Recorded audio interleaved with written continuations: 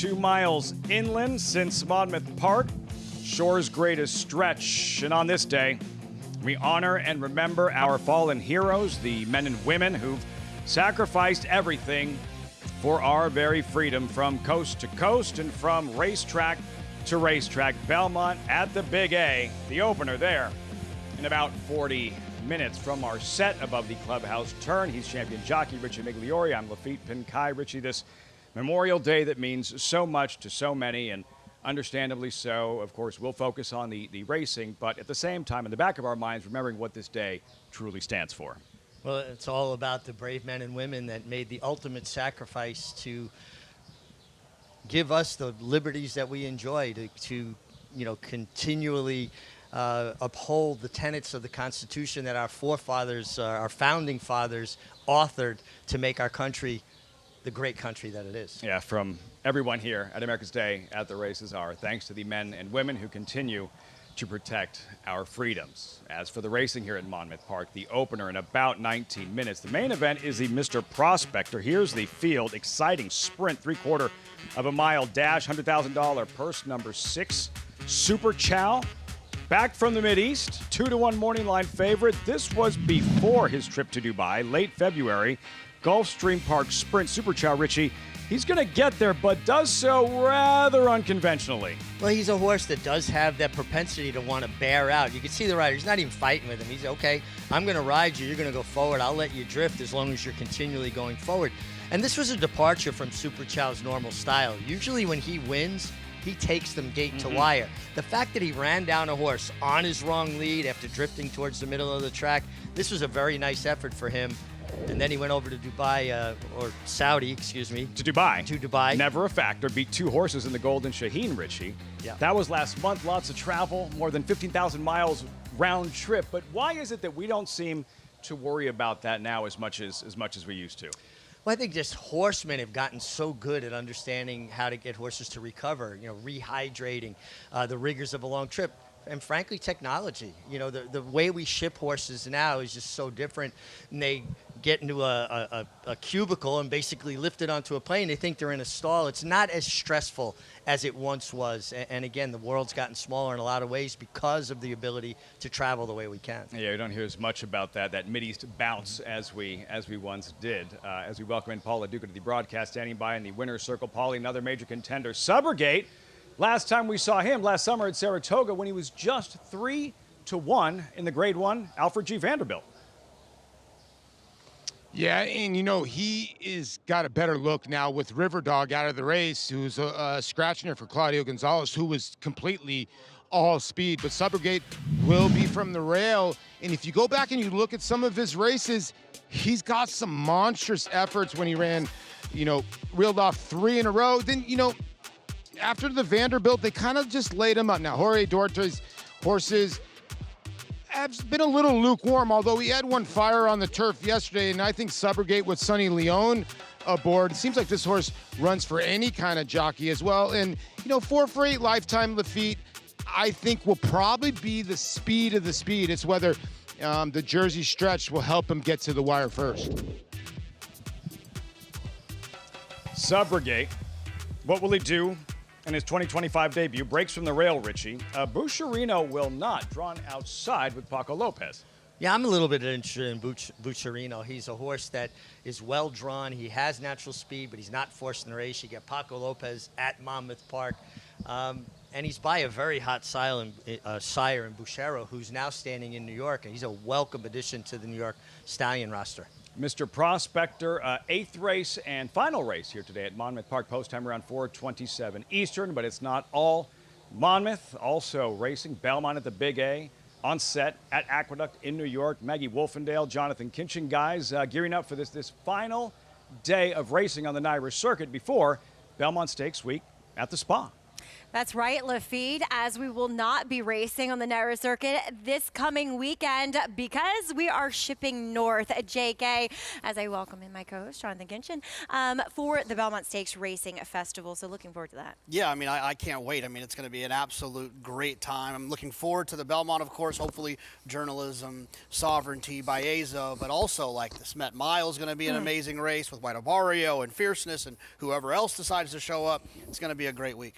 It really is, and we have a glorious day for this Memorial Day to honor those who serve and those who have made the ultimate sacrifice to protect our country and our freedoms, as we have a feature race as well on tap. It's race number 8, and on the surface of things, JK, oh, it's, you know, a New York bred A other than. This is a very interesting feature because it's coupled with 3 horses that come out of the same condition, that a few of them ran well, with other horses who are trying the turf for the first time, who have shown ability on the dirt and maybe just searching to kind of rebound. But let's take a look back at the April 25th race, which is the same condition, where we see Lil Lang come out of here. We'll take a look at the whole race, as well as Bosun, who was one of the favorites, as well as Not for Hire, who does get Lasix for this effort, coming back second off the bench. And actually, Not for Hire is going to chase the eventual winner in here, Friend or Foe, who was very impressive. Yeah, I mean, look, I think it's helpful Friend when or you foe, have... friend of the devil, I'm sorry. It's helpful when you have horses that are all coming out of the same race, because you can watch and really evaluate who you think got the best trip on that day. Down on the inside, the 2, Little Lang, who I actually thought got the worst of it here. He got shuffled out of it here. And while the 8, you'll see Bosun, who's the 12 today, is wide around there, he never really gets stopped. In a turf sprint, I think getting stopped is a huge problem. It's not a long enough race to make up that momentum that was lost. I thought Little Lang down on the inside ran the best. He's the 7 today, and that's where I'm leaning. I think Bosun can absolutely win, but if you have to separate the 2, give me Lil Lang. Do you give Not for Hire another look here? Because he was, I believe, the 3rd choice in this race and attended that pace and then stopped, but gets Lasix for the first time. Yeah, I mean, Not for Hire's debut was pretty darn good. Got a nice figure that day as well. So I'm not crazy about how the horse ran last time, but I can give an excuse. And like you said, gets Lasix this time. So he's definitely in the mix, but Lil Lang and Bosun should be at the top of the market. All right, some interesting other horses. For instance, Warhorse has some turf pedigree. He'll be trying it for the first time, as today's race is brought to you by Claiborne Farm. We will bring you the entire card here from Belmont at the Big A. We'll kick things off with a compact field, but an interesting field of turf horses, and also we'll bring you Monmouth Park. Their races 1 through 8, and that feature the Mr. Prospector. We are fast and firm in both locations. As always, if you want to play those races, make sure you do so with a Naira Bets account. For new members, you can earn that $200 deposit match bonus when you use, plus that $25 free bet when you use promo code Belmont25. Make sure you head on over to NairaBets.com to get started today. We will kick things off, though, as far as our live racing program is concerned, down at the Jersey Shores. Horses are in the paddock for the Memorial Day opener. We'll have a lot more on this race and so much more here on America's Day at the Races.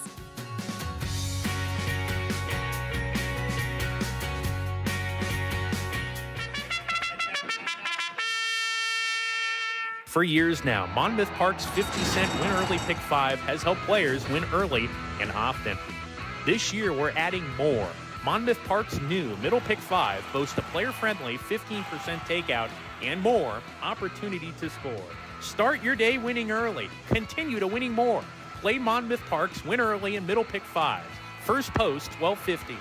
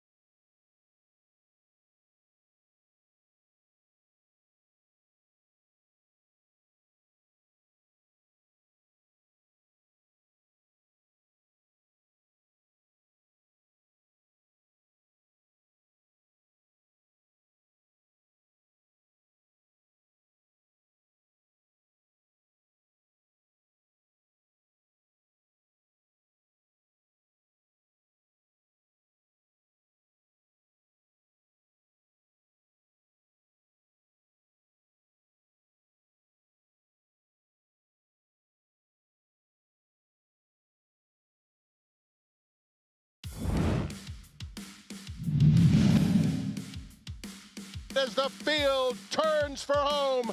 Mindframe on the outside is coming after Dornoch, and it's Mindframe and Dornoch head in head with a furlong left to go. Sierra Leone is closing ground. It's Dornoch hugging the rail. Mindframe a little erratic, but he's still right there with Dornoch in an absolute thriller. Dornoch and Mindframe. It will be Dornoch and Luis Saez to win the Belmont Stakes at Saratoga.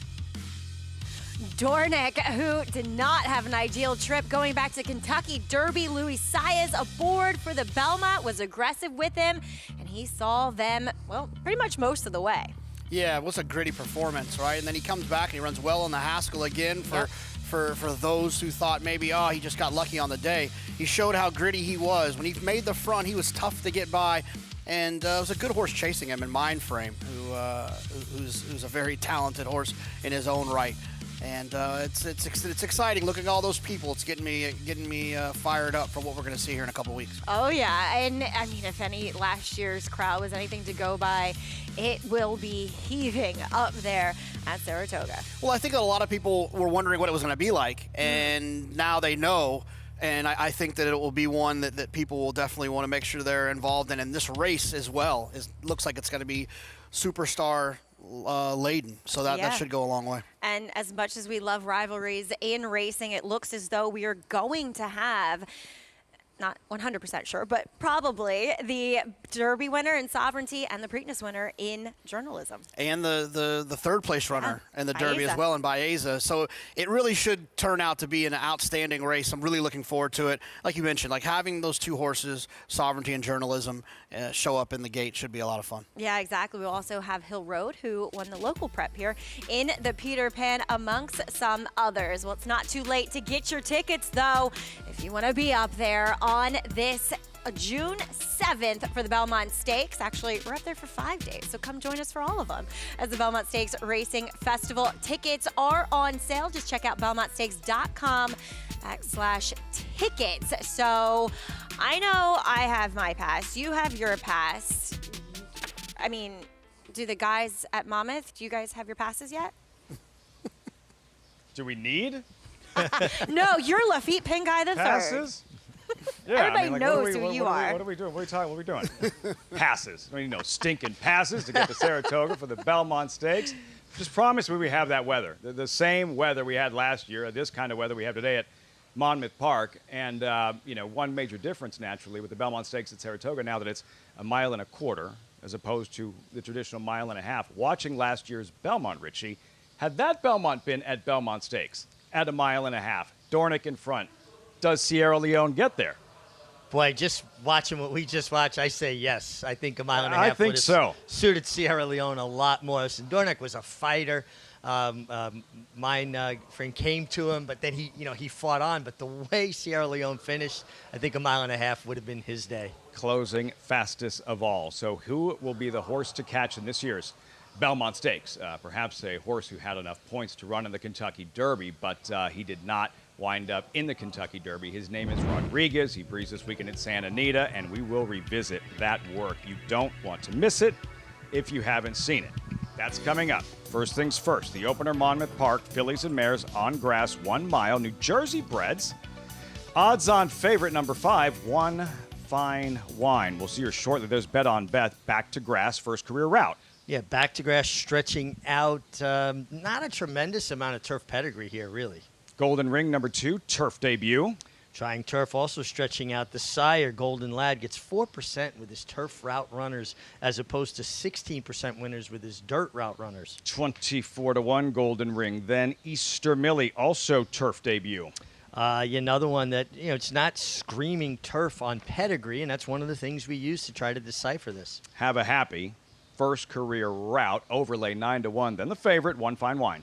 I just think there's too much to like about One Fine Wine. This horse is stretched out and run well. Buyer figures are big and everybody else, and you get Paco at the shore. I can explain if I had a dime every time I said that, then me so lucky. You felt too much for that to apply to you. Yeah. Just way too much. Goonie broke sharp but restrained in her latest, and then things fell apart. She's on the outside at 6-1. That's the field. These maidens on grass, fillies and mares. coming up for this first race at Monmouth Park. Paula Duke is standing by. Paula, you're watching these horses in the post parade, watching them warm up here. What are your thoughts on this first on the Memorial Day program at Monmouth Park?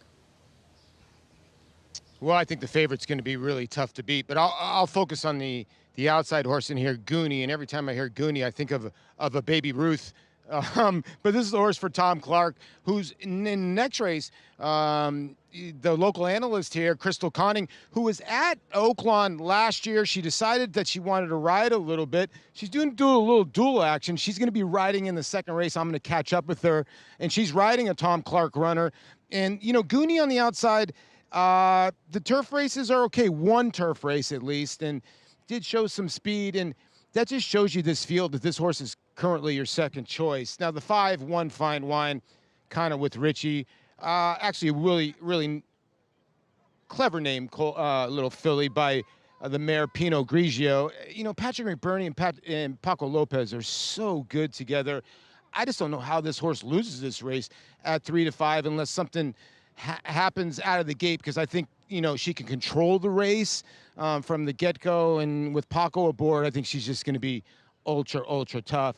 If I was going to look at a bomb in here, I would look at the 2. I thought Golden Ring looked pretty well on the racetrack.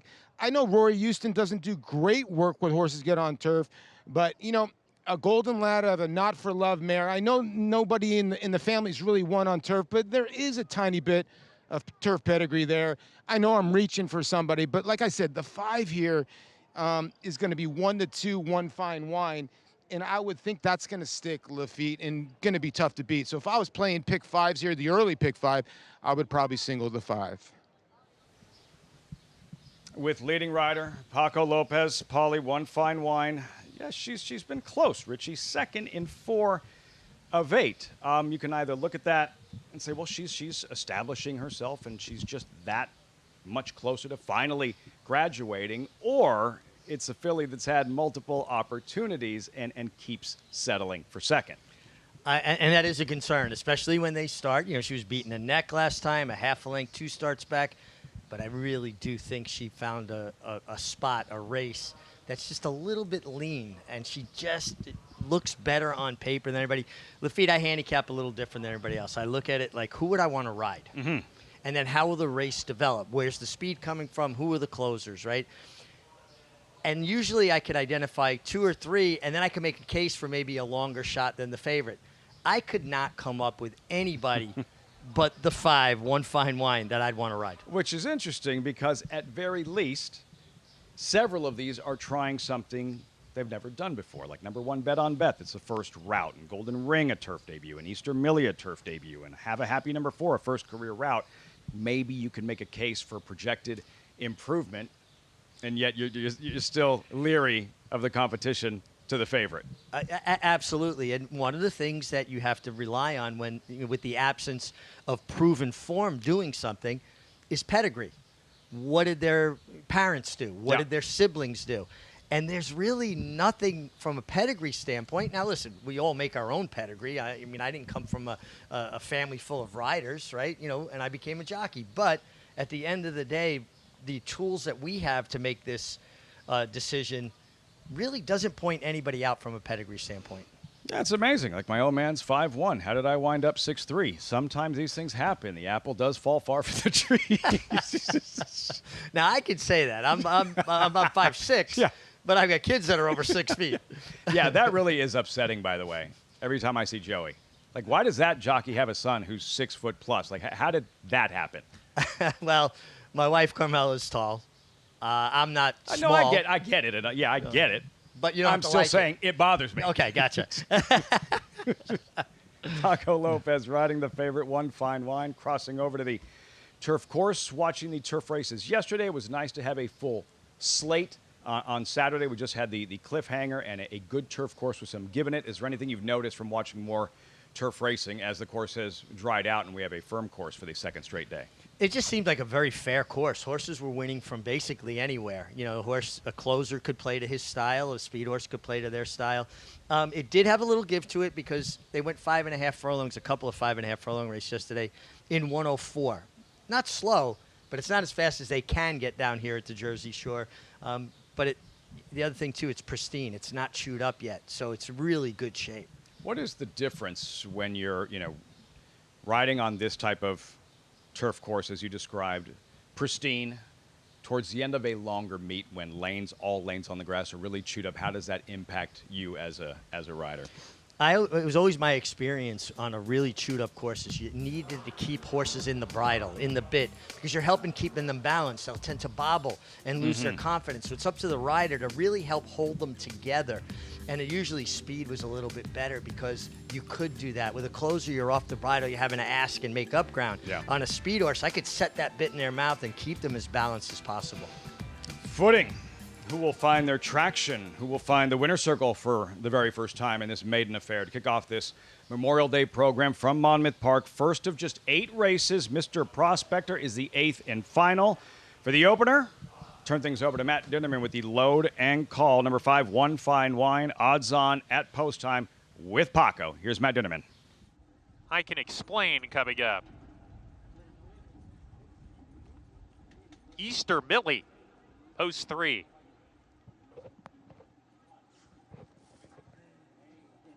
Me So Lucky coming forward, 2 back. Have a Happy the gray. Into the outside post, Goonie to round out the field. 8 races today. Good luck. We're ready to go.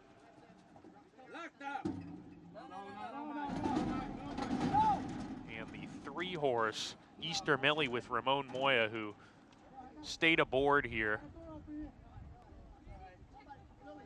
She went through the front of the gate. Ramon Moya, he's on his feet, looks okay, but they're going to lead Easter Millie back behind the gate. Nobody else went through it.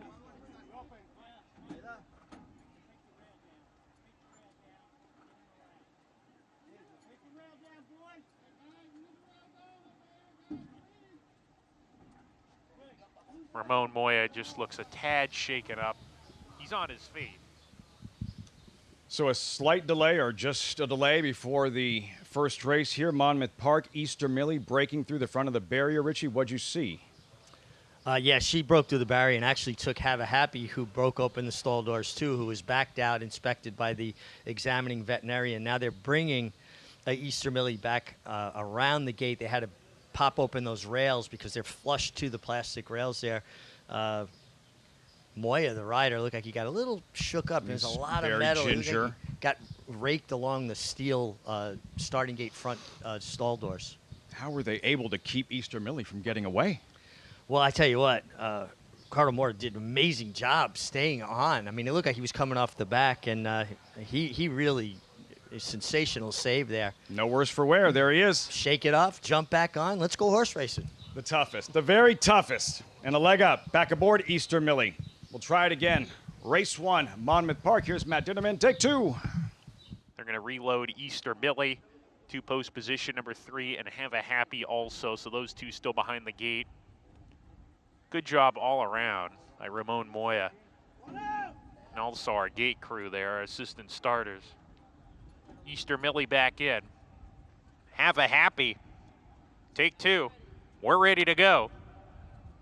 We're off and running at Monmouth Park on Memorial Day 2025. Me So Lucky, slow out of the gate, sluggish early, detached from the rest. Good scramble for the lead. Golden Ring on the inside. One Fine Wine on a stronghold. Disaster relax off the pace today. I Can Explain taking second from One Fine Wine, who retreats to third in a good position, though. Going into the first turn run, Goonie is next, and Easter Millie did not corner well, and that drifted out Have a Happy. Both runners towards the back of the field together, and a big space to Me So Lucky, who's at the back. So we come back to the lead. Golden Ring is the leader here onto the back stretch, a half length in front. I Can Explain pressing from the outside. One Fine Wine saving ground in third down on the inside. 3/4 of a length to Goonie, another 2 to Bet on Beth. Then Easter Millie 6th ahead of Have a Happy, and she's 5 clear of Me So Lucky, still well out of it as they head down the back stretch. Golden Ring carving out the fractions, 3/4 of a length ahead. I Can Explain nickeled along a little bit. One Fine Wine on the inside getting closer, a half length off of her. and a deep Goonie as they go into the turn. She's 3 wide. Gap of 2 to Bet on Beth in the 5th position at 5 off the pace and saving ground. 3 clear of Easter Millie. Have a Happy needs to do more. Me So Lucky has yet to pass a runner as they round the far turn. Golden Ring still on the lead. One Fine Wine tipping outside for the stretch drive, and she's got no excuses from here. She's right up alongside of the leader coming to the top of the stretch. One Fine Wine on the outside surges to a head lead. Golden Ring back in second on the fence. One Fine Wine is asked to accelerate, and she's got plenty for the final furlong. One Fine Wine opening up 3 lengths. Now it's 4 coming to the line, and it's maiden diploma time. One Fine Wine, 9th time's the charm for her. Golden Ring holds second. Goonie was 3rd on the inside. Bet on Beth 4th. One Fine Wine.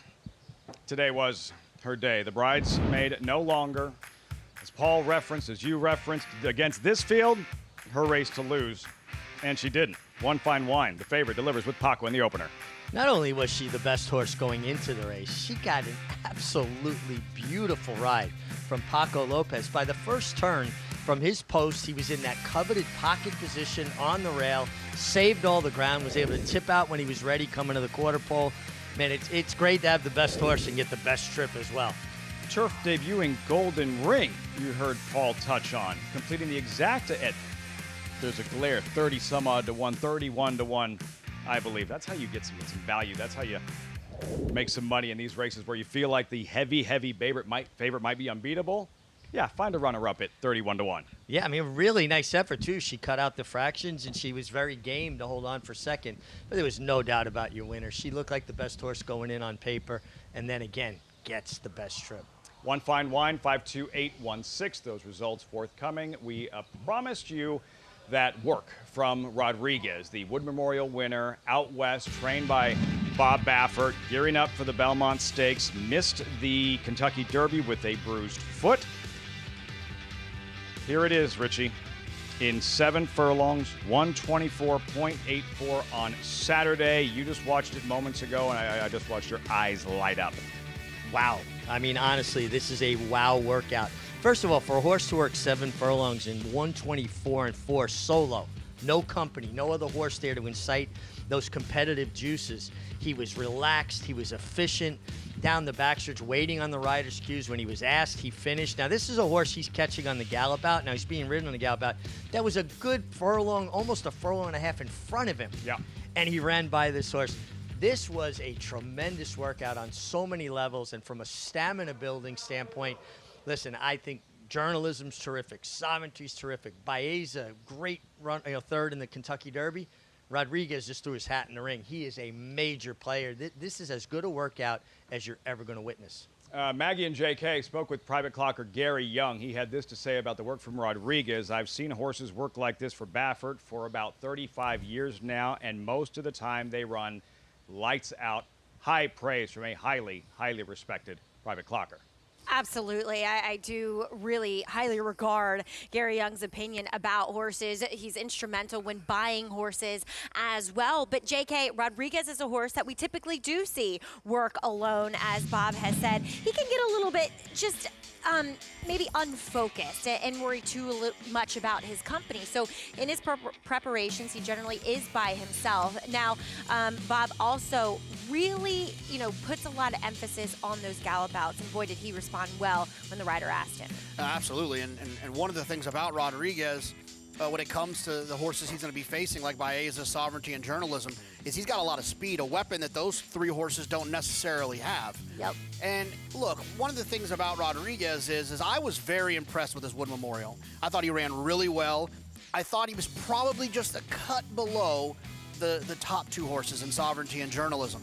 But now with 5 weeks to kind of prepare and all of this extra time in between and Bob being able to tighten the screws a little bit, just maybe he's ready for the big show now against those 2 horses. And so he's definitely a horse that I would like to have in the mix. It's definitely going to be a more interesting race with him in it, especially after working like that. Yeah, and there's kind of 2 ways to look at him missing those first 2 legs of the Triple Crown. Is that going to be a detriment? Because, did he have to lose a little bit of fitness with that foot bruise that he dealt with?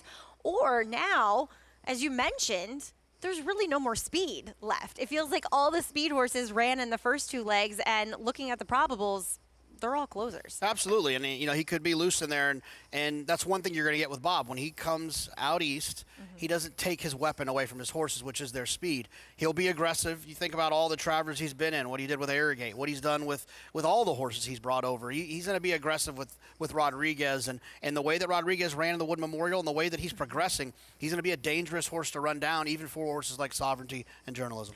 In hopes that he stays healthy, to point to the 3rd leg of the Triple Crown Belmont Stakes up at Saratoga. But horses are in the paddock for our opener here. Belmont at the Big A, as we see 4 horses going postward and contesting the 1 3/8. And that's a look at your current co-favorite at 8-5 in Siempre Elegante. For who else? Chad Brown. It's America's Day at the Races. Stay tuned. At the Keeneland September yearling sale, the premier thoroughbred auction venue in the world, Mandy Pope of Whisper Hill Farm signed the ticket on the $5 million sale topper by Curlin, bred by Stone Street Thoroughbred Holdings. He was one of $5 million plus yearlings by Curlin to sell. No fewer than 55 of his yearlings fell to the auction gavel, averaging nearly $600,000, making Curlin the #1 sire of yearlings in 2024. Curlin, the classic sire. Bet the Belmont Stakes with a $25 free play from Naira Bets.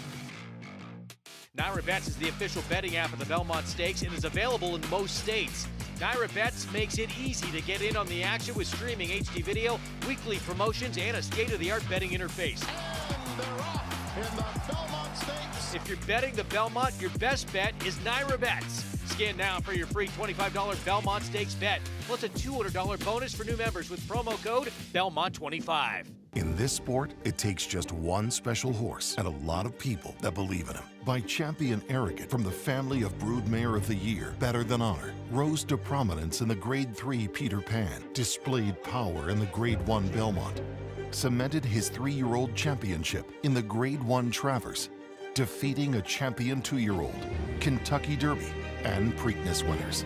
And the Eclipse Award goes to Arcangelo. Arcangelo, standing at Lane's End.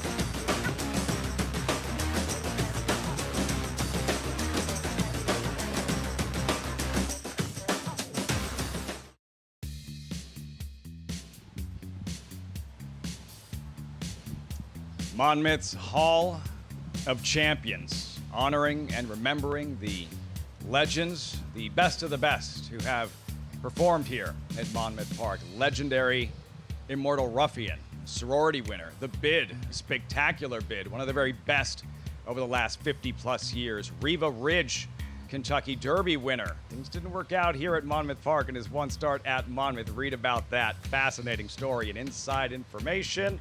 2-time winner at Monmouth Park, eventual 13.5 length winner of the Breeders' Cup Distaff in New York in '95. I don't know that One Fine Wine is headed for Monmouth's Hall of Champions, but she is a maiden no longer, graduating today in the opener. One step at a time. She made Monmouth Park's winner's circle today. Paco kicks off the day on a winning note, not unusual, and good trip on the best horse. Golden Ring turf debut, 31-1, completing the exacta, then Goonie 5-8. And like for One Fine Wine, we see this from time to time. It takes a while, but a racehorse puts it all together, finally gets that taste for winning, and off they go. Yeah, it really is funny. It's almost like they decided, hey, I like getting my picture taken. I like the adulation. I like how the barn is all happy with me. And horses feed on energy. And when things are going good, a barn starts going good because the people involved are so into it. 1 down, 7 left here at Monmouth Park. Mr. Prospector is the 8th race. Meantime, Maggie, the opener at Belmont at the Big A, getting close to the post time and a post parade for this first race. That's Right, Lafitte horses on track, commencing their warm-ups as we'll meet the field, though. Here's the post-parade on slight tape delay, and we'll start things off with the 3-horse. That is seat at the table, JK. Yeah, I mean, this horse looks like he's loose in here. It's top pick for me just because of the pace. I don't think he's the best horse. I think the 6 is probably better, but I think the 3 is going to get the best trip. Yeah, very well. Could take them gate to wire. Here's number 4, Lady Firefoot, drops out of the grade 3 bogey. She could win, but it's just one of those situations where there's only 4 horses in here. I can't pick them all. Here is number 6, your current favorite, Siempre Elegante. Yeah, the best horse in the field to me. The worry I have is the pace. This horse might have a little bit too much to do. Also coming out of that same race at Keeneland is All-American Beauty. Yeah, All-American Beauty, another nice one, just has absolutely no early pace. There's been a couple of races where this horse has been close, but those have been crawls. That's right. She was totally outfooted last time out in that 1.5-mile event that Siempre Elegante comes out of as well. Finished behind her, but well beaten behind her. No, absolutely. And that's the thing when you get these races like this, especially with a small field, and you're going the 1 mile and 3/8. It's really just becomes a, it sounds a little cliche, becomes a rider's race where the decisions that riders make in races like this become pretty pronounced. But I think even more so, it becomes a pace makes the race. And when you find horses that can get loose and get comfortable on the front end, sometimes that can make it a lot harder for the horses that come from out of it. But there's also the mistake that can be made, and I don't think Kendrick will make it because he doesn't make it too often. If he tries to walk the dog on the 3 seat at the table, meaning getting out there on the front end and basically trying to go as slow as he possibly can, that to me is a mistake. His weapon is the fact that he can try to drag the other horses along or make them go faster than they want. I think if he invites the 6 into the race early and the 6 is within reach of the 3, 6 will blow by.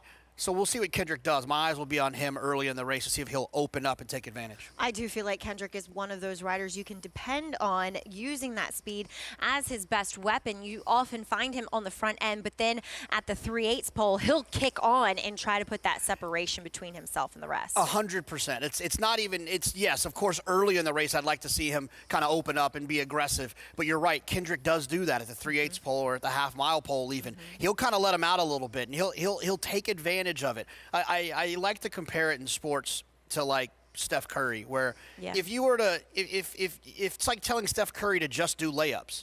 Like that's not what his game is. His weapon is his 3-point shooting. So he needs to be doing that. The same can be said about the 3 here. The weapon that the 3 has and Kendrick has is the speed. So why not use that? Don't just do layups and invite the horses in. Start taking a bunch of 3s. Yep. Play the offense, not the defense, as they are heading to line. Siempre Elegante? You good with your foreign languages? No. No, I'll embarrass myself if I try to.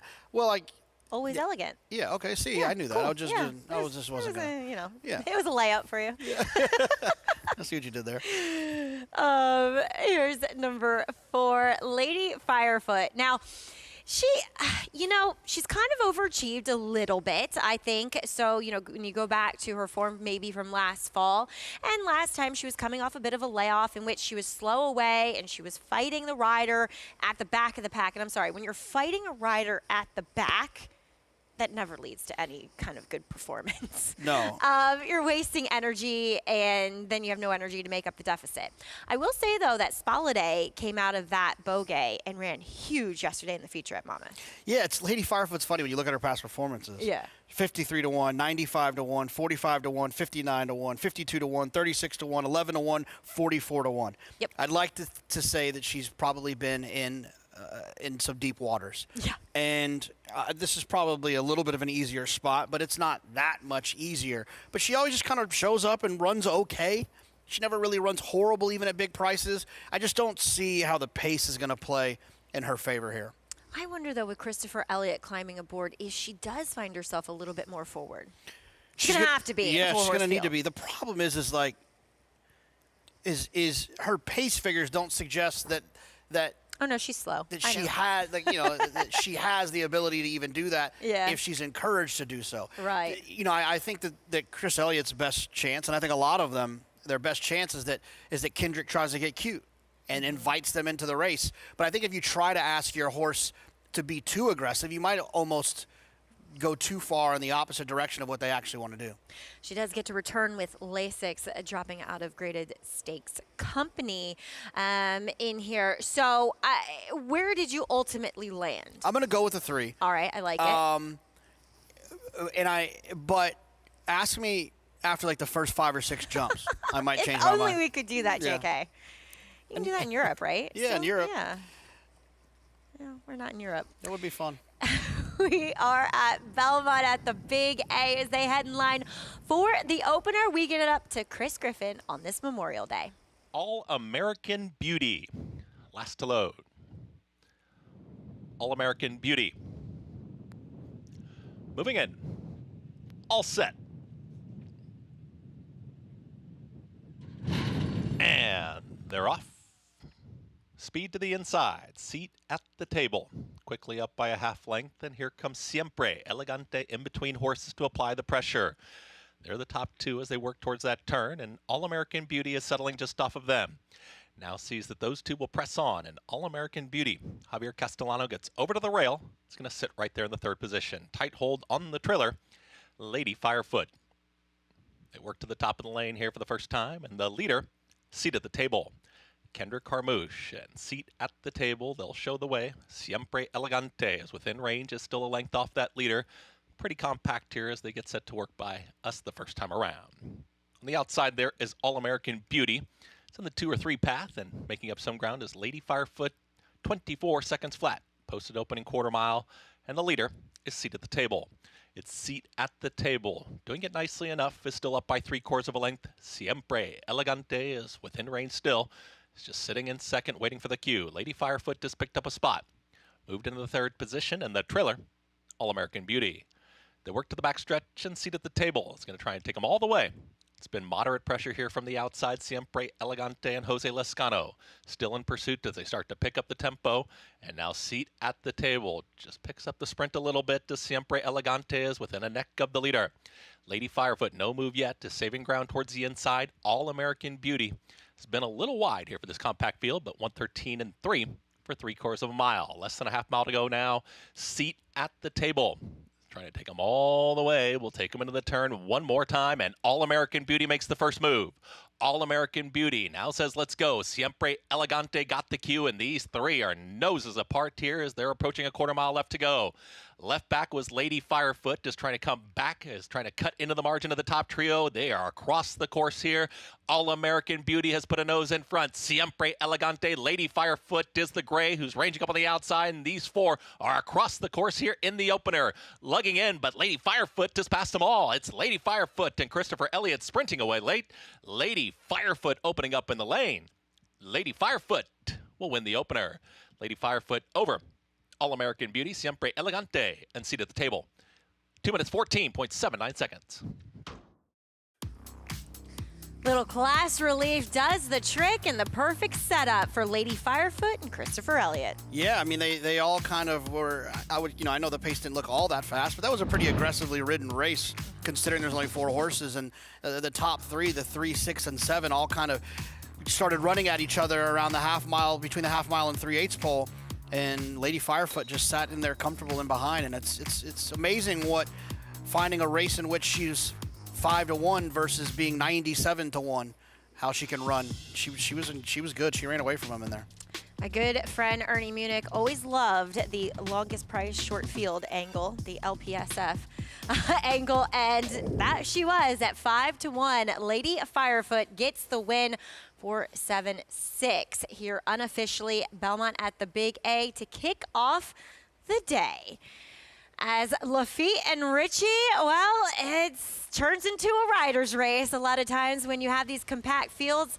I think Christopher Elliott, he was sitting back and licking his chops the entire way around there.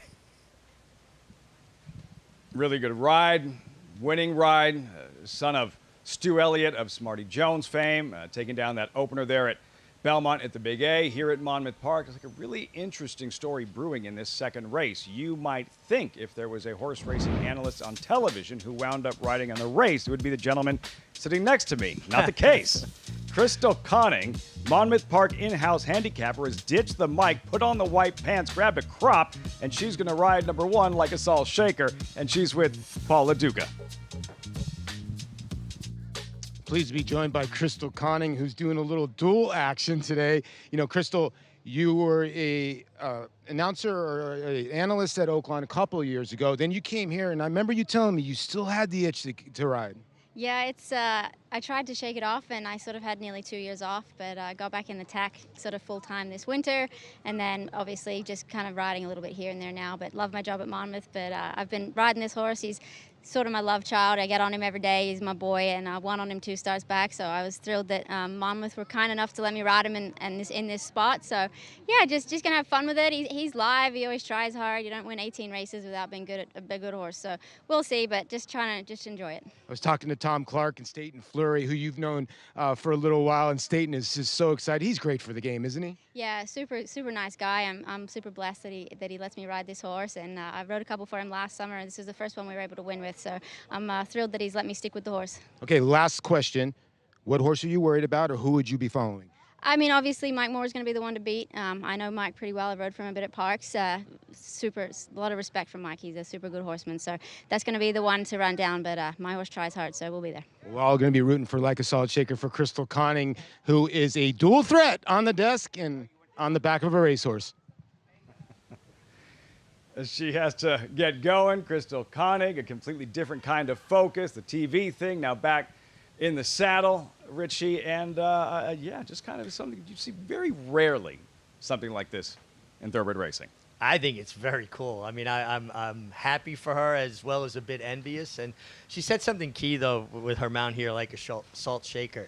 18-time winner. This is a horse who knows how to get it done.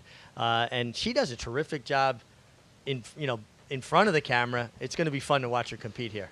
Crystal Cunning aboard Like a Salt Shaker, the Renaissance woman, gearing up for the second race at Monmouth Park in a post-parade brewing here. We're about 5 minutes to post. Let's meet the field. And while Like a Salt Shaker has won 18 races, that's kind of the theme. Several of these horses that have won many races during the course of her career. And there is Crystal Cunning aboard Like a Salt Shaker. Well, she has a lot of confidence in her mount. She knows him well, gets on him every day. And, boy, he's very well turned out for trainer Tom Clark. DePoli, not one of those horses, just 2 for 35 lifetime. Yeah, and it's always tough for these kind of horses to break through when you get those salty, hard-hitting veterans. Cruising Derek, second at 21-1 opening day. Then the 4, Katara Vizcaya, representing speed. Yeah, it definitely adds speed to the affair. It's always interesting early in the card how speed will play. Meet me at Mondays, an 8-time winner, cliffhanger winning jockey Alex Concepcion. Golden Candy is out. Big scratch. Then No Easy Days, an 8-time winner. And No Easy Days is well drawn under Alicio Ruiz. Should be stalking from the outside. Very, very much the one to beat. But Crystal already identified that for us. She said, that's the one I got to keep an eye on. The current favorite at 6-5, No Easy Days. 6-5. The warm-up continues. The second race from Monmouth Park. When we come back, you're watching America's Day at the Races on Memorial Day here on Fox Sports 2.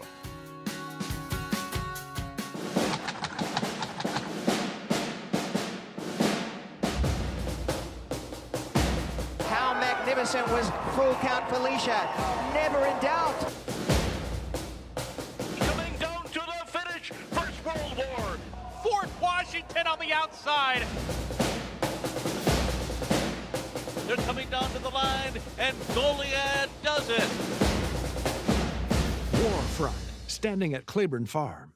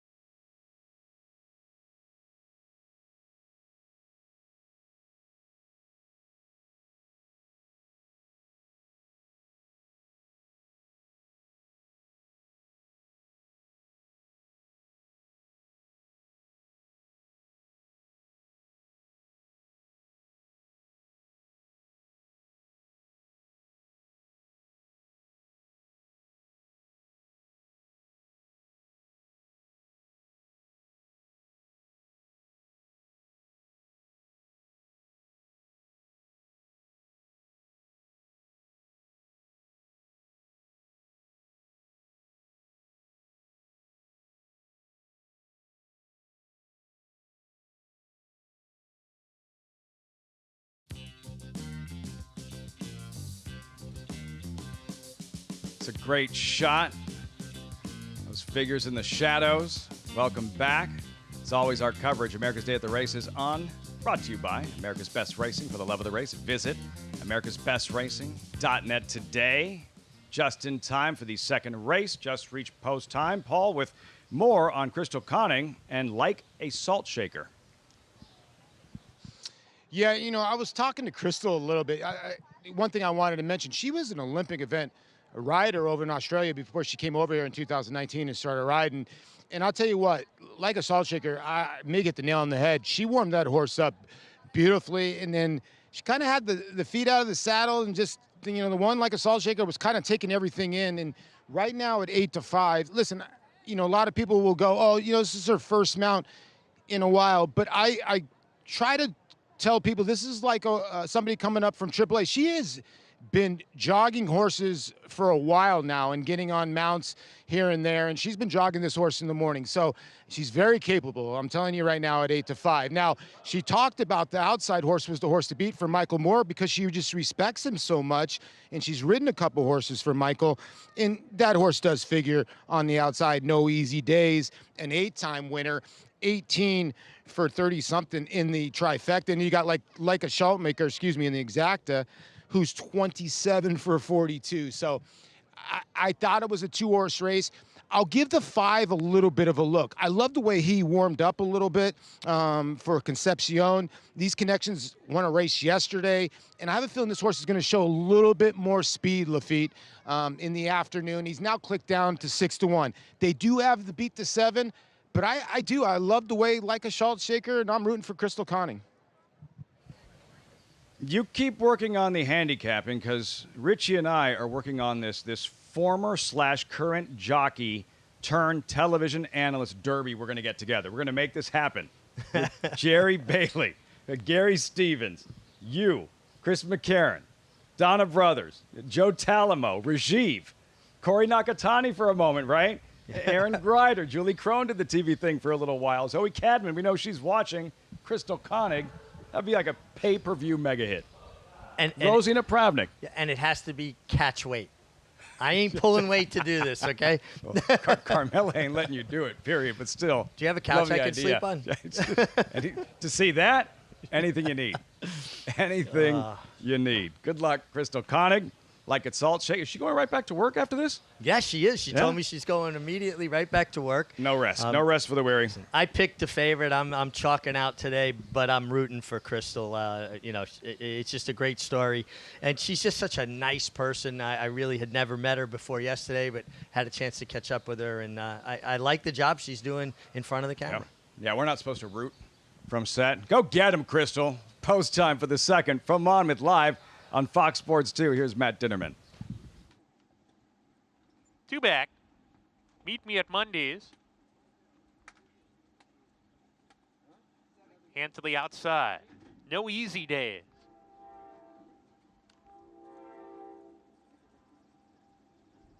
We're ready to go.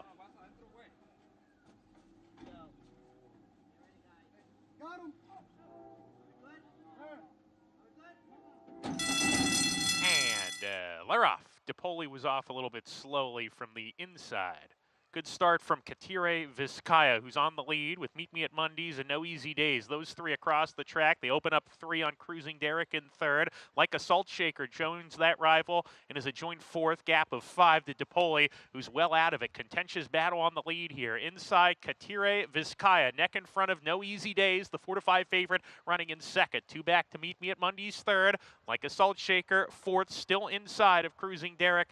And they're 3 clear of DePoli, who attempts to get closer as they round the far turn. Coming back to the lead, No Easy Days. Neck in front now. Katire Vizcaya tried to keep up with the favorite, is under a hard ride. Here's Meet Me at Mondays closing in the 3 path. No Easy Days asks for more. Meet Me at Mondays alongside at the top of the stretch. These 2 are off the turn together here.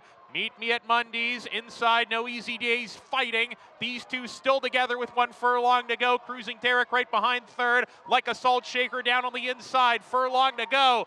No Easy Days. It wasn't easy for him, but he shakes away now. Had to work for it, but he's going to win. No Easy Days repelling Meet Me at Mondays to score by 2.5.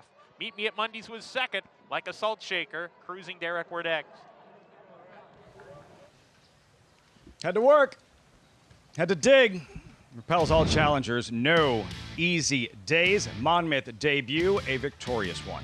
Yeah, he was game. He was up on top of the pace. He took a bold challenge. Good call by Paul, identifying the 5 Meet Me at Mondays and Alex Concepcion. But he met the challenge and he kicked on. Good ride from Crystal on the one like a salt shaker. Just wasn't good enough. He was grinding down on the inside, but she gave him his opportunity. You know, Lafitte, the winner was good. Got a good trip, good ride. Yeah.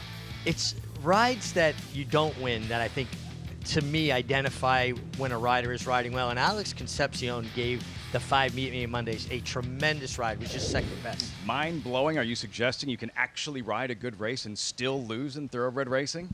Well, yeah, it's something that always bothers me. You know, it's not as simple as when a horse wins, great ride. When a horse loses, bad ride. I've seen a lot of bad rides, and I've given bad rides that horses bailed me out and won. And I've given great rides and finished 3rd or 4th and been criticized. So to me, when I watch a rider give a horse every opportunity and they just come up 2nd or 3rd best, that's when I can, positively say, that guy's riding good. And Alex Concepcion's riding well. Maggie and JK, I've heard both of you reference it from time to time. A little too results-oriented in this game from time to time.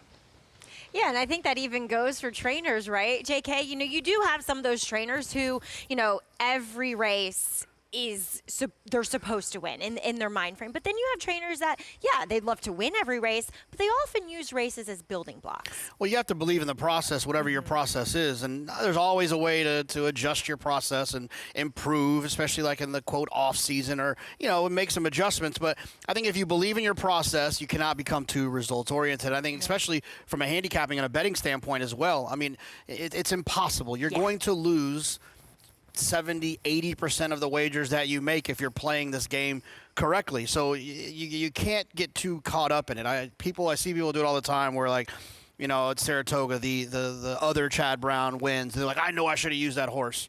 Well, no, if you didn't need to use the horse, you didn't use the horse. Right. Because the next time you keep throwing them all in, it's going to cost you a lot of money. Yeah, and you still might lose.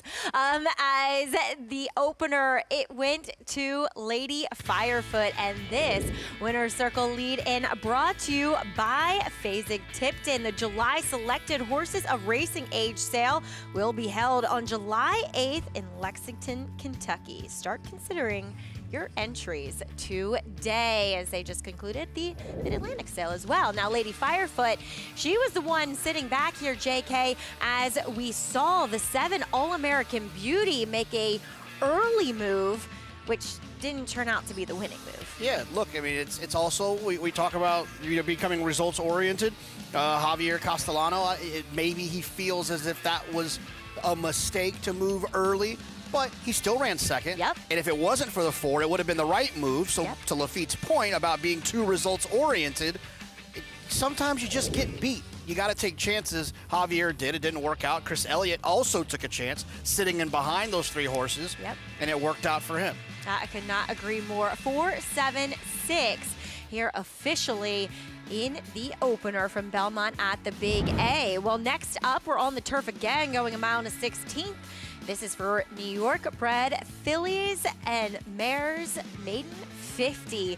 So we see 2 3-to-1 shots, the 4 and the 5, Purest Performance, Lucky Start 16, or Love You, Miss You, Mean It. She's only had 3. As we will learn more about this field on the other side of the break, as well as checking in with Sovereignty, your Derby winner. He's been up at Saratoga waiting in the wings to take on the field in this year's Belmont Stakes.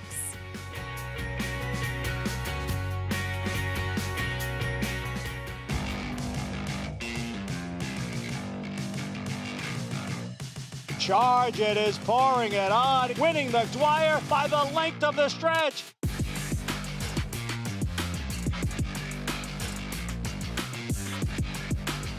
Charge It wins it convincingly in this Grade 2 Suburban.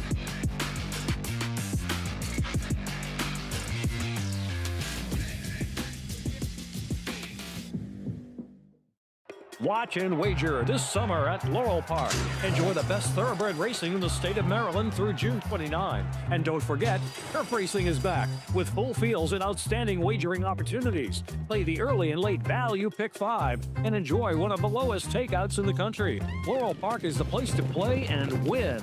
Racing Friday through Sunday, first race 12:10 p.m. and free admission every day. For more information, visit laurelpark.com. Laurel Park, the players' track.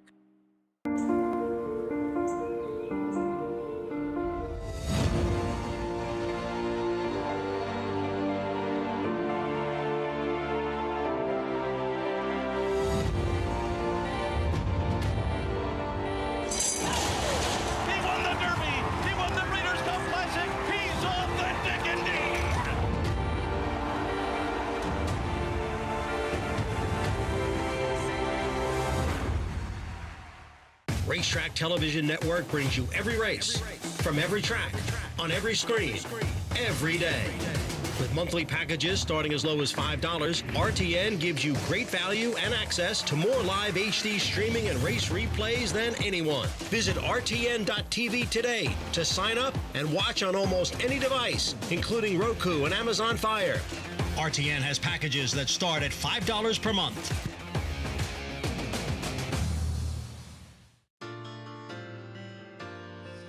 Welcome back to the program. It's Memorial Day on America's Day at the Races.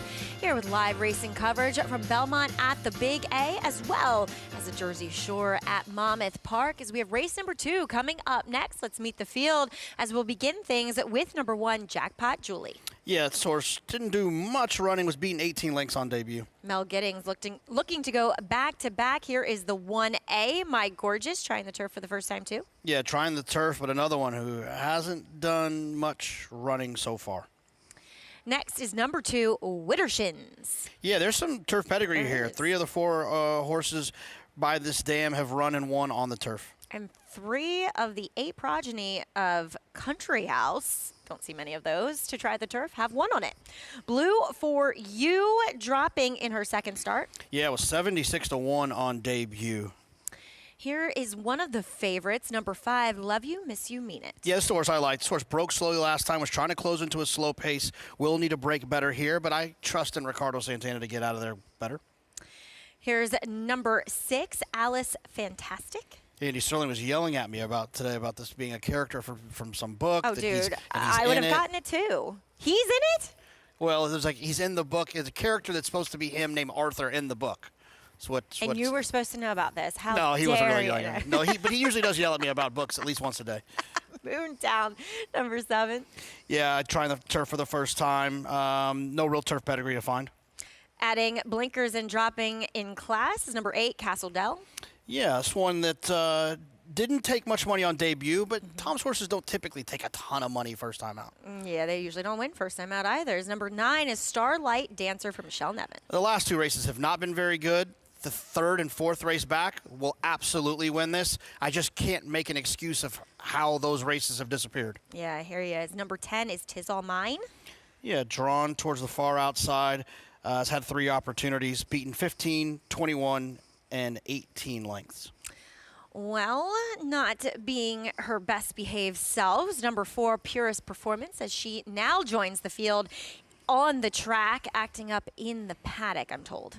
She's 0 for 15, and that's obviously starts to become a concern. But I will say this. If you look at her price in all of those races, she's 34-1, 34-1, 48-1. She's never really a short price, so she's not really supposed to be running much better than she is. Now she shows up in here. Maybe she found a group she likes. She's 4-1.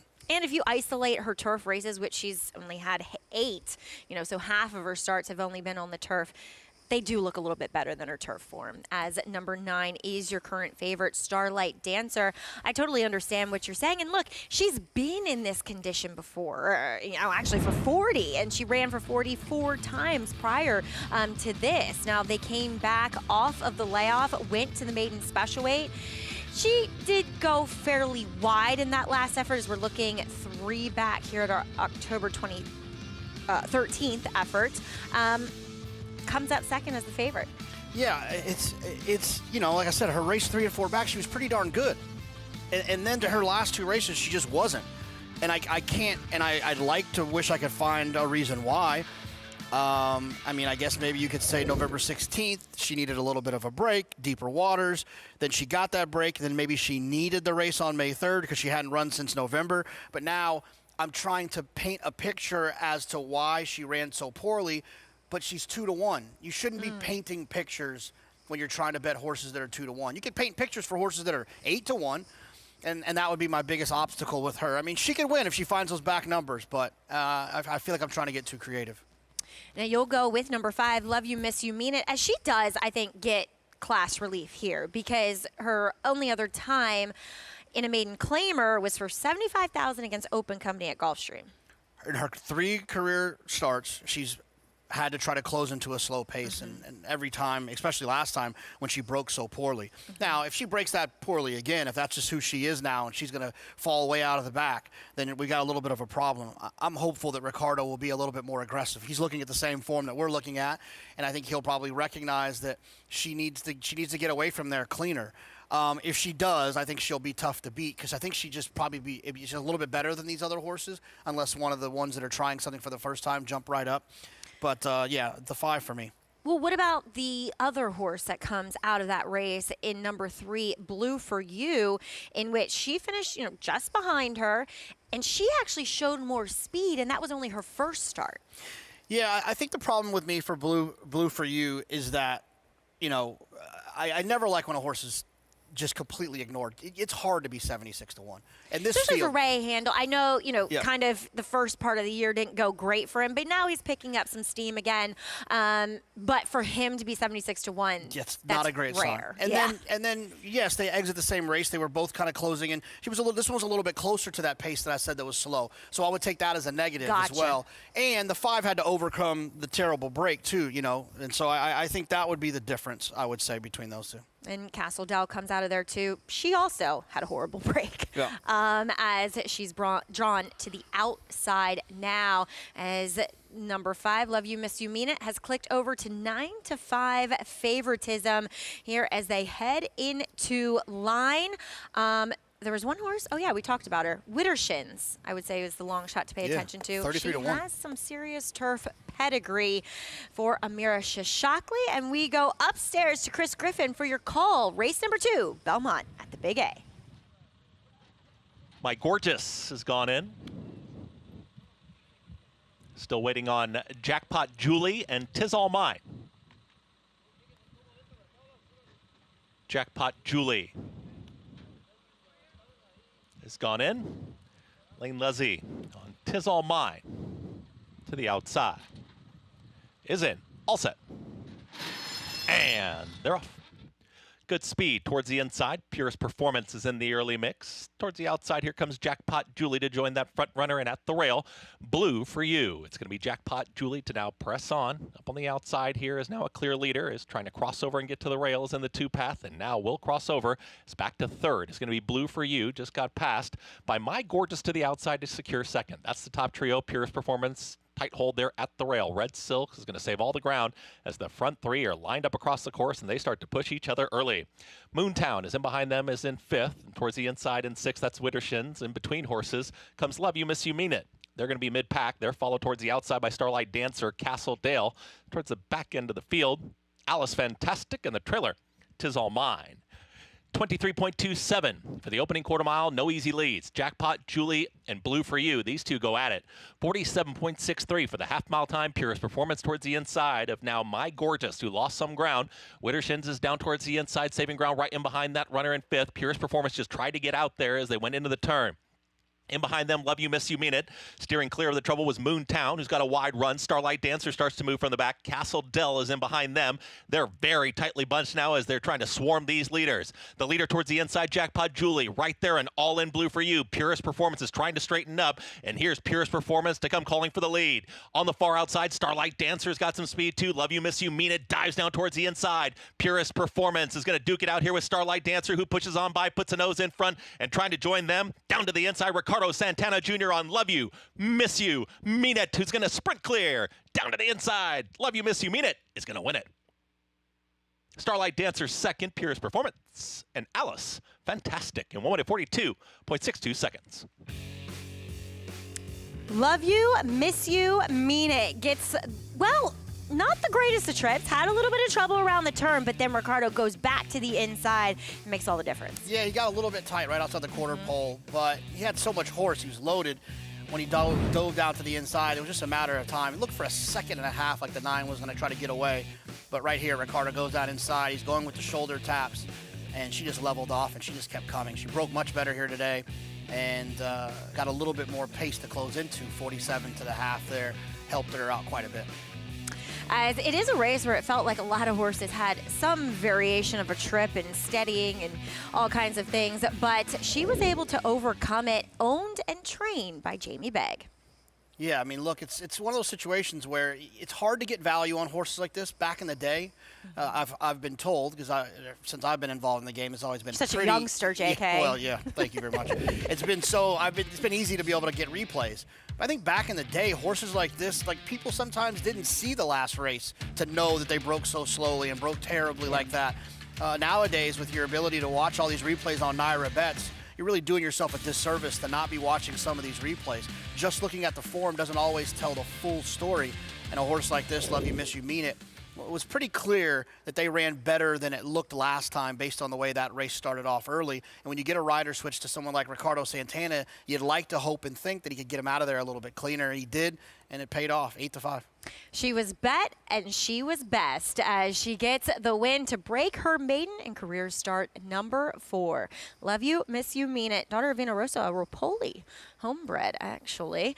As she graduates here at Belmont at the Big A on the turf course, and that means we have a break. It is a 5-9-4-6. Still unofficial here for race number 2, but we will have official prices on the other side of this break.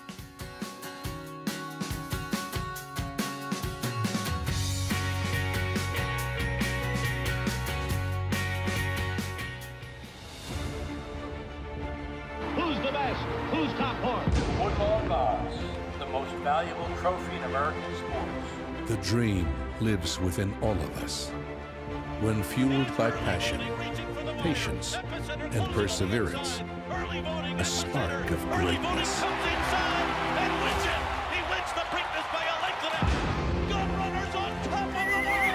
Come, dream with us at Three Chimneys.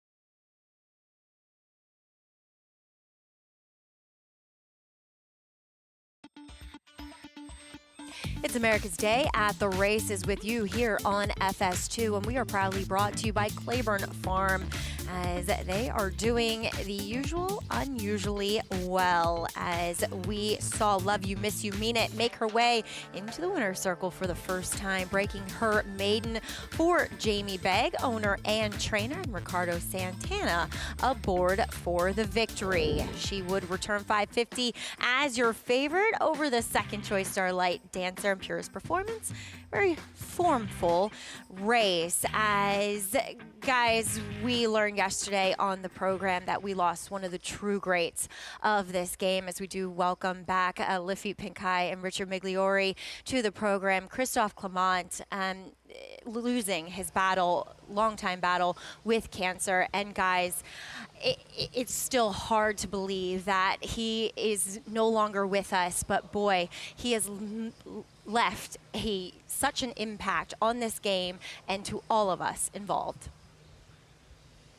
On so many in the industry, such a sad day yesterday, learning of the passing of world-class trainer Christophe Clement, and the fact that he was only 59 years old, in a social media post that Christophe actually wrote.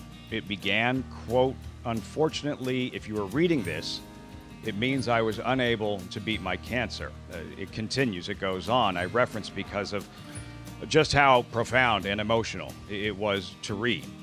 The public outpouring, as you might imagine, for someone so revered and respected was immediate, from all over the globe, genuine and sincere, Richie, and very, very clear just how much he meant to so many. Made such a positive impact on so many people within and outside of the racing industry. His care for his horses, his commitment and the responsibility he took so serious for their well-being, the way he helped people. He was a mentor to young people. He was a mentor to my son, Joseph, who very close friends with his son, Miguel. They grew up together, going so far as to sending them to Newmarket for a portion of the summer to work in Luca Camani's yard, and his assistant trainers over the years, helping prepare them for launching their own training careers. And as a person, he was thoughtful, insightful. The conversations with him were always a pleasure, and you always came away feeling better for the conversations. You learned something or thought of it in a different manner. And something kind of poetic in the fact that right before his moment of silence in his honor, "Love You, Miss You, Mean It" wins the second race. Well said. Very, very well said, Richie. Christophe Clement, gone at the age of 59, Maggie, and for so many in the racing industry, on so many levels, for so many reasons, just trying to process the news, what we learned yesterday. Very true, Lafitte, as we just recognize the passing of Christophe Clement here on track at Naira with a moment of silence. Many horsemen gathered in the winner's circle, JK. But while Christophe, he achieved many things in this industry, and what he did with his horses, utterly remarkable. But what I think set Christophe apart from many of the greats of the game is just how generous he was with his time, with his knowledge, but also his naturally inquisitive nature. His thirst for knowledge and learning never wavered. And to have a conversation with him, you felt as though, in a way, he made you feel like you were helping him, but ultimately he was the one helping you. Well, it's obvious when you look at all these people that wanted to make sure that they were in the winner's circle for this moment. It's evident that his impact reaches beyond just the horses, but the people involved with the horses as well. And it's a huge loss for racing, but I think it's important to note it's a huge loss for his family. One of our own, Acacia Clement, obviously married to Miguel. It's such a huge loss for them, and what he meant to racing, but also to his family. Yeah, absolutely. And yes, of course, his family, his daughter Charlotte as well, and her husband Sean, and their child, his grandchild Hugo. But I really feel like he cultivated a family within all of his friends and connections within racing, and he touched so many lives. I mean, the amount of times we went over to his house and he invited us over for dinner, and just so many joyous memories shared with Christophe that I and many like me will treasure forever. Absolutely, and the excitement I think that I'll have when I get to see some of his great horses, and just to remember, and the Geopontes, the Tonalists, the list goes on, and every time I see one of those, I'll think about Christophe. Disco Partner comes to mind as well, one of his very fast sprinters. But I think, one of his crowning achievements was winning a classic with Tonalist in the Belmont Stakes back in 2014. And I remember many people telling me that Christophe said when Tonalist came in as a young 2-year-old that he said, quote, "This is my Belmont horse." Yeah, and he was right. He was. And not only was he a Belmont winner, but he did it into the teeth of a Triple Crown try with California Chrome. So it wasn't like he beat an easy edition of that Belmont Stakes. And he would go on to win a Cigar Mile as well, amongst many other stakes. And Christophe just behind so many wonderful horses, and our hearts do go out to his family and, of course, his wife, Valerie. Christophe Clement, we will miss you and love you forever.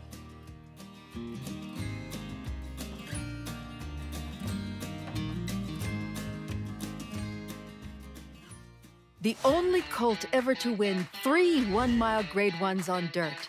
Ran the fastest buyer of the year. That's him, 6 wide, streaking clear. Here comes Cody's 2 more Grade 1s at 7/8. Here's his Forgo, also running a 112 bite.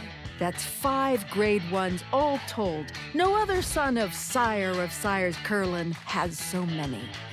They say, be careful what you wish for. We agree. Bet the Belmont Stakes with a $25 free play from Naira Bets. Naira Bets is the official betting app of the Belmont Stakes and is available in most states. Naira Bets makes it easy to get in on the action with streaming HD video, weekly promotions, and a state-of-the-art betting interface. And they're off in the Belmont Stakes. If you're betting the Belmont, your best bet is Naira Bets. Scan now for your free $25 Belmont Stakes bet, plus a $200 bonus for new members with promo code Belmont25. Gunite to the outside, Elite Power coming down the center. Nakatomi is fourth, then the chosen front. Elite Power to the front. At the 60 pole, Gunite is second, but Elite Power does it again in the Breeders' Cup Sprint. These particular horses, Elite Power, I feel like these are horses we want to see in the breeding shed if we want to develop the thoroughbred breed. The power of Juddmonte. RaceLens is the most in-depth product in horse racing, with unique features found nowhere else. True odds, predictive analysis, and pace projection. RaceLens. It will change the way you follow horse racing and take your game to the next level. General admission tickets are on sale now for the Belmont Stakes on June 7th at Saratoga Racecourse. Don't miss your chance to witness the historical third leg of the Triple Crown. Get your tickets today by visiting belmontstakes.com/tickets.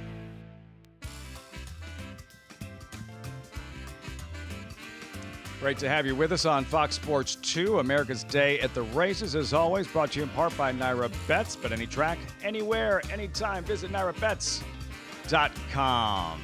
From that immaculate sandcastle to the pristine turf course where this third race will take place. Turf Sprint, 5 furlongs, allowance runners wide open, Paulie. Starting with the 3, Jungle Glow, all set for his 3-year-old debut. Yeah, and all set for his 3-year-old debut, and he'll get Lasix, Lafitte. And I think that's why the public is landing on this horse, although the 8 is taking a ton of action, and I'm not a fan of the 8. If the 8 wins this race, it's not without me. Now, I think the 3, getting Lasix for the first time with Paco Lopez, and Chuck Spina has had a couple horses that have fired off a layoff. So 7-2, pretty good price. Like I said, I just can't take the 8 right now at 3-1. Now, I look at the 4, My Boy Rocky, and the 5, Fade the Noise. Fade the Noise, you look at Jomar Torres, he had ridden the 2 3 straight times, and the 2 has taken a lot of money. I think the 5 could be the speed. But Lafitte, I landed on the 4, My Boy Rocky. This horse snuck up the rail for Chantel Sutherland. Now gets Sammy Camacho 2 for 2 sprinting. I know they're a little bit light when it comes to the numbers, but you know me, I'm looking for a price. And the other horse in here, the 7 warmed up unbelievable. but he's never run on turf by Oscar Performance, which is a little weird considering Oscar Performance is such a good sire. So I wouldn't be surprised if the 7 fires here, but I'm going to land on the 4, My Boy Rocky. At 6-1, Paul's top selection. He has won on grass. Richie, your top selection has not run on grass. No, it's a 7 Try Harder. I agree with Paul. By Grade 1 winning turf performer, Oscar Performance out of a Warfront mare. That's screaming turf on both sides of the family. That was Jose Ortiz's first Breeders' Cup win, that juvenile turf at Santa Anita. Oscar Performance. Post time, race 3, Monmouth, live on Fox Sports 2. Here's Matt Dinneman.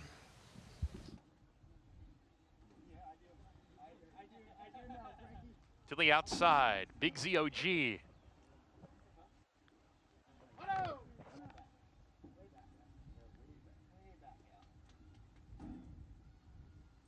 Big ZOG to round out the field.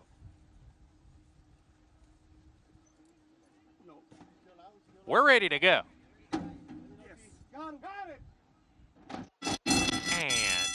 they're off. Smooth dispatch for all. Jungle Glow, shown rain to show speed, grabs the lead early with Gold Trust from the inside. Off the layoff is Fresh. My Boy Rocky parked outside of them. There's a gap of 2 lengths to Mission First and Spirit of the Night to the inside. Another length and a half to Fade the Noise, drops back to the second last spot. Try Harder is at the back. They go towards the forward turn. Jungle Glow in the 2 path. Gold Trust slips through on the inside in a little bit of a tight spot here. Down on the inside there, Jungle Glow pinning him in. And now Gold Trust has to take back off of heels. His second retreats to that spot as Jungle Glow leads the way. My Boy Rocky is in third. Big ZOG is launching a rally on the far outside. Is parked 4 wide coming off the turn. Gold Trust trying to re-rally. Angles out. Can't find a way between horses. It got tight for him. They're down the lane here. Jungle Glow in front. Big ZOG is coming. Fade the Noise is coming like a rocket down the outside. Needs to catch Big ZOG, who takes command close to home. Big ZOG got it. Big ZOG over Jungle Glow. Fade the Noise, Spirit of the Night in the photo for the Shodo. Wild finish, cavalry charge to the wire. Big Z, OG, and Sonny Leone in the third at Monmouth, closing at 7-2. This is why you love turf racing. The entire field is in the frame coming inside the 8th pole. And your favorite, Big ZOG, I believe went off the favorite with Sonny Leone. Got that outside run and was just able to pick off Paco Lopez on Jungle Glow in the shadow of the wire. Fade the Noise, charging hard. It almost felt like Big ZOG was responding to the presence of Fade the Noise to his outside. Yeah, sometimes horses will get to a leader and they're out in the clear and they'll lose a little interest. And then all of a sudden they get this pressure from the outside and it kind of gets their focus reshifted to the task at hand. I used to love it when I'd feel that horse coming and my horse get emboldened. Exciting finish in this third race, Monmouth Park. We'll have those prices coming up shortly. I'm going to go and get lunch because around here, like putting in your order doesn't always work out. You wind up hangry. Are you going to bring back some sauces and peppers? Don't count on it. Don't count on it. Richie staying right here. Paul's going to jump in the cockpit, and our coverage continues from Monmouth Park and Belmont at the Big A. Much more with Maggie and JK on set at Aqueduct. Thank you, Lafitte. Now you're making me hungry. Thanks a lot. We have horses in the paddock here, JK, for race number 3. Another maiden claimer for the New York breds, but on the dirt this time, going the 6 furlongs. 3-1 on number 2, Lollipops. I feel like a child named this horse. It's a good name. I like it. Sounds fun. Yeah, I don't get 5-2. I could see where this horse, he's shown some speed, but 5-2 seems a little bit aggressive. I actually like the 3, Posse Rocks. Yes. A horse who took a lot of money first time out, who showed speed, just got a little tired on a muddy racetrack. And I'm hoping that getting onto a fast track can kind of live up to that price first time out. She was actually meant to run up at Saratoga as a 4-year-old, but was a late scratch in early August. And, I had written in my notes, she just looks fast, but that she'd probably need a start. Well, I'm sure that was true. But now at least she's coming back relatively quickly. And we know she has speed. I think she is formidable, like you said, in this spot. So she's a generous 6-1. Are you surprised at that price? Yeah, I am a little bit. I thought she'd be a little bit shorter than that. They're obviously betting Lollipops, the 1 Turbo Train's taking some money as well. And then the 7 Observer also taking some money. I didn't really have that one on my radar. Observer, I mean, slightly against the track. Look, it was a track in which you wanted speed. I mean, speed was just unbeatable back on May 8th. She was chasing Sunset Park around there in the 2-path, but, overall kind of with the flow of the racetrack. But it just kind of feels like she is what she is, and I don't know if that's necessarily good enough. Yeah, it doesn't seem like it. I mean, I know she's got a couple of seconds, but she was shorter prices in those 2 races, and her figures just are a little bit light for me. We'll kick off the field, though, with number 1 Turbo Train, making the trainer switch to Rob Atras. Yeah, interesting to see how this horse runs on the trainer change. Does have some speed from the rail. Hopefully we'll use it. Here is your 5-2 favorite in Lollipops for her 3rd start. Yeah, it has some speed from the inside, but not as much as the horses to the inside and outside, the 1 and the 3. Exactly, and here is Posse Rocks, as she said, I don't want to go with the pony, okay? Nope, she said, no, not today. Yeah, I think this one, she's got nice pace figures last time, and hopefully she appreciates the fast ground. Trying to change something, so they're going to put blinkers on, Secret Fire. Yeah, they got to change something. This horse was 44-1 last time, 71 time before that, and 64-1, and has ran like that in all 3 starts. Callie Storm, she's run races that make her somewhat playable, but she's proven she's a bit of a not wanting to win type. Yeah, the 0 for 11 starting to look like a pretty daunting task. Linda Rice also sends out a first-time starter for Barry Schwartz and 5 Dozen Roses. Yeah, Linda not really known for she can get one ready to go first time out, but it's not necessarily in her club as a strong move of hers. Yeah, they usually improve vastly for a start as number 7 Observer, the other Linda. Yeah, I mean, this horse just seems really overbet to me. I mean, there's not really a race in here that she's run that does necessarily puts her in the winner's circle. I saw that you have a little interest in number 8, Midnight Glimmer. She comes out of a field that, for the level and relatively speaking, it was pretty live. Yeah, I think there's been 4 horses to come out of there and win. That says a lot, especially at this level, if you're having horses that can do that.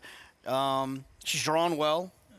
She's got some okay numbers. She probably needs to get a little bit faster, but I think if you believe that her last race was pretty good, then maybe it's entirely possible for her to run better. At 15-1, I think she's an absolute type of horse you want to try to mess around with a little bit. But it's a little chillier than I would prefer. I think it'd make more sense if she was like 7-1, a little bit liver.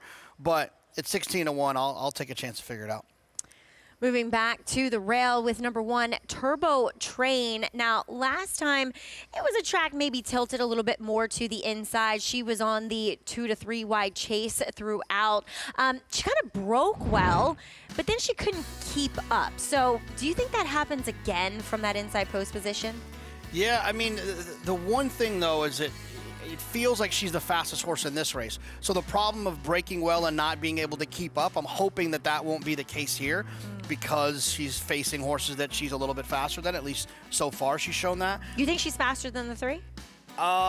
It's right there. I mean, the 3's only got 1 race, but the ones 2 races do look like she's just a taste faster. But I will say this, too. With Kendrick and the rail, you'd like to think that the intent will be that she'll be faster because Kendrick's not going to take her back and try to put her in behind horses. He's going to try to hold that position. And I think in the act of holding that position, he'll use a little bit of her speed from the inside. It'll be very interesting to see which of these 3 inside runners gets to the lead and holds it. Because you do have 2 aggressive riders with Kendrick Carmouche and Ricardo Santana. And then, I mean, just because she's a little bit more outside and it's her 2nd start, I honestly think that number 3, Posse Rocks, could be the fastest naturally. Yeah, but because she's drawn there, if they all 3 break, she can kind of fall out of there and let them go and she can sit off of them. Exactly. The 1 doesn't necessarily have that luxury, Turbo Train, doesn't have the luxury of kind of breaking and seeing what others do. She's going to have to go from down there. Maybe that's why they're taking the 7 Observer, because they think she's the one that's going to capitalize on some hitting up front if it happens. Yeah, and when you have a horse who's making their 6th career start, at least there's going to be a foundation there, some fitness there. So if they do hook up and run a little bit in front of her, it could set up well. But I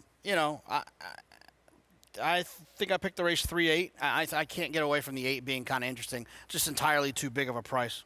The pick 6 does kick off in race number 6 coming up next, and the late pick 5 in race 5. That's a fun maiden special weight for the New York bred sprinting on the turf. Who'd you like there? And which one? The 5th race. The 5th race. I like the 10, no problems. I have to Hijazi, who was like a $3 million 2-year-old in training sale horse that has a lot of speed. I'm hoping that this one getting on the grass finally. Mark Cassidy tried to get on the grass last time, so I'm hoping that getting on the grass this time will help. And by a Bob Baffert trainee, an Improbable, who I always thought could like the turf, so no surprise to see that his progeny liking 8-bit as well. Well, there is Observer trying to make her way into line. Linda Rice taking a lot of money. She'll send out 2 in here. Also the first-time starter 5 dozen roses as we get it up to Chris Griffin for the call, race number 3. Going in. All set. And they're off. 5 dozen roses off very slowly. Speed from a top trio. In between horses, Lollipops. Turbo Train is down towards the inside, and Posse Rocks is joining them. Posse Rocks to the outside of Lollipops, and these two in a pace duel together. Moving to the outside is Turbo Train, and Kinder Carmouche is in the clear in 3rd. Just behind them, that's Kali's Storm, who's going to go to the inside path in the 4th position, another 2 in front of Observer. Towards the back end is Midnight Glimmer, the 2-trailer Secret Fire with slow starting at the back end of the field. 5 dozen roses. 22 and 4 for that pressured opening quarter mile. The leader is Lollipops. Lollipops with a head advantage. Posse Rocks is in pursuit. Here comes Turbo Train. Back for more 3 wide.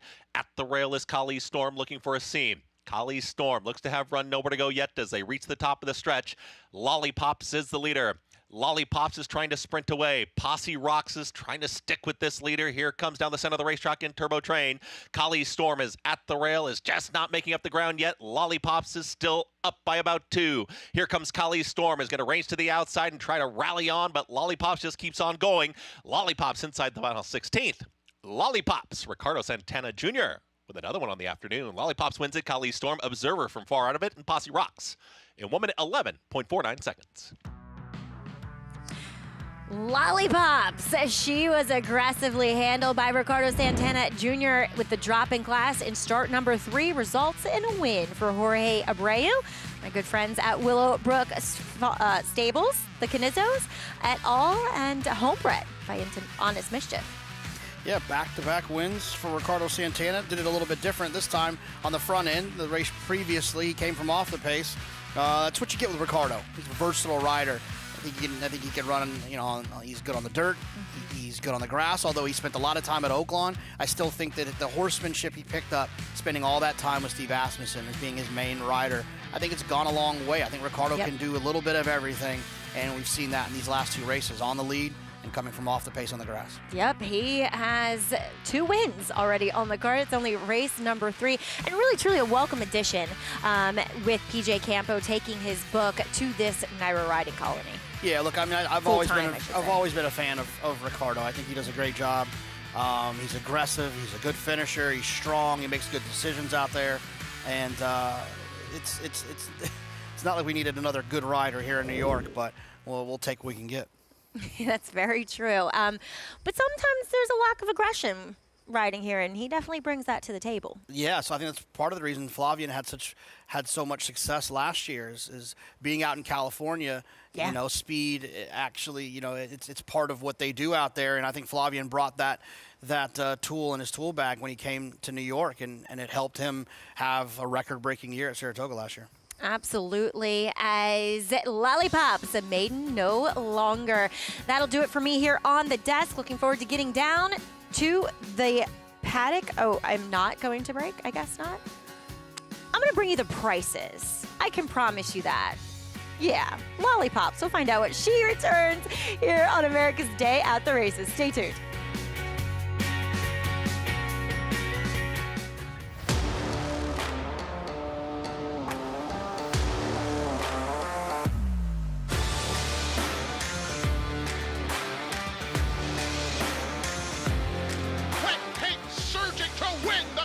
Club American Oaks. K to win the Breeders' Cup Juvenile. Eclipse champion Blame, standing at Claiborne Farm.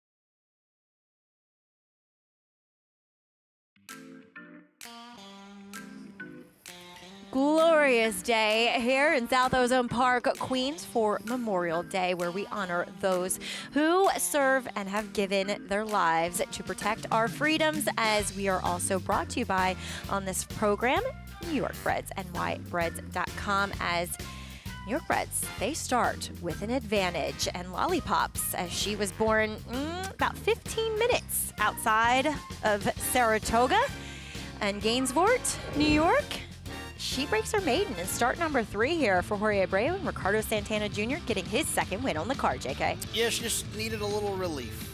It's been a theme, it feels like, for the day so far. These horses that are just getting where they have a chance to win, getting with their friends. And that's exactly what happened to Lollipops. Her first 2 starts were maiden special weight races, and it just took a little maiden claimer to get her in the winner's circle. Ricardo Santana, the second half of his own double, winning the second race and the third. I probably saw her as a baby because my horse that I ride has spent several summers at Willowbrook Farm. Look at that. Yeah, the damn Wildcat Belle. Know her quite well, too. Over at Callie's Storm and the 7 Observer. Exacta returns at 1460 for today's third race. Race number 4 coming up. It is a claiming non-2 life for 17.5, and early wagering going to number 3 City Blocks for Eddie Barker. Yeah, City Blocks and Dream on Care are the 2 that I think people will focus on the most. Focus Pocus, the 7, was a big scratch. Changes up the complexion quite a bit of this race, but it is the start of that pick 6 with a $28,224 carryover. Sorry, misspoke. Dream on Care. She's the favorite. Well, but Ricardo Santana looking for his 3rd on the second choice as well. And I'm for real this time. That'll do it for me. I can't believe this is happening to me. Ooh, you got reverse fortunes today as he picks up Andy. Andy Sterling will be coming up next to host the set here at Belmont at the Big A. I'll be doing my thing down in the paddock in my natural habitat, but we'll also check in with our Belmont Stakes contenders. Their Sovereignty, your Derby winner, but also looking forward to Baeza coming back for some more. Can he turn the tables on his 2 main rivals, including Journalism and Sovereignty, in the 3rd leg of the Triple Crown?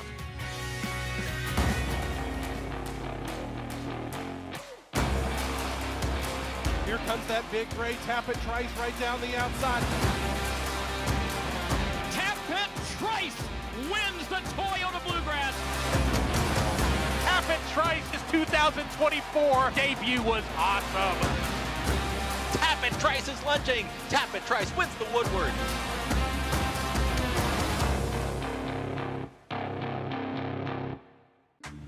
To have this weather and to have the beach and this racetrack, this is paradise. You can't beat it.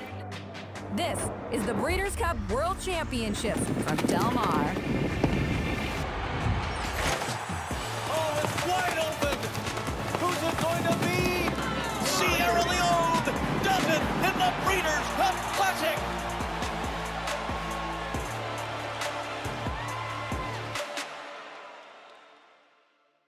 And they're off at the Naira Benz Haskell. In the Belmont Stakes at Saratoga. Dornoch setting up moderate pace, 3/4 of a length ahead. As the field turns for home. They're at it again. The two Belmont first and second place finishers. Mind Frame on the outside. It's coming after Dornoch. Dornoch wins the Haskell. It will be Dornoch to win the Belmont Stake. It's America's original sport, and no one covers it better than americasbestracing.net. From the sport to the lifestyle, the best races, horses, and destination venues, cocktails, gambling, fashion, and more. americasbestracing.net is a sport for you.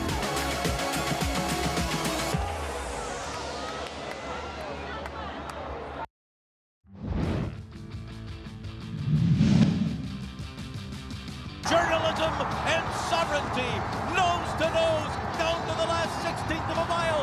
Sovereignty has taken the lead. Journalism is second toward the inside. Baeza's third, but it will be sovereignty to rule the Kentucky Derby. And that was the first Saturday in May when the Belmont runner was able to beat Journalism. And it looks like, Mig, that we might have the first three finishers from the Kentucky Derby. But look at Baeza at the end of this race. I think a lot of people are going to forget about him for John Sheriffs. These are three quality racehorses. I think this is a really good three-year-old crop, Paul. I agree with you. Baeza was really striding out late. When he got away from horses, completely out of the kickback, he found his best stride, but really nice effort by Sovereignty there. And obviously Journalism coming back with that incredible run in the Preakness when he had no opportunity, no chance to win that race, and he still found a way to win. It's one of the most exhilarating races I've ever seen. Now, Sovereignty and Journalism. Now, Sovereignty's had a work. We saw Rodriguez work earlier, and my goodness, was it unbelievable. Sovereignty, Richie, I'll let you take it away. You know, Paul, this is really, he's working with Arthur's Ride here, an older horse, a Grade 1 winner, a horse that possesses speed. And he's always going better of the two, Sovereignty. And Sovereignty had a reputation for not being a good workhorse. He was the Steph Curry of practice, right? He went into practice. He was into game time. I think I'm seeing a different horse between the Kentucky Derby and now. He looks more focused. He looks bigger. He looks stronger, more aggressive. We might see an even better version of Sovereignty in the Belmont. And that could be scary. Considering what we saw in the Preakness and what Journalism did, you know, did he go by Journalism pretty easy? Yeah, he kind of did, but at the end of the day, it's the Kentucky Derby. It's a tiring race going a mile and a quarter over a sloppy racetrack. So I just think those the three top finishers, and I think Baeza, a lot of people are going to forget. In the way Rodriguez worked in the money Bob Bafferget, Baeza might be fourth choice if he enters, if this all comes out to fruition. It very could well play out that way, particularly with the way Rodriguez worked. I mean, that is as good a work as you're ever going to visually see. But it was interesting watching Kentucky Derby. I don't know that Junior Alvarado's ride has gotten enough credit. Yeah. He put himself in a position to follow Journalism. So in essence, Journalism became the hunted one, and he was the hunter. And it was a perfectly executed ride. A great run from both. Sovereignty was best on that day, but Junior really added another layer to it with a tremendous ride. And then Baeza, who ran a good third, I try to express this to a lot of people. I don't think John Sheriffs has had a horse run in a Triple Crown race poorly. They've all run Yeah. well. It's kind of crazy. Yep. And here's his work, Mig. He's working. Now, he's already gotten the measure of his workmates, so he's on his own. So visually, to me, time-wise, it was impressive. But visually, it wasn't quite as impressive to me. Feels like he lost maybe a little bit of focus. He wasn't striding out all the way through the wire. But again, he was on his own at this point, and it was the end of a 6-furlong work. We know that workouts tell one story. We know the kind of ability Baeza has, though. What he did in the Derby, and he's a lightly raced horse. John Sheriff's a good point, Paul.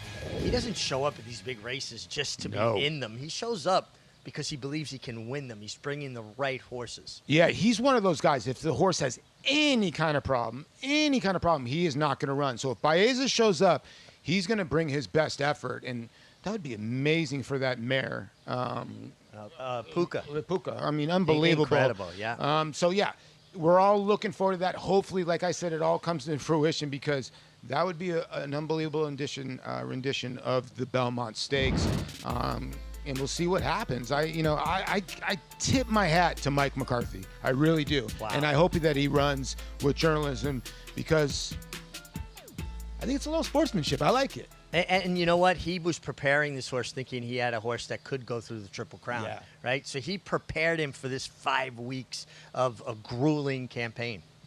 Well, we'll start with race number 4 here at Monmouth. Or back to race number 4. This starts your pick 5 here. We had the Jersey 6, only 8 races on the card. We're up to the 2. Now the 5 will be Irish Indigo with blinkers going on. Yeah, by Irish War Cry. This is, Jersey bred adding blinkers. Going to have to improve.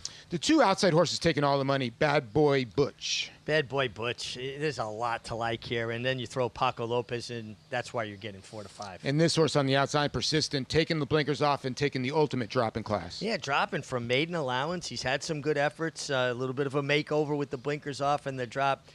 It really feels like the race goes between the 6 and 7, the 2 outside runners. And we'll take a look at yesterday's race with Sammy Marin, who was hot on the turf yesterday.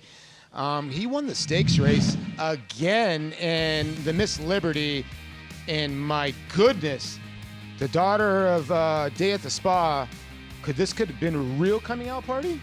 And listen, they came home the last 16th of a mile in 6 seconds flat. She's still making up ground at that point.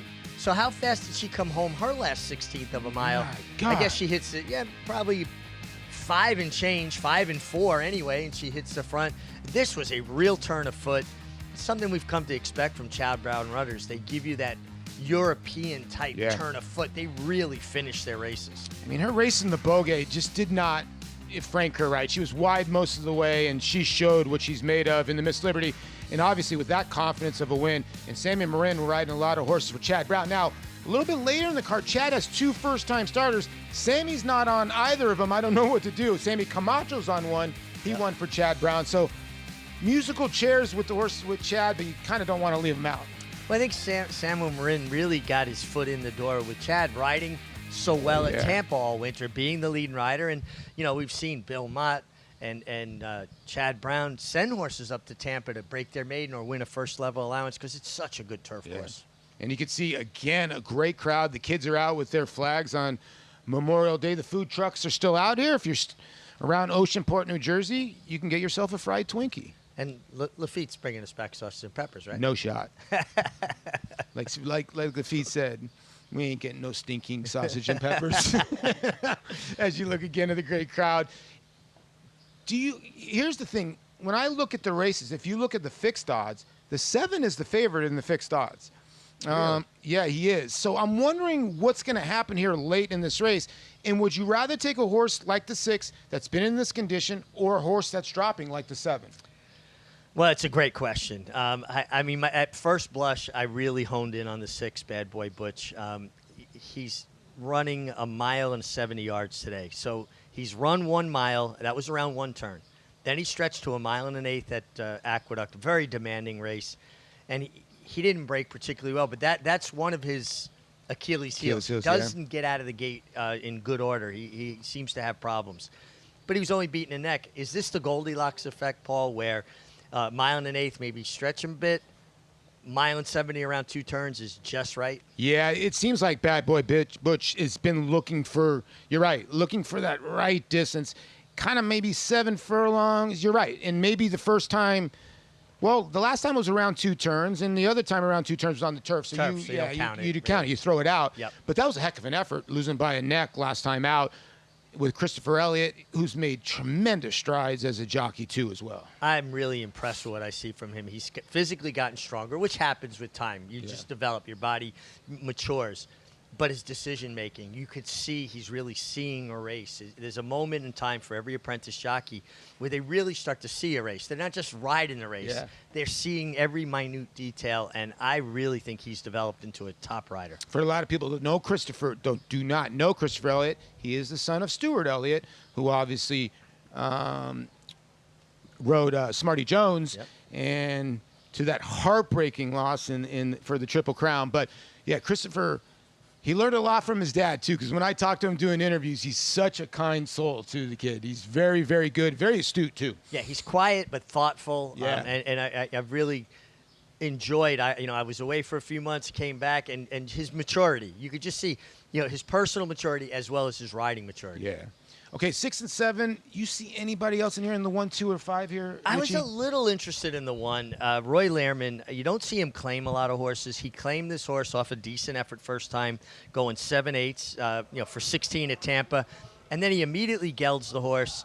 And it just leads me to believe that Roy saw something in this horse, maybe watching him train, and he reached in for him. I think if there's going to be an upset of this apple cart, the 1 is the other horse I would look at. I kind of agree with you. Although the 5, I think a lot of people forget Ben Perkins campaigned Wildcat Air. He's a very good trainer.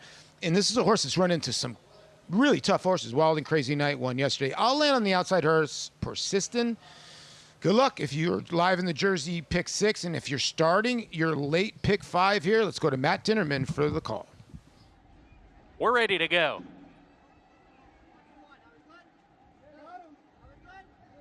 And Laroff, Irish Indigo, leapt in the air at the start and is at the back early. Don D46, the long shot on the lead. Bad Boy Butch between horses, second. Persistent, 3 deep right off the top pair running in third. Then down the line to the inside, Irish Indigo at the back. 2.5 behind as the 5 runners corner into the first turn. 7/8 to go. Don D46, neck in front. Bad Boy Butch takes a hold of the bit and tracks from second, pressing the issue. Now between horses, Irish Indigo is making an early move, was last out of the gate and swinging up the back stretches first. They did not go fast early. 24-2 that first quarter. Irish Indigo makes an early move to the lead, and he's clear now with the ears pricked. Irish Indigo and Axel Concepcion, a length and a tail ahead.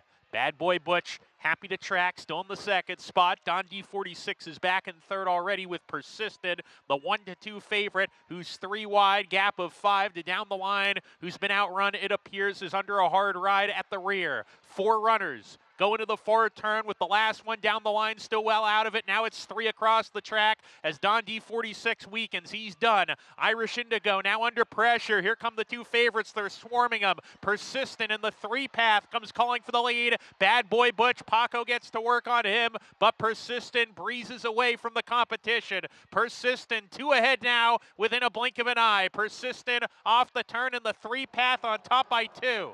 Bad Boy Butch all in second. Down the line is coming now. Down the line is re-rallying. Looked hopeless at the half-mile pole. Tries to get up into second, but there's nobody who's going to beat Persistent today as he opens up when asked with the ears pinned back. He wanted the win, and he's got it. Persistent by 3.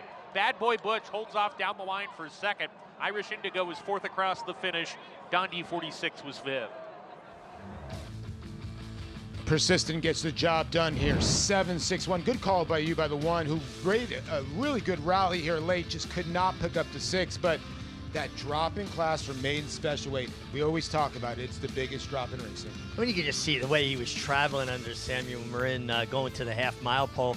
And he knows he's got the 6-horse Bad Boy Butch to beat. So put pressure on him, right? Yeah. Don't let him get brave. Bad Boy Butch was game to hold on for second. It was a nice rally from down the line, who looked like he got a little bit lost on the backstretch from the kickback. He backed up a little more than probably Sammy Camacho wanted, but he did show some life. Perfect horse's name, down the line, because I think you want to pay attention to that horse. First time gelding, completely improved. So I'm going to take off this race. Lafitte will come back on. Then I'm going to get in the analyst chair. So after all that mumble jumble, let's just go back to New York with Andy Serling. And Jonathan Kitchen. And Andy, Jonathan has been complaining that you need to get him in a book club. I think you need to get him in a book club. Coloring or actual reading? What are you thinking, guys? You know, I don't feel there's going to be any mumbo-jumbo up here. I am sure, especially when Lafika's back and said there'll be a lot of mumbo-jumbo. He's having a rough weekend. Mets just won 2 in a row against the Dodgers, but it's nice to be here with you. It's a beautiful day here at Aqueduct. I was going to say Belmont, actually, and looking forward to some racing. Kind of not. Yeah, well, you know, when they show that backstretch view, it looks like Belmont. It really does. I don't know why. We'll be there soon enough. Anyway, it's good to be here. Andy Serling, Jonathan Kinchin, and we're calling upon race number 4. I like a horse in race number 4, John. I like the 2. I think Princess I knew that. Cairo. I know you did, and they're coming on the track for race number 4. It's 7 furlong race for filly claimers, 17,500. The number 1 power driver goes out for trainer Wayne Potts and Christopher Elliott. Yeah, it doesn't have a lot of early speed from that inside draw. Here's my 2, Princess Cairo, Chris Englehart, and Jose Lascano. Yeah, it was wide all the way around there last time. Should be able to work out a better trip here today. Vying for favoritism and the possible speed with the scratch of the 7 is City Blocks for Eddie Baca and Ricardo Santana. Yeah, this horse might win, but I don't trust. Got a lot of seconds. I think probably the best move, probably send that one to the lead, looking to rock. A bit of a long shot coming out next. Jenna Antonucci and Katie Davis. Yeah, the dirt races just haven't been that great. It's got a couple okay turf races. The problem is this race is on the dirt. The 5 Yayi Nicole for Ilke Kanjamachi and Manny Franco might be the 4 without the good turf races. The 6 Gregorian Solo, Lisa Lugovic, and Lane Luzzy. Yeah, another one just doesn't have too many races and not enough early speed to be able to get this one. And the 1 for 27, Dream on Cara, who is the favorite with Javier Castellano for Gustavo Rodriguez. Yeah, that 1 to 27 is hard to overcome. But this horse is drawn well, has found kind of the group that I think if there's only a couple of horses in here to beat. I think this is a 3-horse race between the 2, 3, and the 8. Yeah, they seem to be the live 3 and the ones taking any money. And here's the 8 Dream on Cara doing what she likes to do, which is hang a little bit on the money. But to be fair, she's wicked smart. Kind of had the advantage on her. Yeah, I'm just hoping the outside draw and just kind of maybe hopefully not getting stopped, just being able to grind around there could help this one. I thought the last 2 races were okay. You know, there's been some horses that have come back out of those races and win. The last race, there's been 1 horse. The race prior to that, there's been 2 horses that have come out of it and win. So I'm just hoping that maybe this horse is kind of going a little bit in the right direction. But, man, it's hard to stomach at 6 to 5. I'll admit that my idea of the 8 came while the 7 was still in the race, and I thought I'd get a better price on the 8. It's one of those weird situations which comes up when the 7, who was going to be one of the favorites, scratched. So in theory, well, one of the choices is scratching. It's a good thing. But on the other hand, when you bet a horse like the 8, you want a horse like the 7 in the race because, A, you don't really trust her, and B, it adds pace to the race. And also, with her scratching, the 2 and 3 may have a tactical advantage over the number 8 horse. Yeah, and my price goes down on the 8. Right. So it's just a whole bunch of not great things happening in the situation. But I still think the horse makes sense in here. The 3 I don't necessarily trust. I mean, I think in all honesty, now with the 7 out, I probably prefer the horse you picked, the 2, over the 3. My feeling on the horse I picked, Princess Cairo, for people that are wondering, got easily beaten by Focus Pocus last time, was that was the day the rail was very good. The winner came up the rail, Focus Pocus on it, drifted a little bit in the stretch. This horse was always wide in there and just never really got in the race after getting bumped at the start. And I feel like she's a bit better than that. And I'm also hoping she can be a little bit closer in here with the scratch of the 7 and the lack of speed. City Blocks might be one of these horses that gets the front and wires the field, and maybe that'll help her. But you pointed this out to me earlier, Jonathan. The losses are piling up at Finger Lakes at short prices. Yeah, 2 to 1. She had 5 losses at 2 to 1 or less. That's not ideal. As far as Princess Cairo is concerned, another thing that retroactively I looked back and liked is that when she runs poorly on the dirt, she typically gets a break afterwards, which means that the poor performance probably was a result of some sort of an issue. Well, I'm hoping she can be a little more forward today with a clean break, and she can get it done as the 3rd choice in this race. And listen, I mean, you can't want to split hairs. I mean, obviously the 8, 1 for 27, 10 seconds and thirds, 6 seconds for City Blocks, just 1 for 16. I think with City Blocks, it's a little bit more concerning, but she does potentially become the speed of the race. And Ricardo Santana is not one to take back a speed horse. No, and he's coming in off back-to-back wins. The one thing I said, prior to you getting back on the show was the the 3 races for today, it feels like the storyline has been horses who are finally put in spots where they can win. Lady Firefoot in the first finally got into a place where she's 4-1 instead of 95-1. The same with the winner of the last race that started first 2 starts in maiden special weight, gets in a maiden claiming race and wins. Maybe just the 3 city blocks needed a race like this, but I just don't trust her. She's very tough to trust, and it's true what you say. I know it sort of sounds obvious, but it's lost on a lot of people. The most successful trainers aren't necessarily so much better than everybody else. They obviously have skills, but they're also very smart at putting their horses in race they can win. Because if you have a horse ready to win, you run in a spot it can't win, it runs a great race and runs 4th, well, so what? You got to find the right spots. And it's not always as easy as it sounds as they head in the gate for this race. See how things play out. Chris Griffin has the call of race number 4, kicking off the pick 6 with a carryover. Rock goes in, Yayi Nicole. Yayi Nicole and Manny Franco aboard, 2 out. Pick 6 starts here. Carryover 28,224 coming into the afternoon. Gregorian Solo. Lane Luzzy just hesitating briefly. Now moving in. Current favorite on the board, Dream on Cara. Javier Castellano. Goes in. All set.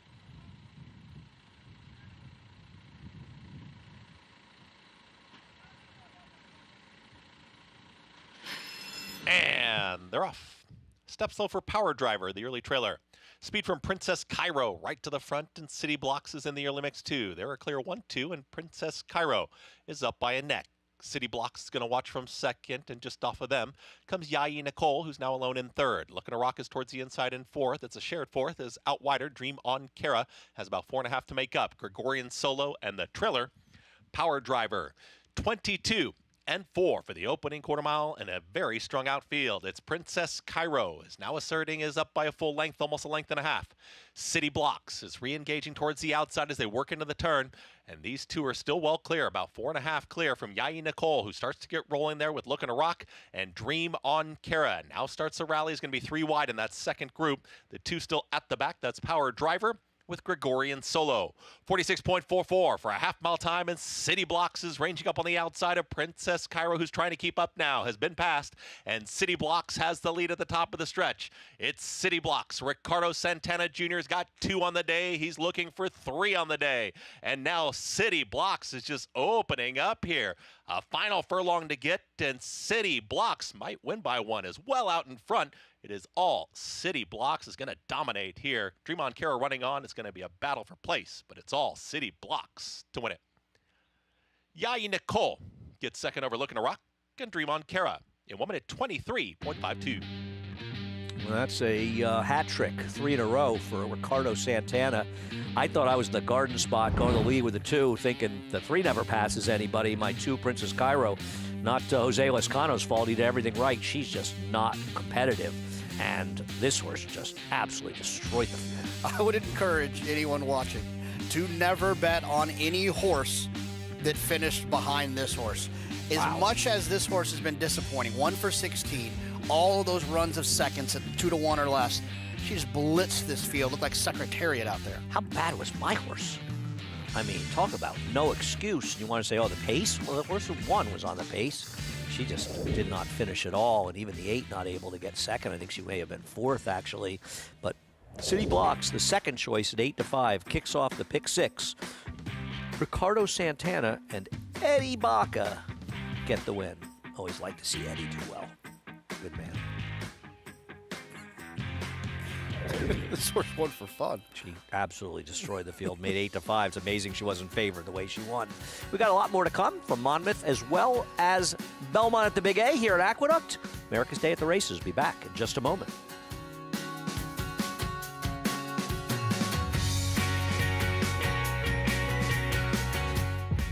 Zandon's poetry in motion.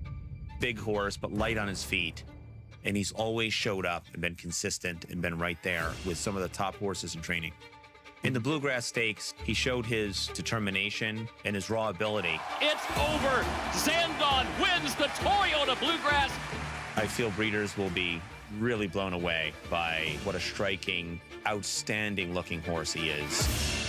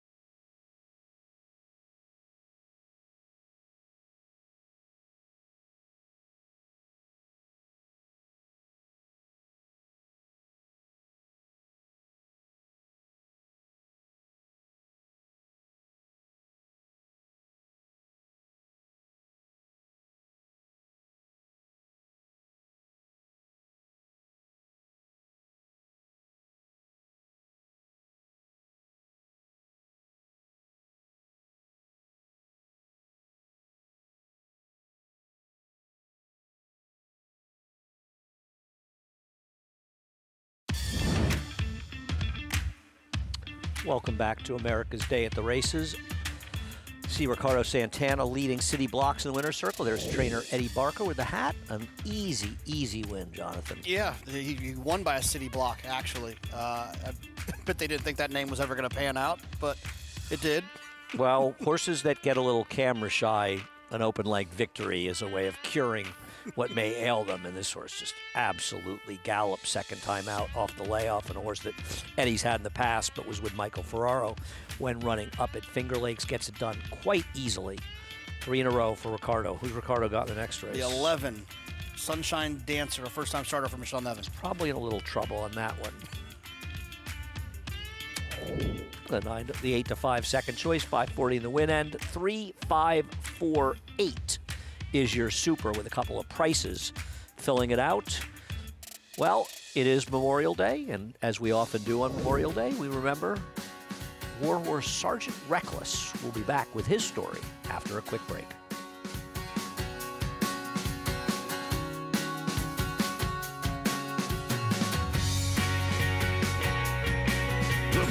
Of the legendary Arrowgate and the speed and stamina of the sire of sires, Uncle Mo. Introducing Petulante, the first son of Arrowgate to stand in New York after winning handily at first asking. Petulante! He's got a kick here, and he's going to prove much the best. He won or placed in all 7 of his lifetime starts, including the Grade 3 Salvatore Mile. Petulante, Nimbus class, Petulante! Petulante, now standing in New York. For information, visit IHDVStallions.com today. Bet the Belmont Stakes with a $25 free play from Naira Bets. Naira Bets is the official betting app of the Belmont Stakes and is available in most states. Naira Bets makes it easy to get in on the action with streaming HD video, weekly promotions, and a state-of-the-art betting interface. And they're off in the Belmont Stakes. If you're betting the Belmont, your best bet is Naira Bets. Scan now for your free $25 Belmont Stakes bet, plus a $200 bonus for new members with promo code Belmont25. Flightline is in full flight. Flightline turns it on at the top of the stretch, and he's in cruise control. And Flightline takes off! Take a good look at this, because you're not going to see this too often, maybe never again. Flightline 20 lengths clear. World-class racehorse, world-class performance at a world championship event.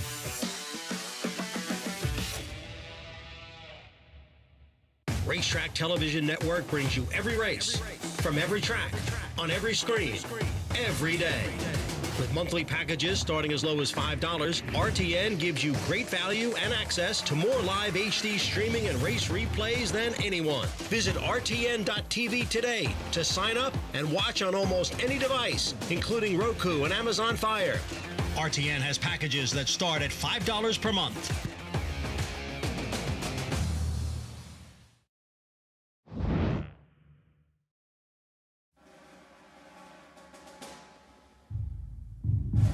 Reckless was bred to be a racehorse, but sadly she never had a chance to race because her 2-year-old season, that's when the war broke out and racing was suspended. So instead of becoming a racehorse, she became America's greatest warhorse. I think what impresses me most about Reckless's story in the Korean War is that they bought this horse at a race park in Seoul and turned it into a combat enabler. Lieutenant Eric Pedersen was the man who purchased Reckless for $250, and he was the commanding officer of the recoilless rifle platoon. They decided to put her through hoof camp, which was the equine version of boot camp. We hear about on-the-job training. This was the epitome of it. Literally, this horse was trained to lie down under fire, to protect itself, it knew how to avoid obstacles and barbed wire, and truly after just a couple of show and tell on the fly routes, the horse would do it by herself. They would take her up and down the hills to get her used to carrying the pack saddle and the ammunition on her back. These canisters of ammo were very large, and before Reckless came along, the men had to pack this themselves. The camaraderie between Reckless and her men was something special. She was the only animal in camp, and so the Marines became her herd, and she would follow them anywhere and everywhere. She would even sleep in their tents at night. She would follow them into the mess tent and eat breakfast and had bacon and eggs. Even after a battle, she would have a beer with the guys. The fact that Marines could depend on the horse to do the resupply routes, that means it wasn't just a horse to them. It was somebody that they were in the fight with. What started the battle for the Nevada cities is at 7 o'clock at night, 3,000 enemy soldiers descended upon 3 outposts in this area. Reckless's men were guarding Outpost Vegas. They, of course, were overrun, and so Reckless's mission began that next morning. Started loading her up with 6 rounds at a time. By the middle of the day, she was up to 8 rounds at a time. She knew what her job was, she knew where her men were, and she would go up to the guns by herself. There were stories of up to 50 times in one operation that she ran a supply route by herself. That frees up Marines for combat and for other things. So I believe that that's the most impressive part about the horse. She carried 386 rounds of recoilless rifle ammunition. That's over 9,000 pounds on her back. Incoming fire was so fierce that the men couldn't hear themselves talk. And Reckless was in the middle of all of this. Under artillery fire and mortar fire, she continued to do her resupply mission for the Marines. And especially having been wounded twice, and that not having deterred her to continue to do her mission through the end of the war, it's really astounding. They had a ceremony sending her off in October of 1954, is when she left Korea. She was the guest of honor of the Marine Corps Ball that was at the Marines Memorial Club in San Francisco. And she waltzes through the lobby and gets in an elevator and goes up to the 11th floor, sachets out of the elevator into the ballroom. She spied the anniversary cake over on the table, and before the guys could get a hold of her, she was up to her nostrils in it. And then after that, she moved over to Camp Pendleton. At Camp Pendleton, while Reckless was there, the Commandant of the Marine Corps promoted her. There was a 19-gun salute in his honor, and a parade of 1,700 troops walked by to salute her. She had 3 colts, and she had a filly. Sadly, the filly died at a month old. Unfortunately, all the colts were gelded, so there is no bloodline for her. her story just kind of disappeared from the pages of history. And what's interesting is she was as famous as Lassie and Rin Tin Tin in her day. She was an iconic hero. And when she died, her story made the front page news in newspapers across the country. And she was buried with full military honors. I first came to light on the story of Reckless at the National Museum of the Marine Corps in Quantico, Virginia, where a statue by the same artist who did the statue that's behind us was erected to honor this great mare. I think Staff Sergeant Reckless's legacy is going to be that the courage and the dependability that she showed in combat made her truly what the saying is, not just a horse, but a Marine.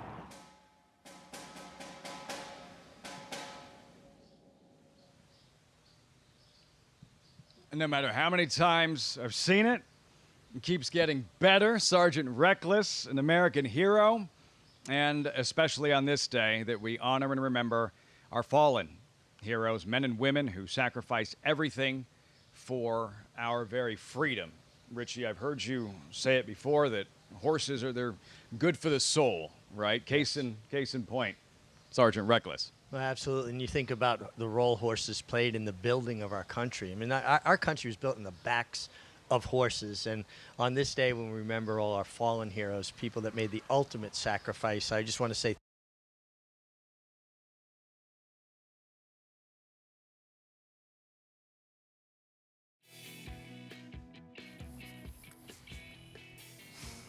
Well, apparently there are some problems at Monmouth. Any chance you looked at this race, Jonathan, at Monmouth? No, but I am the king of the fast cap. Really? Yeah, well, get to work. Let's see, race 5 here. Oh, they're back. Okay, but I will say this. I was going to pick the 8 in a fast cap We situation. Fast cap is the 8, guys. We're back. I see Andy. Did you pull some plugs or I told something you, out? Guys, You're like all downhill after Sergeant Reckless. That's the way it works. And we'll get back to Andy and JK in just a moment. And back to the live racing here at Monmouth Park. About 2 minutes out, race number 5. We'll take a look at the field, the updated odds, get selections. Richie, who did you come up with in this mile wide open grass affair for older horses? I'm afraid I'm chalking out all day here. The one-horse title forces, you get Paco, you get the rail. The horse's turf form just seems to be a notch above the competition here. Trained by Fernando Abreu. For people that don't know, Fernando Abreu was a longtime assistant to the Hall of Famer Alan Jerkins. Fernando Abreu. And with title forces pictured. And let's take a look at his latest. Last month, Tampa, same mile distance on a firm turf course. Richie, and far, far back throughout. By this point, he had already unleashed a dramatic move on the turn, and there'd be no catching him. Well, most horses have maybe a quarter of a mile move in them. Better horses have longer moves. This horse made a half-mile run and just continued. So I think it speaks to volumes how much this horse laid over the field he was facing at Tampa. But I feel this is kind of a similar situation. Against this field. Against this field. He did get some pace at Tampa. I'm not seeing a tremendous amount of pace here, but he can also lay up close when the situation warrants it. Last time he just wound up further back, but then made that big brush early middle move. Competition, what about number 3? Yes, this time, second choice hit 4-1. First after the claim, Kelly Breen. Joe Bravo rides. How does he stack up with these? A gelding who knows how to win, a 7-time winner. Well, he does know how to win, but you'd have to go back to 2023, the summer of 2023, nearly 2 years ago, to find races that would be competitive with the one title forces. Towards the outside, still looking at title forces. Number 7 is Bodie's Maker. The 10-year-old still doing his thing. Lifetime start. Number 59. Yeah, 16 wins, 15 seconds. I like my people the way I like my horses, hardworking and honest. And this horse embodies all of that. I thought the 8 was a little bit interesting. Now, the horse did sprint twice on turf. Outside speed. But outside speed, and could play out to be the main speed here. The mare was a stakes-placed winner on turf, and she has produced one stakes-placed winner on turf.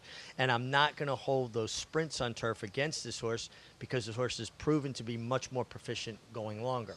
You were praising Samuel Marin as good of a turf rider as you believe he is, and a victory yesterday for Chad Brown, for Peter Brandt in the Miss Liberty Stakes here at Monmouth Park on the grass. Spaladay, very well-timed ride with a filly that really finished.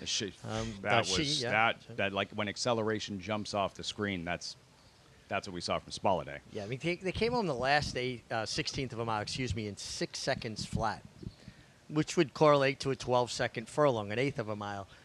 But she had to go 5 and 4, maybe 5 and 3, because she was still making up ground at that point. Strong, impressive finish. Just kept improving as a 3-year-old filly and sitting on a big 2025 Spaladay for Marin on Supreme Law. And yeah, it figures it would be pedal to the metal right from the start, given his style and that post. Yeah, allow the horse to use his stride, make the front, control things from there. And the one thing about it, if you can fold over and get in front of tidal forces, maybe the field jams up behind it and you create traffic problems for that horse. That's the way I always thought when I was a big favorite that I knew I could get stuck behind me, how I was going to play it. Now, you don't have the benefit of a rear view mirror as a jockey, but you take a peek around and see that horse behind you, make sure you guard the rail with your life and try to make it as tough as you can on your rival within the boundaries of the rules. All about trip turf racing, a mile on this firm turf course. Tidal Forces favored at post time. Matt Dinnerman with the remainder of the load and call. 5th from Monmouth, live on Fox Sports 2. 2 back. Ohana Empire to the outside post. Supreme Law.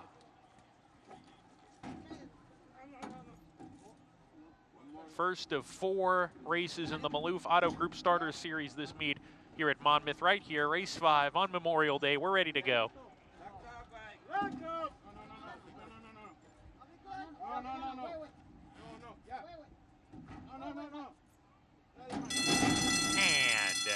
they're off. Hoku got left at the start, was away sluggishly.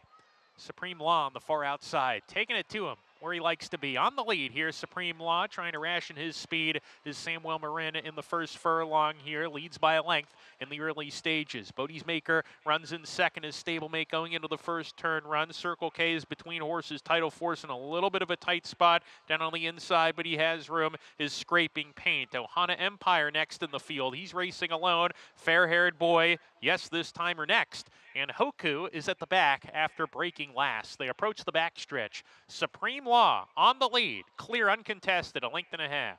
Tidal Forces down on the inside of Bodie's Maker. They're side by side. Citizen K in 4th, 2 off the pace in the yellow blinkers. 2.5 more to Ohana Empire. A length to Fair-haired boy.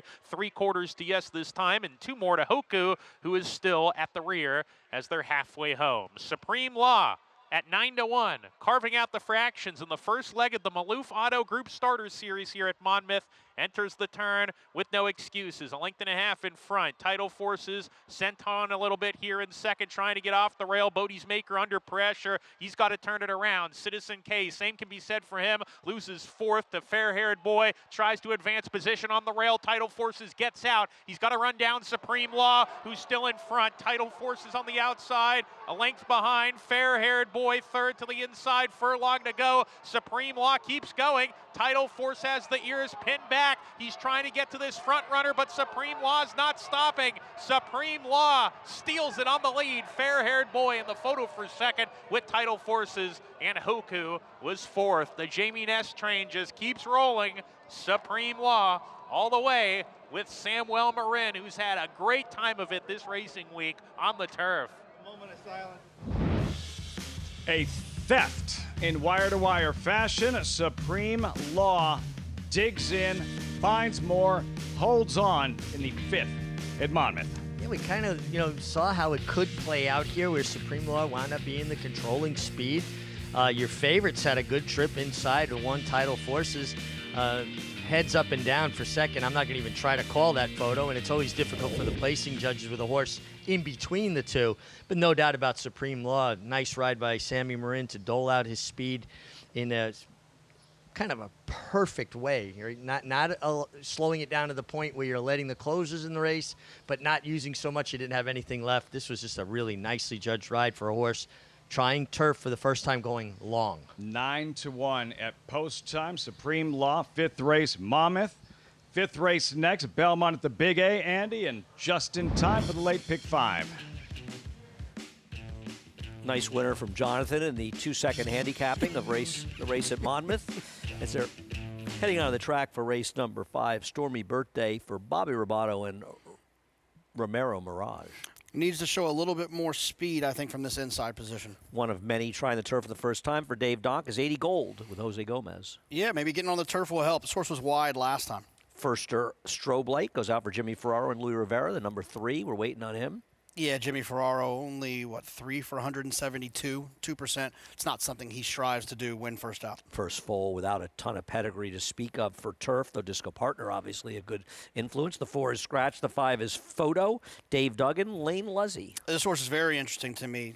Dave Duggan, 7% with first-time starters, yet this horse was 3-1 on debut, was taking money. I think the horse could run well getting to the grass. Got pedigrees after a couple turf winners. The 6 Ferris Mueller, a lot of chances. Went by the 7 and Experience, who should be favored with Eric Cancel for Jeremiah Englehart. This horse ran extremely well as a 2-year-old. That number should make this horse tough to beat in here. I believe the 8 went by. Identity Crisis for Tom Morley. The 9 is Roofer, first time in the grass. The Speed for Mitch Friedman with Ruben Silvera. It has some speed. It's going to need to take to the grass. No Problem. Mark Cassie and Jose Lezcano. This is going to be my pick in here. Mark Cassie tried to get this horse on the grass last time. It was Big rained price, off. huh? 9-1. The 11, Sunshine Dancer, first from Michelle Nevin. If you're into the hot hand, Ricardo Santana has won 3 races in a row. Well, I thought I was being clever coming up with the 12 Come Full Circle with Bob Dunham with plenty of turf pedigree. Apparently everybody likes this horse. Yeah, I thought you had a very clever idea. I did not think your idea was going to lead to this horse being 2-1. It's not going to be clever even if the horse wins. The 13 is Liberty Rising, another first-time turfer for Pat Quick. Yeah, it doesn't need it's going to try the turf, but doesn't have much turf pedigree. Want to remind people, no better time than the present to sign up for Naira Bets. Head on over to nairabets.com and use the promo code Belmont25. Not only will we match the $200 of your initial deposit, we'll also have a free $25 bet for the Belmont Stakes coming up in just 12 days.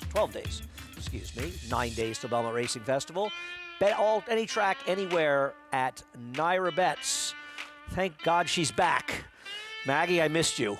What's going on in the paddock? You got a lot to talk about in this race.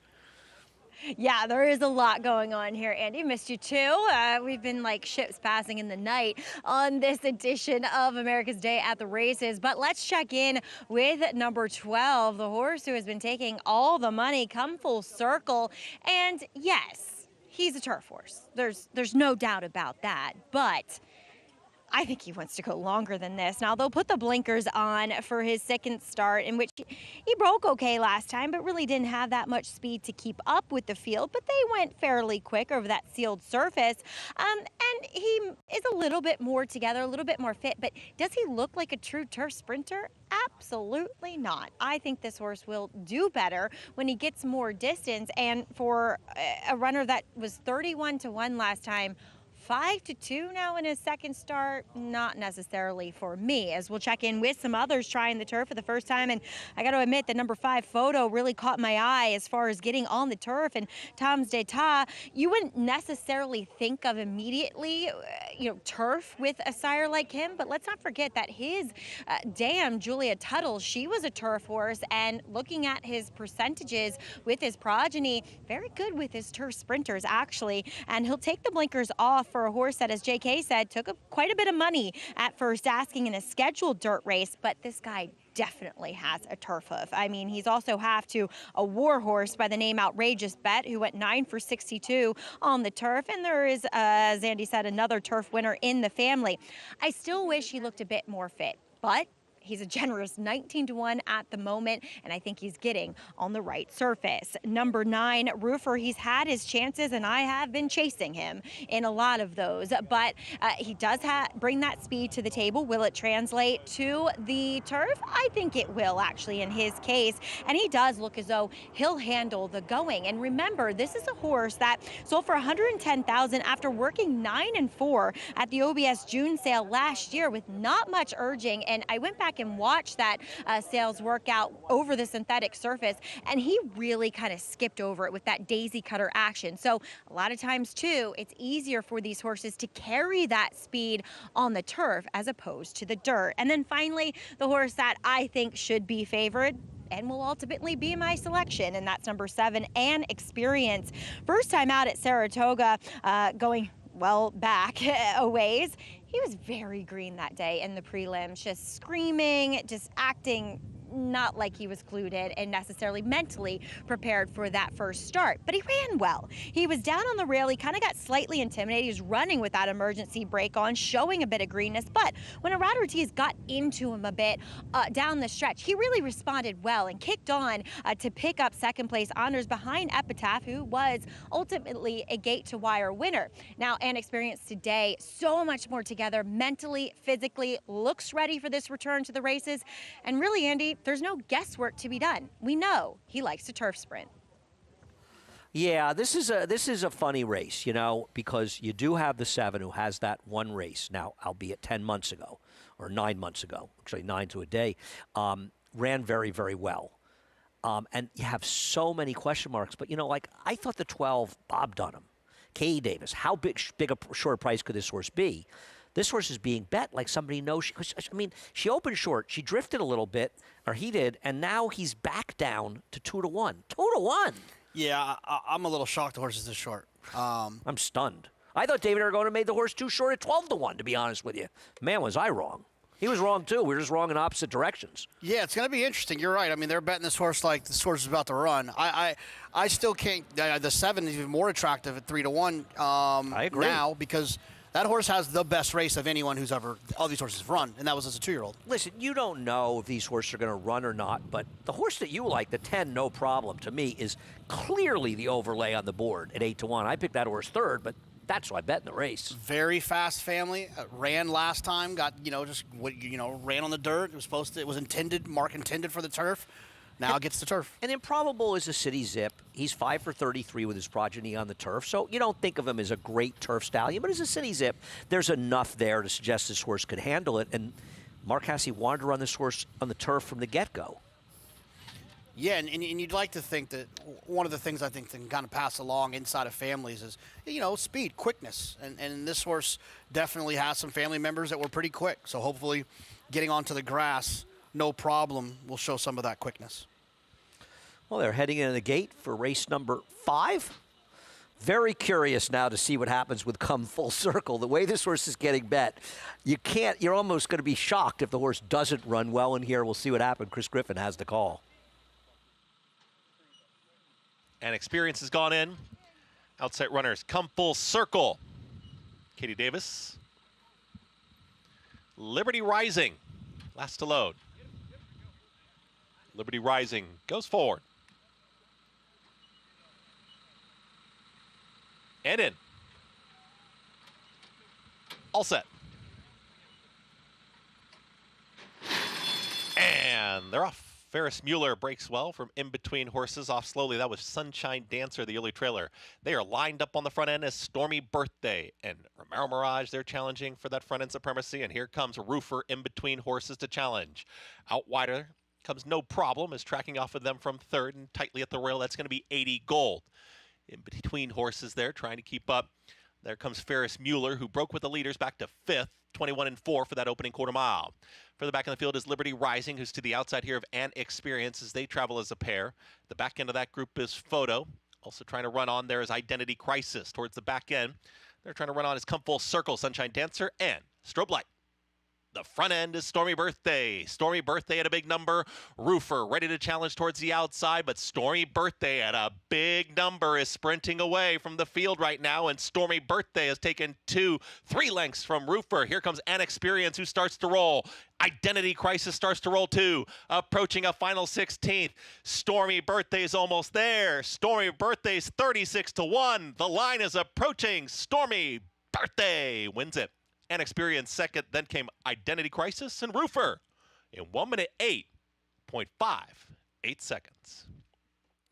Jonathan, I think we need to clarify whether the pick 6 carries over to opening day of the Belmont Stakes Racing Festival of Saratoga, and I imagine it does, because after this horse won, Stormy Birthday at 36-1 and a Romero Mirage, we may well be looking at a carryover. It's a hard horse to find, especially in this group when there's a lot of other interesting things going on. There wasn't a lot on paper to lean on. I mean, the horse had an okay turf sprint 2 races back, but it wasn't this performance. One of only 3 horses in the race to have ever been on the turf before. And in fact, the horses with turf experience ran 1-2 in here. Who finished third? Is that the 8? The 8, yeah. The 8 getting up for third. Tom Morley, firster for My Racehorse et al. But wow, if you had Stormy birthday, it may not be your birthday, but it sure feels like it. Sure and does. it ain't that stormy. Yeah, that was impressive. Wow. It was some race. I mean, this horse was dueling with a 9. It's not like this horse had just an easy time in the front end. They went a reasonably fast pace.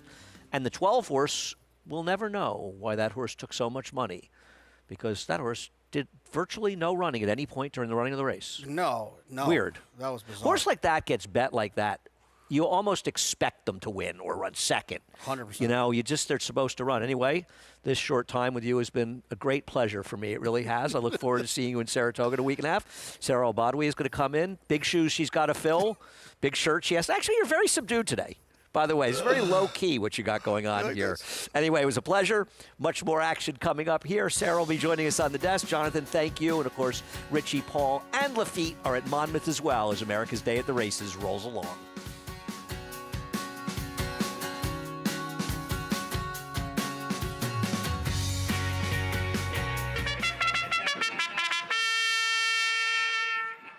Monmouth Park summer season rolls on with live racing action every weekend. Our 50-day summer season features a stakes race every Saturday and Sunday, plus a new Middle Pick 5, joining the Win Early Pick 5 on our wagering menu. With growing pools and field sizes, Monmouth Park is your summer place to profit. Joining us on site, lock in your odds with fixed odds wagering at Monmouth Park Racetrack.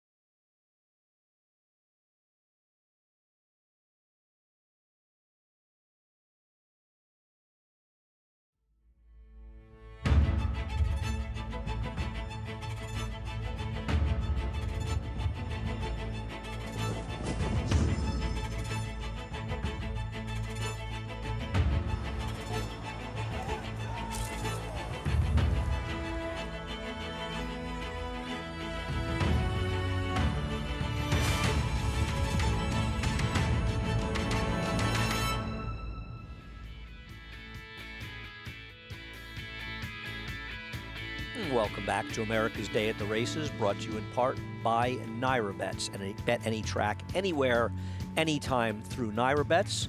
Andy Serling, happy to be joined now by Sarah Obadwi, filling in for Jonathan Kinchin, who's we sent on his way. Sarah, how you doing today?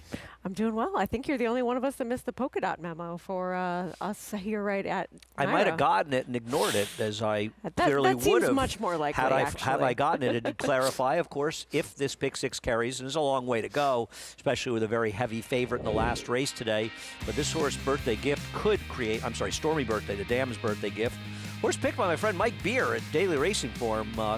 Congrats on a tip of the hat on that, Mike, with this 36-1 shot, and my buddy Romero Mirage getting the money. But this horse is going to eliminate a lot of people from the Big Six. Yeah, I could not have had this one by any means. A huge price that's going to play heavily in those multis because you had some of the shorter, more logical types in here, with the 12 taking a lot of money and then not showing up at all as well.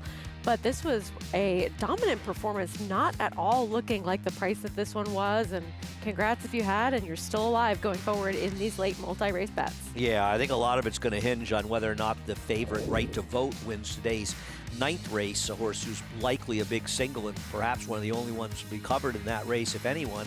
But Stormy Birthday, $75.50 over Ann Experience, who was the second choice, who paid almost as much to place as she would have to win in this race. 178 in race number 5. Race number 6, I would imagine by post time, yes, Reynolds Channel will be a heavy favorite, but Aries Magic, who I like, is currently 9-5, and maybe this horse can stay a short price and I can save money on this one like I did with the 12 in race number 5. So the shorter the price, the more money I'm saving on my selections these days. As we are getting ready for the Belmont Stakes, of course, it's a great week of racing coming up in Saratoga. That's the next time we'll be in action. Will be Wednesday, June 4th, as we'll kick off the Belmont Stakes Racing Festival with a New York Bred Showcase Day. But on Saturday, of course, the big one, the Belmont Stakes. And Hill Road be looking to upset the field with his closing style. And Hill Road, a lightly raced horse, only 2 races for Chad Brown. He really came to hand in the Peter Pan. He did, and he got some pace to close into when Ira Ortiz Jr. on the Todd Pletcher trainee, Vassimo, wanted to keep that inside position, wanted to keep him engaged early on and challenge a horse like Captain Cook. And ultimately, Captain Cook did fight on well to still finish within the top 3, but Hill Road, he got the right kind of setup after 2 races on dirt where your winner of those races went gate to wire. This time, he was able to go by horses late. And I'm not really worried about much distance for him going forward. It's more just that question of pace. Yeah, but the other problem that he has is a much more severe one. It's talent, and it's not just talent, but he's a horse who has a very similar running style to Sovereignty. So the idea that he's going to be able to win the Belmont Stakes by running in a similar fashion to Sovereignty, that's another big question. So this is, this is a big mountain to climb. Obviously, a race like the Belmont Stakes, you've got to take a shot in that race. It's an important race, and just because horses are short priced and run well in the past doesn't mean that they're going to get the job done. But with his running style, he has a similar running style to others in the field that might just be better. And he's not as proven, and that's exactly, I think, the point that you're trying to make, where he's one that he hasn't shown us that he can run quite as fast as some of the other big dogs that are going to be some of the shorter prices. That's the point I was trying to make. In there, because he still has to get faster. Not only does he have to get the right kind of setup, which I don't necessarily think is super likely, he also has to improve as a horse overall. But in reality, these are work in progress, and even a decent performance in here, and these horses can improve a lot overnight, so perhaps as he moves forward, he can get fast enough to compete. This is a particularly tough group, and we'll find out soon whether journalism is going to join the fray as well, and we're keeping our fingers crossed, because to get the 1, 2, 3 finishers in the Derby would be pretty exciting. A lot more to come. We'll be heading over to Monmouth Park after a quick break.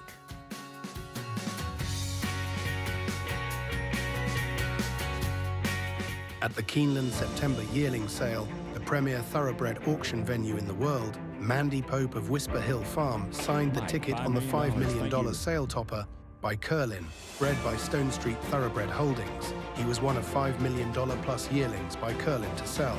No fewer than 55 of his yearlings fell to the auction gavel, averaging nearly $600,000, making Curlin the #1 sire of yearlings in 2024. Curlin, the classic sire. Bet the Belmont Stakes with a $25 free play from Naira Bets. Naira Bets is the official betting app of the Belmont Stakes and is available in most states.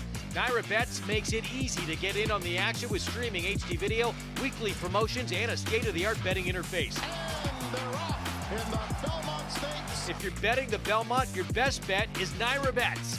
Log in now for your free $25 Belmont Stakes bet, plus a $200 bonus for new members with promo code Belmont25.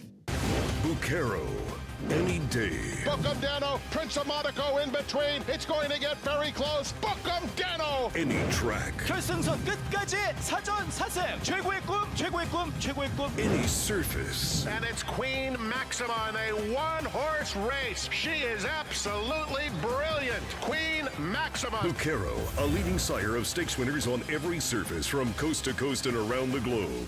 Standing in New York at Iron Horse Stallions.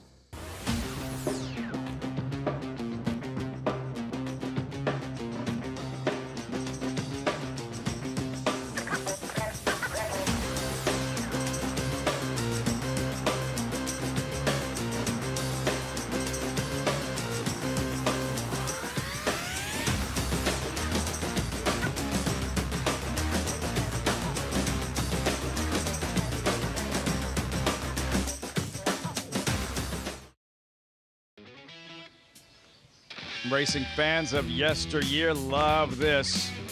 Hall of Champions here at Monmouth. The banners hanging the best of the best who've raced here. Main sequence, a monster on grass. Breeders' Cup Turf winner, English Channel in 2007 right here in a swamp. Half hour later, Curlin in the Breeders' Cup Classic en route to a Horse of the Year title. Monmouth's Hall of Champions. Not sure we have any future Breeders' Cup winners in this field, but we do have a live race just around the corner.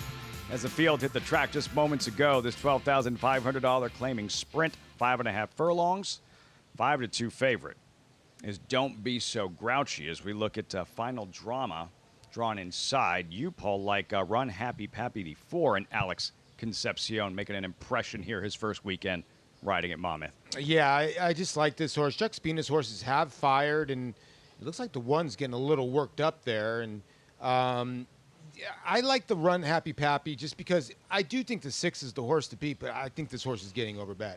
A glance at the runners in the field. Their 7th anniversary, currently 6-1 in the 4. Gelding you were just discussing, Run Happy Pappy. Yeah, for Peter Kelly and Chuck Spina. Here's the gray Gunnery Sergeant, winner last time out. 8-1 winner opening day here. Don't Be So Grouchy, 1 for 23. Probably Grouchy 2 if I was 1 for 23. Yeah, he's a player in here, but he's 1 for 23. And then Dirty Harry on the outside, 1 for 12. I mean, this horse is well named out of the sire Eastwood. Yeah, insert Eastwood quote here if you're feeling lucky, punk.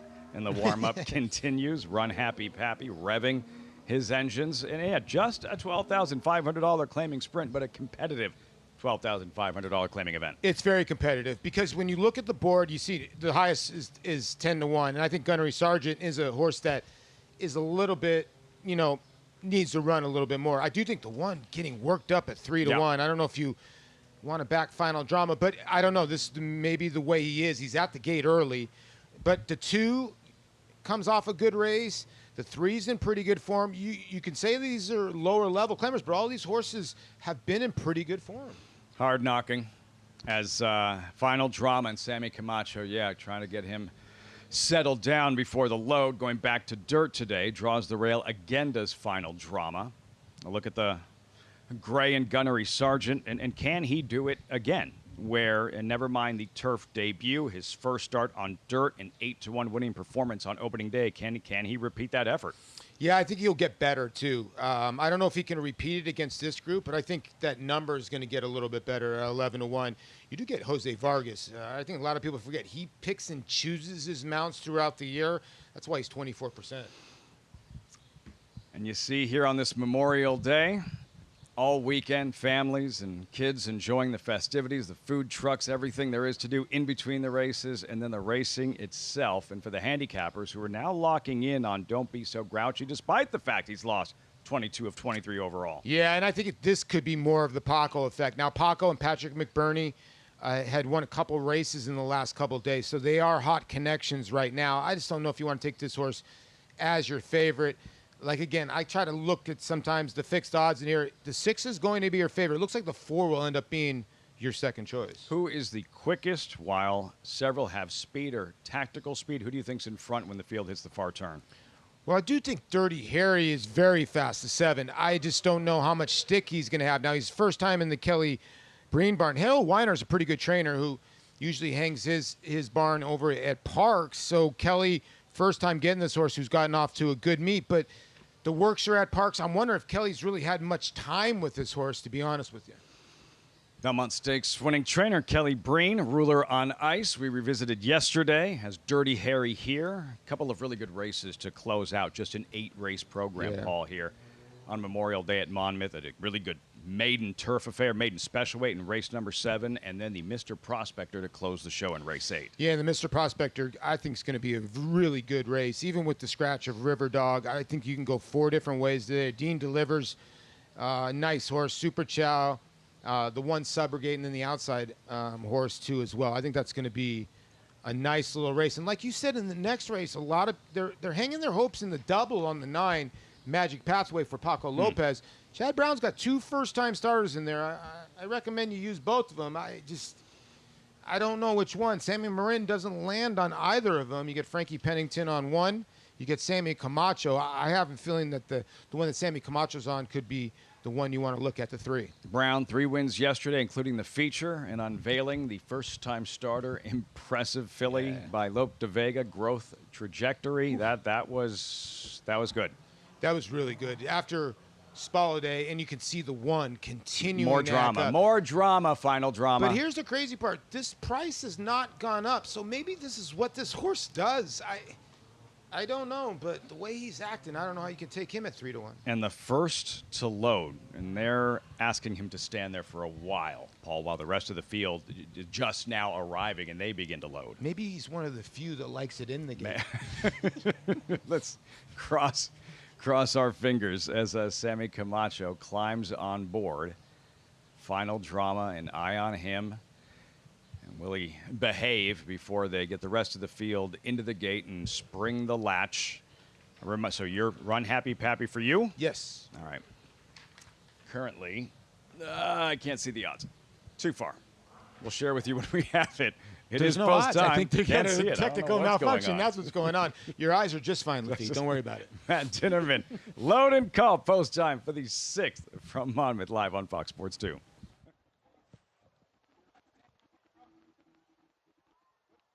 Gunnery Sargent, post position number 5.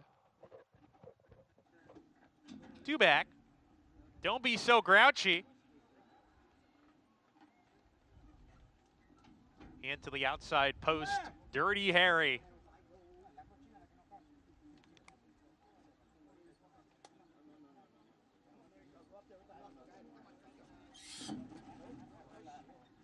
We're ready to go.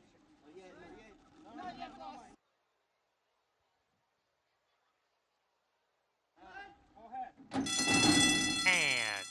Laroff. Final drama from the inside, blasts away to the lead early. Dirty Harry on the outside. The gray picks up the running in the 2nd spot. Run Happy Pappy settles in 3rd. Gunnery Sargent a half length off of him. Don't Be So Grouchy, Park Deep. Gimme Gimme. 3.5 or 4 behind. Gap of 2 more to 7 Anniversary, who's at the rear. They approach the far turn. Final drama is the leader here into the turn from a line of 4. Dirty Harry and the 2 path now moving forward to come and challenge the front runner. Final drama.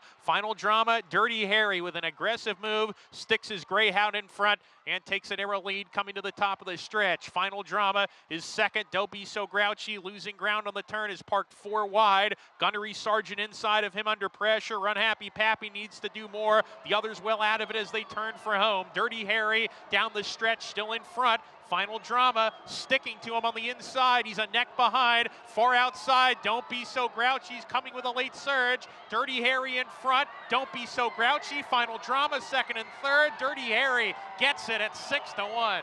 Don't Be So Grouchy out finishing final drama for the place position. 7 Anniversary, 4th. Yes, he was feeling lucky. Punk. Dirty Harry holds on in the 6th race here at Monmouth. Yeah, from off the pace, too. I tell you what, the 1 was acting up at the gate, but shot out of there like a rocket. And Dirty Harry's kind of just Sat the trip, and good ride here by Joe Bravo, and I guess he made people's day. I was waiting. 7-6-1. It's 6-1. Dirty Harry in this sixth race. Monmouth Park. Kelly Breen. The Eastwood Gelding delivers now 2 for 13 overall, making his Monmouth debut a winning one. Dirty Harry photo not yet available for second. Meantime, for those of you blown up by Stormy Birthday in the late pick 5, fear not, Andy. Late pick 4 on tap. I'm still trying to get over your corny Dirty Harry reference, Lafitte. I think I might be a little bit off my game for the next month or so after that call. Anyhow, there's the number 2, Reynolds Channel, taking a significant drop down for trainer Belmont. And his last race, it wasn't anything like some of the performances that we have seen from him that would absolutely trounce a field like this, and some much better than this. But maybe it's just that the last race and they're ready to move on. He has so many races that are faster than what anyone else in this field has ever touched that he makes sense as a prohibitive favorite here. And if he shows up, he's going to win. He is. I mean, when he runs his good races, he's better than these. This is his maiden win back in early July in Saratoga last year, where he beat some pretty good horses, including Hurricane Nelson, who runs fast figures. And as you said, he's continuously run big numbers. But off his last race, the second worst figure he ever ran, the worst one since his debut. And then this drop down, I think there have to be some question marks. But you're absolutely right. He runs anywhere close to his better races, and he's going to win. Well, it's a red flag because if Connections thought that he was going to show up with a buyer in the mid-80s to the 90s, he probably would not be in this spot. But it seems as though they don't expect that to happen against the kind of company he had been facing, and this is the next logical spot for them. Horses on the track for race number 6, the One Trust Fund, another drop down, this one for Todd Pletcher with Kendrick Harmouche. Was a really precocious 2-year-old and then had a year off for the 3-year-old season, came back and just not has shown that same kind of ability. The 2 Reynolds Channel, Belmont and Joel Rosario. Your favorite in here that just has a wild Rourke tap of better races than anyone else in here. Trainer Eddie Barker looking for his second winner on the card with Brave Buck. You know, this horse is taking a little bit of money in here off of that one maiden win. Has to improve if some of the other horses towards his inside show up in here, but there's a little bit of betting going on with this one. At 9-2, I wish I could book every cent on him in every single pool in this race. The 6 blown cover goes out for Linda Rice with Jose Lizcano. Ran well last time. I don't necessarily know where that race came from, but since this horse had not run well in 2 starts prior to that. Ava's Uncle Billy goes out for Chris Englehart with Eric Cancel. Off for a little bit of time. We haven't seen this one in a while, but does have a couple of races that might compete in here. Aries Magic, Rudy Rodriguez, and Manny Franco. This one second off a little bit of a layoff, and I think that if you don't feel as though the 2 horses to the inside are going to show up, he's a logical alternative. The 9 Prince of Truth for Naipaul Chatterpaul with Ricardo Santana looking for his 4th. Second off the claim in here, a horse that does have some races that put him in the mix to get a piece. We rounded out at 35-1 right now with the speedy Flying Frisbee. Christopher Elliott riding for Rachel Keithan. This one, you should know him early. I don't know that he'll have much of an impact about where they finish late.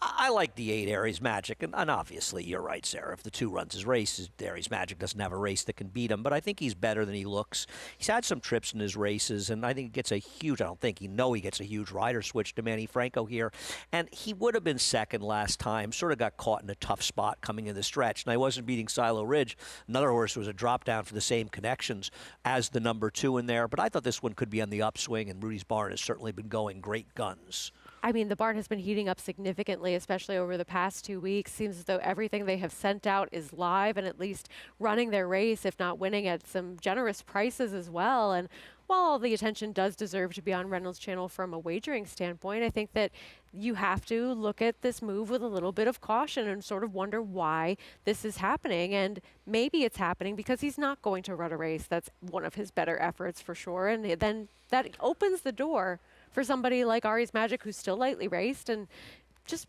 seems to be moving in the right direction. The likelihood that Reynolds Channel runs a figure in the mid-80s is slight, but he could run a figure in the mid-70s and still win this race. The question is, are there some others in here? I cannot for the life of me figure out how Brave Buck is 9-2 in this race. Feels like somebody has a different set of PPs than I do. They probably should, if you're betting this horse, I think you make sure you're looking at the PPs of Magic Beach and 9-4, the horses that he beat last time, because they would be 1,000-1 in this race. And not confusing him with the one trust fund, who, if you flip-flopped their prices, I could be a little bit more understanding of where they were at. Yeah, I mean, the 3 should be 15-1, probably, maybe even higher, but I agree with you. I mean, the one trust fund was I don't particularly good enough like him, earlier.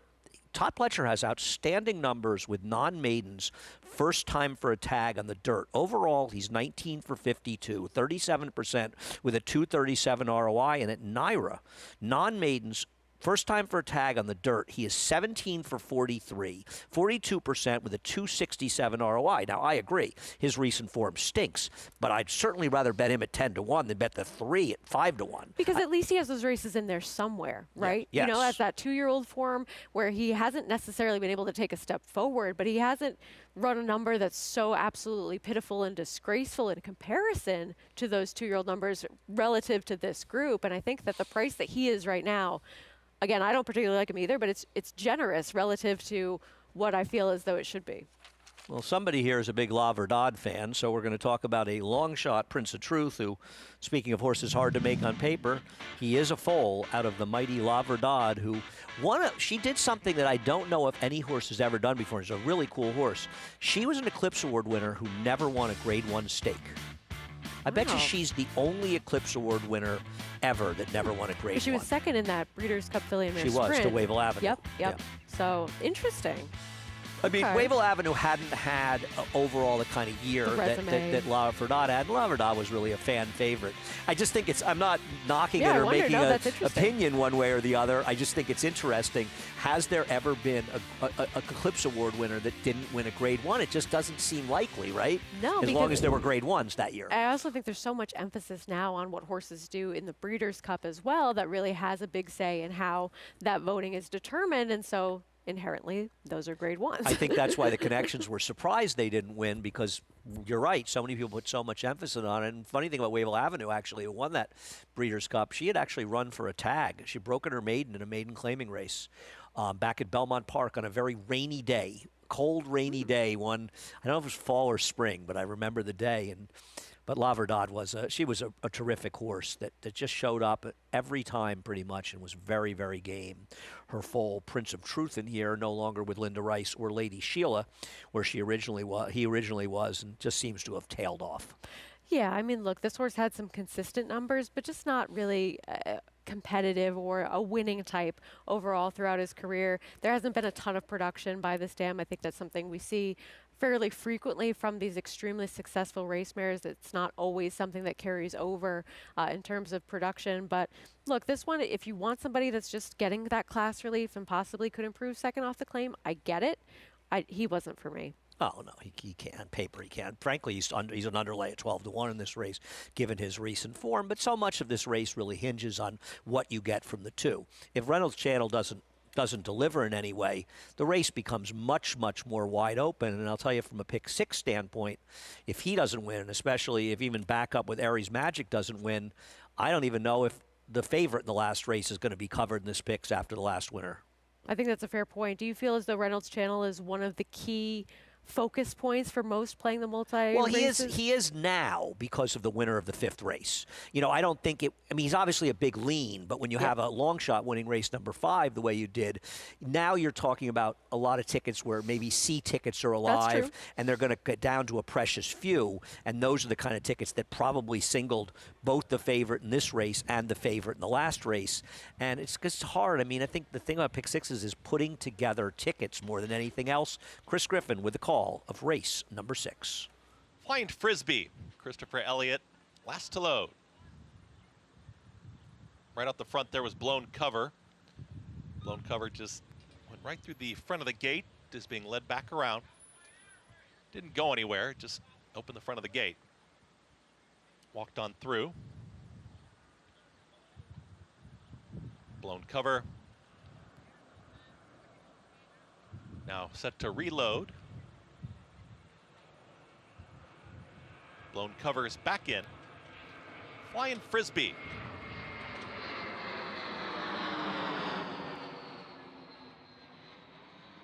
goes in. All set. And they're off. Blown Cover breaks with early speed from in between horses. Prince of Truth is out there and Flying Frisbee in the early mix too. Towards the inside, here comes Brave Buck is ready to challenge. The leader is Flying Frisbee, but it's going to have company towards the inside from Brave Buck.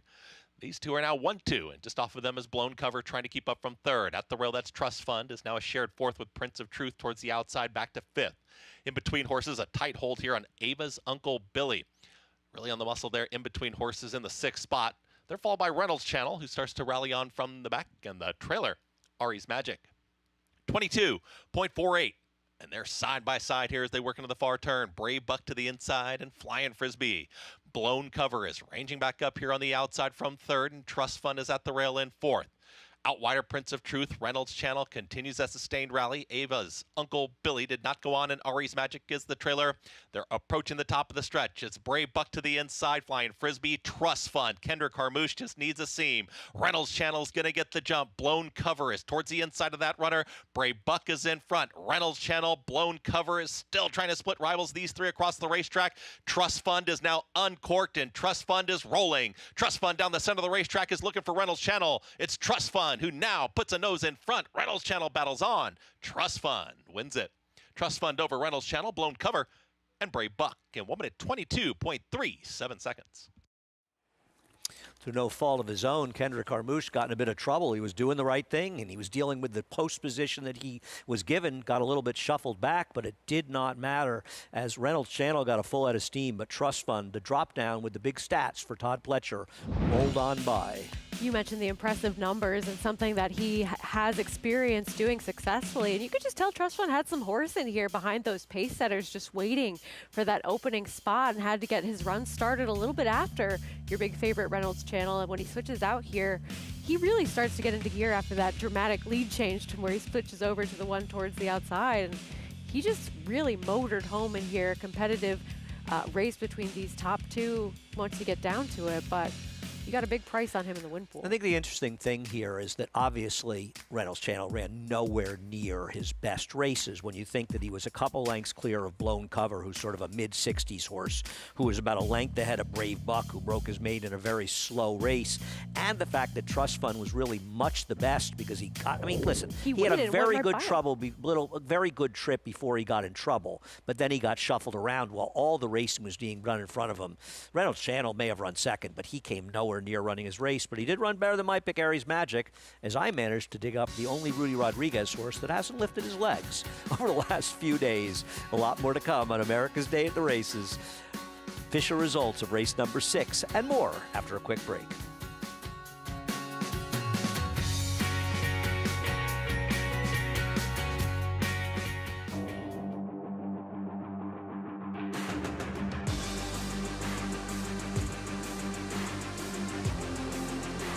Bright future indeed. Bright future, the son of Curlin to win by 4.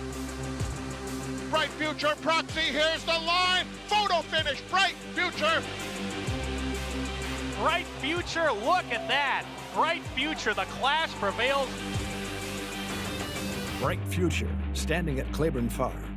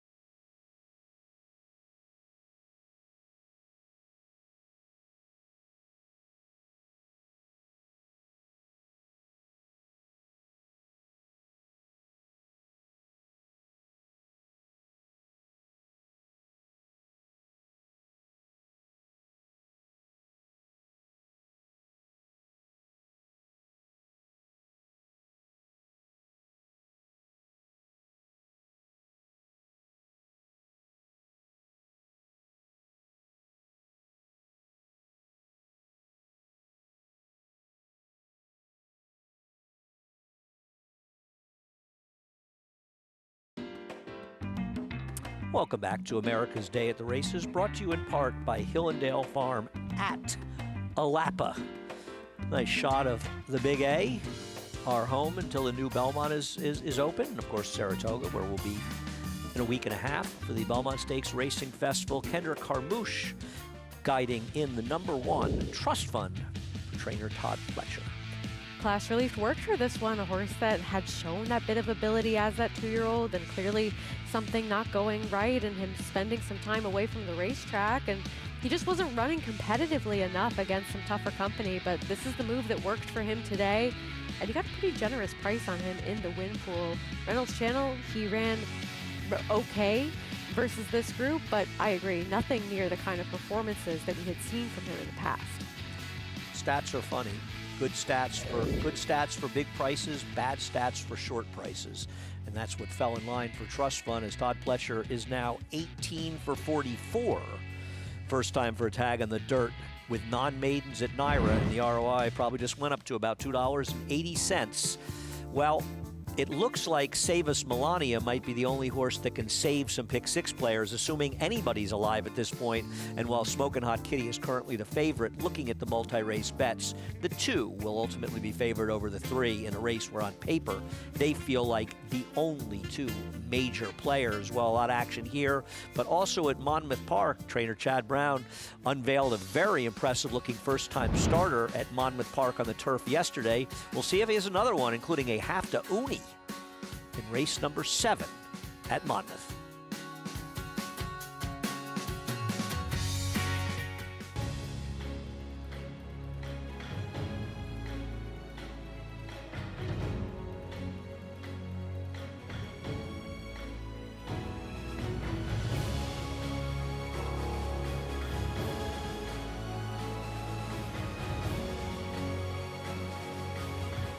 Olympiad leads American Revolution. Olympiad gets the gold in the Jockey Club Gold Cup.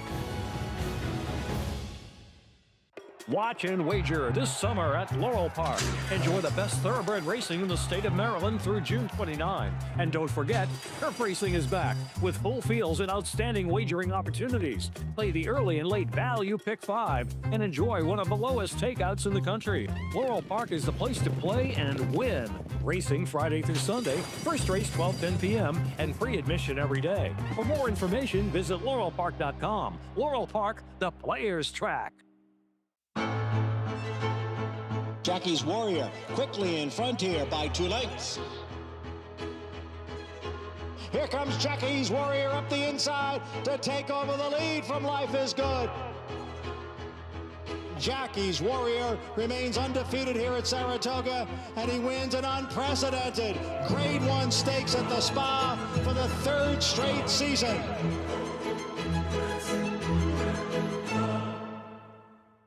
Racetrack Television Network brings you every race, from every track, on every screen, every day. With monthly packages starting as low as $5, RTN gives you great value and access to more live HD streaming and race replays than anyone. Visit RTN.tv today to sign up and watch on almost any device, including Roku and Amazon Fire. RTN has packages that start at $5 per month.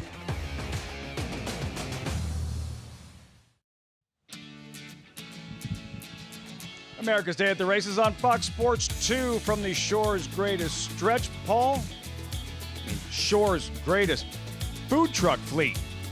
Yeah, that first truck, I don't know if you read it. Home of the pizza ball. Yeah, it's a meatball, pizza, pepperoni. I mean, it's just a glorious mess. Cash or credit. Cash or credit, no Apple Pay. Nobody's going hungry around here.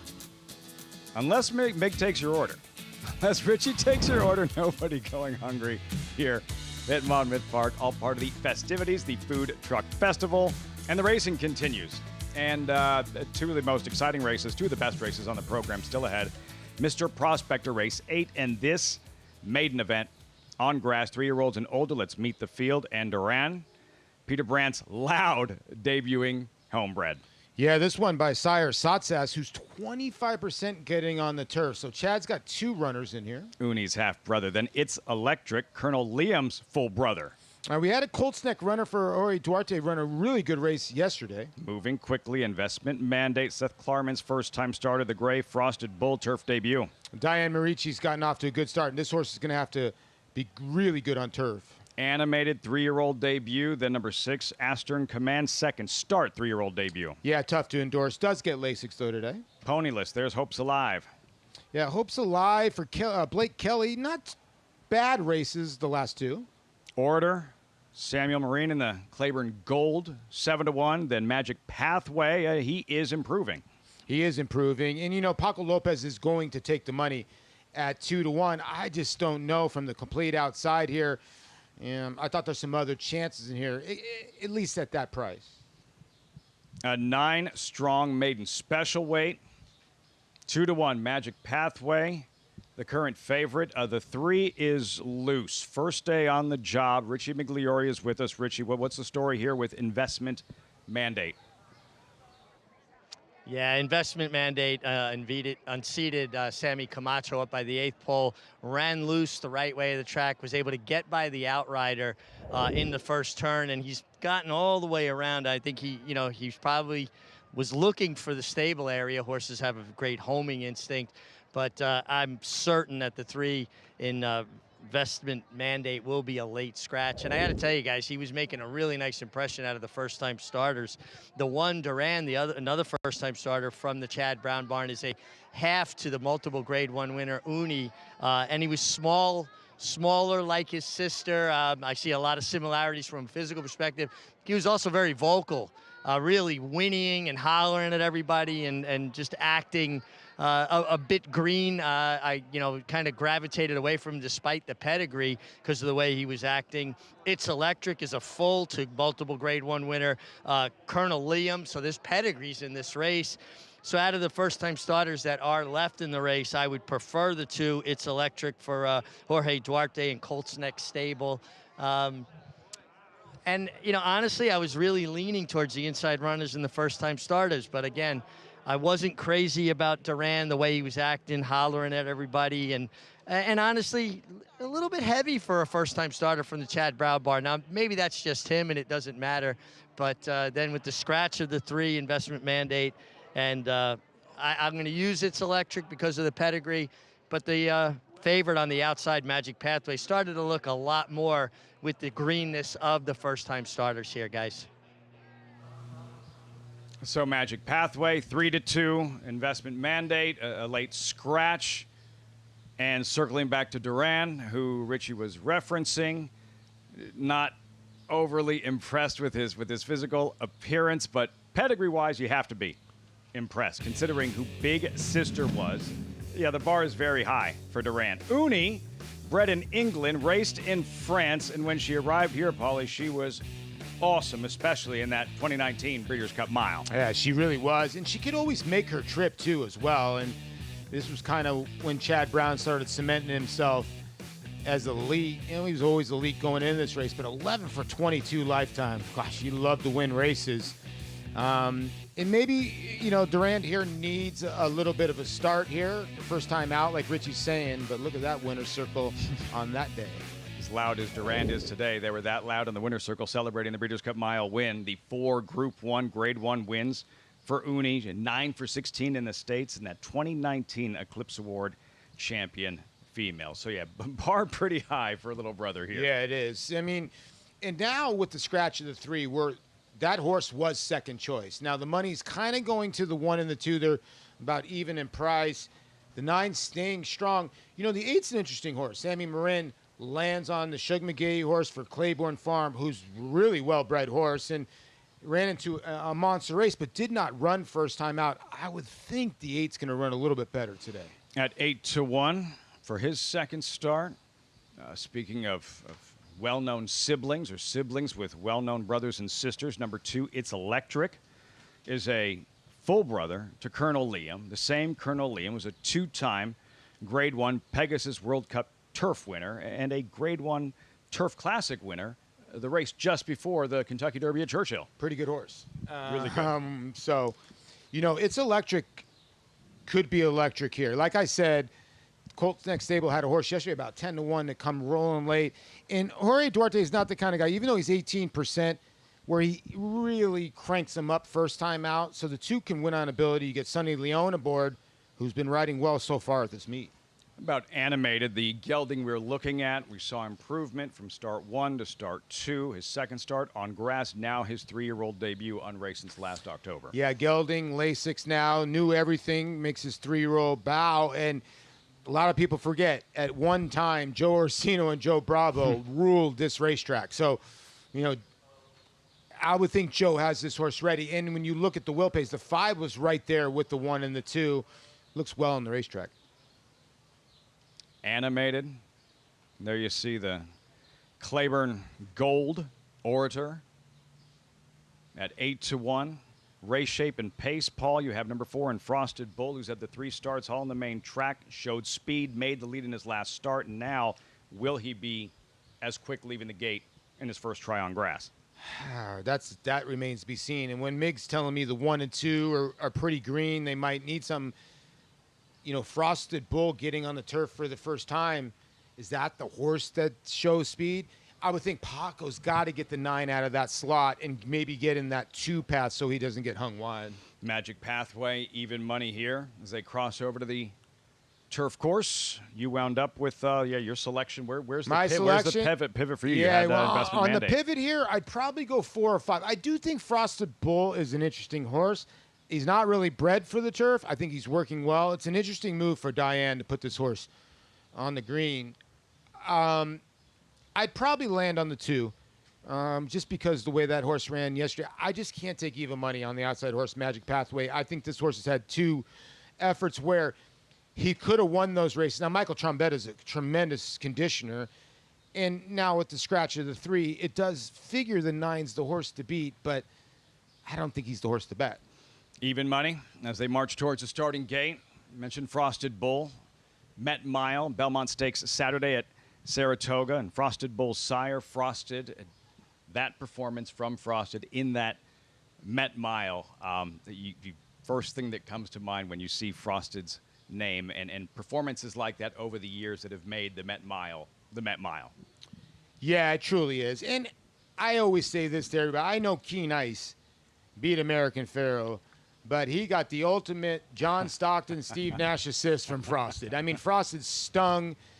I always thought Frosted was the second best of that crop. He really was. I mean, he took his shot at American Pharaoh, got to his neck, and then here came Keen Ice, and he was a good racehorse, Frosted. He was just superior when you end up finding out, and it ends up happening. A lot of these horses that end up running those long distances, when they come back to a mile, man, they are dangerous.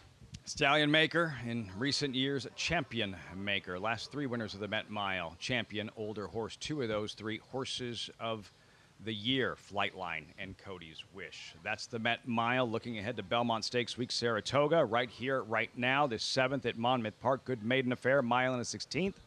Even money. Paco Lopez on Magic Pathway towards the outside. What kind of trip will he work out? We're about to find out as we turn things over to Matt Dinnerman with the call. Race 7 Monmouth live on Fox Sports 2. And walking forward.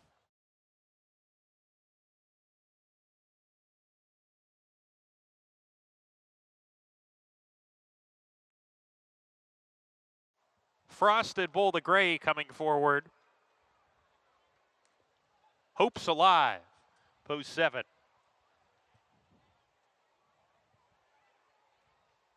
Animated in the middle of the field, post 5. 2 back, Orator. And finally, Magic Pathway to the outside post. Here's Magic Pathway.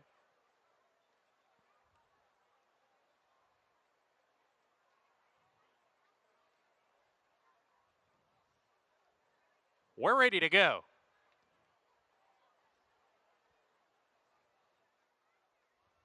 And they're off. A stern command leapt a little bit coming out of the gate and gets squeezed behind horses, drops to midfield early. They come out of the chute. Hopes Alive is quickest from Magic Pathway, who strides into second, pressing mildly as they come out of that chute. Frosty Bull runs in third. Order is fourth in the early stages. Duran down on the inside fifth. Then a stern command a bit keen on a hold. Third last, two clear of Animated. And It's Electric is at the back of the field, just gliding along at the back as they're strung out going into the first turn run here. At least 10 lengths, maybe 12 from first to last as they round the turn. Hopes Alive up top. Leads a length and 3/4. Magic Pathway, the favorite with no excuses, second. Gap of 2 to Frosted Bull, a similar margin to Order. Then comes Durand. He's in the 5th position, riding the rail onto the back stretch, 7 lengths off the lead. A length back to a stern command, another length to Animated, and 2.5 more to It's Electric, who can only see backside still as they start to pack up here. 6 lengths from first to last, maybe 7,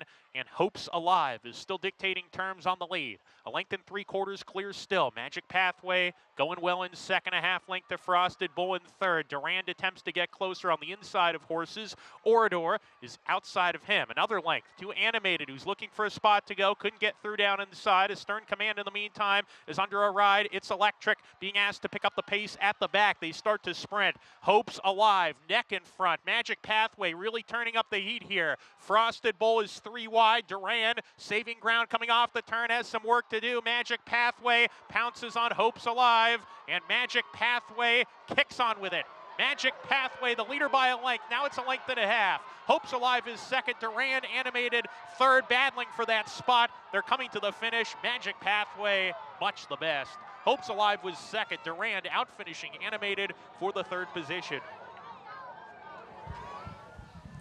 Live Oak Plantation, Charlotte Weber's homebred Magic Pathway earns that first career win, 4th career start. Paco in the saddle, even money at post time.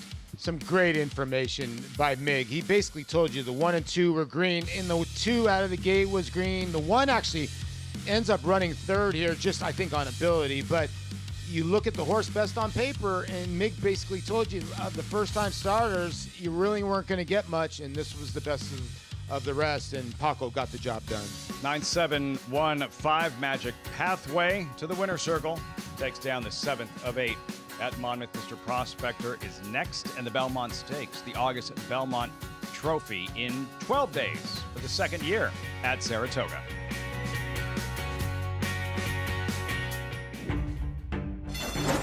They're off in the Churchill Downs Stakes. Gun Pilot 1-2-1-6-6 was that first quarter.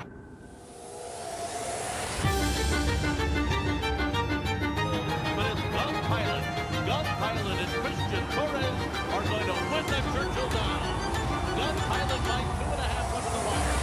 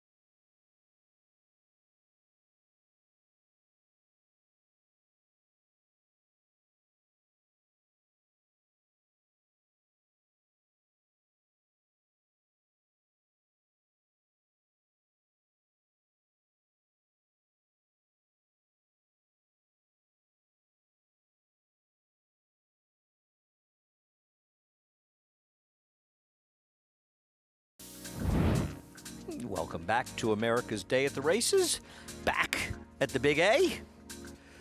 As we get ready for race number 7, horses are on the track, and as expected, Save Us Melania, the 2, is the 8-5 favorite. Altered Shot, Manny Franco, Ilke Candramachi off the claim. Comes in off of a win where she was forward off of a layoff at Keeneland, but this is looking to be a bit of a tougher group than what she faced there.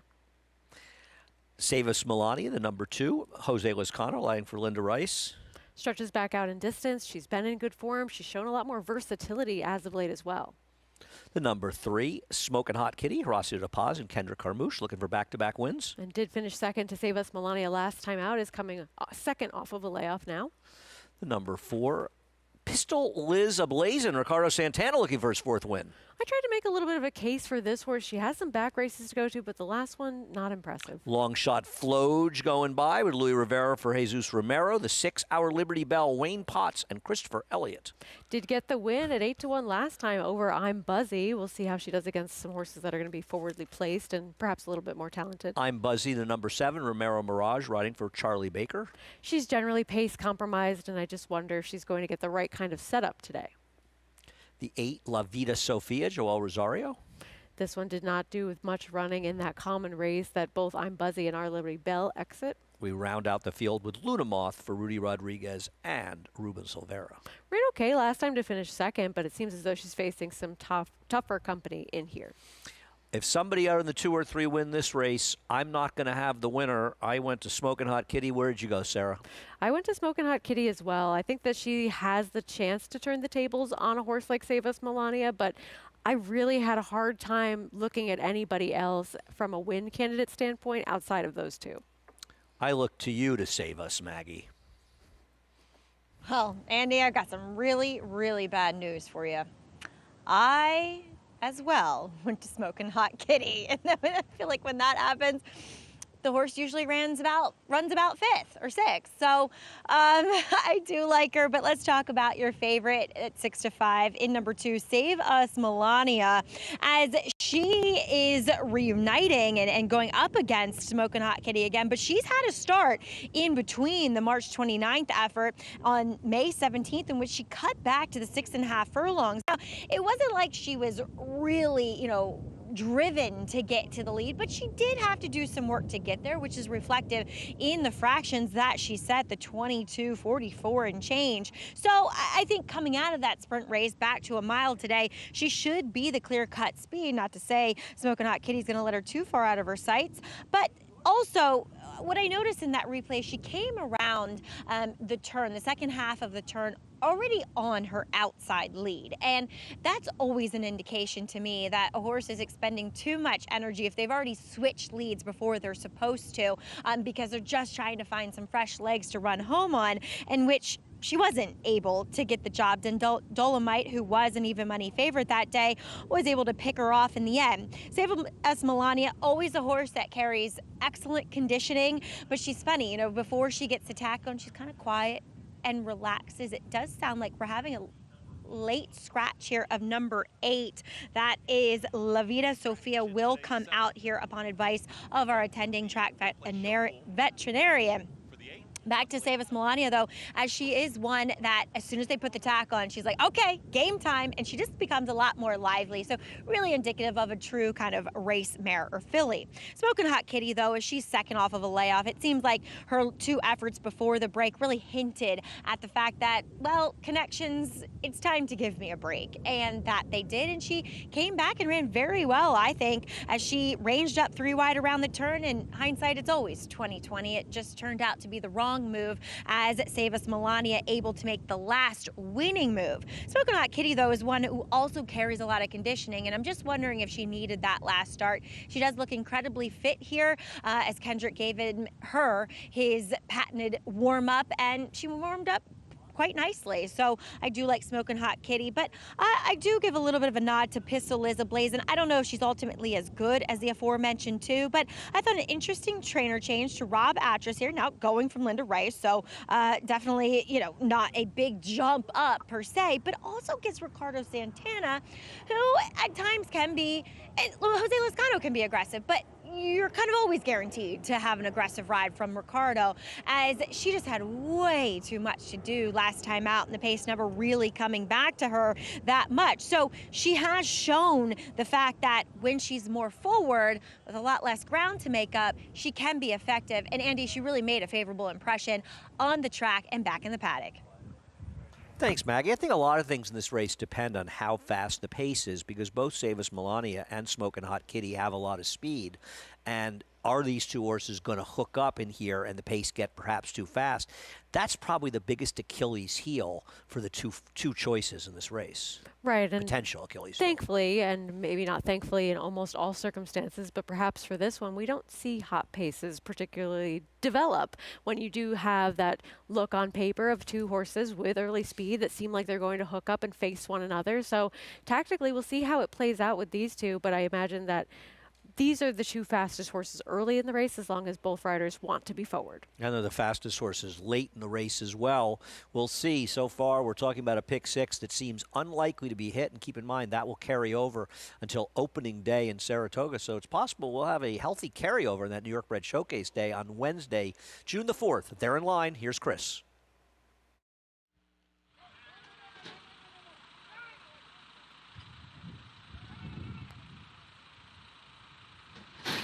And they're off. Our Liberty Bell broke very quickly towards the outside. There comes Luna Moth, is in that early mix too. Smokin' Hot Kitty will now assume command, and there's Smokin' Hot Kitty with a head advantage. Towards the inside is Savas Melania. They're the top two. Is just settling off of them as Luna Moth. Losing ground quickly there was Our Liberty Bell. Is now back to 5th. Is in behind Altered Shot. Outwiders, I'm Buzzy, who's now in the 6th position, right there in 7th. That's Floge. And the trailer, Pistol is ablazing. 23.41 for the opening quarter mile. And to the inside, it's Savas Melania with a neck in front of Smokin' Hot Kitty. As they work up the backstretch, they're chased by Luna Moth 3 wide. At the rail, that's Altered Shot. I'm Buzzy's trying to keep up here from 5th. And in behind them comes Floge with Our Liberty Bell. Still far back, Pistol is ablazing. 45-4 for a half-mile time, and in hand, Savas Melania is just cruising around there. It's Savas Melania. Smokin' Hot Kitty is ready to challenge towards the outside of the 2-path. Luna Moth is 3 wide, is all in. I'm Buzzy starts to chase. The rest trying to pick it up. Our Liberty Bell starts to rally on. From far out of it, Pistol is ablazing. They reach the top of the stretch. Savas Melania is now cut loose, and Savas Melania is trying to open up. Luna Moth continues to give game chase. Smokin' Hot Kitty's dropped out of it. I'm Buzzy. Our Liberty Bell's making up some ground too. Savas Melania still with about a 4-length cushion. Savas Melania has the 16th left to go. Here's a late rally from Our Liberty Bell, but Savas Melania will win it. Savas Melania over Our Liberty Bell. Then came I'm Buzzy and Luna Moth. Then 1 minute 35.61 seconds.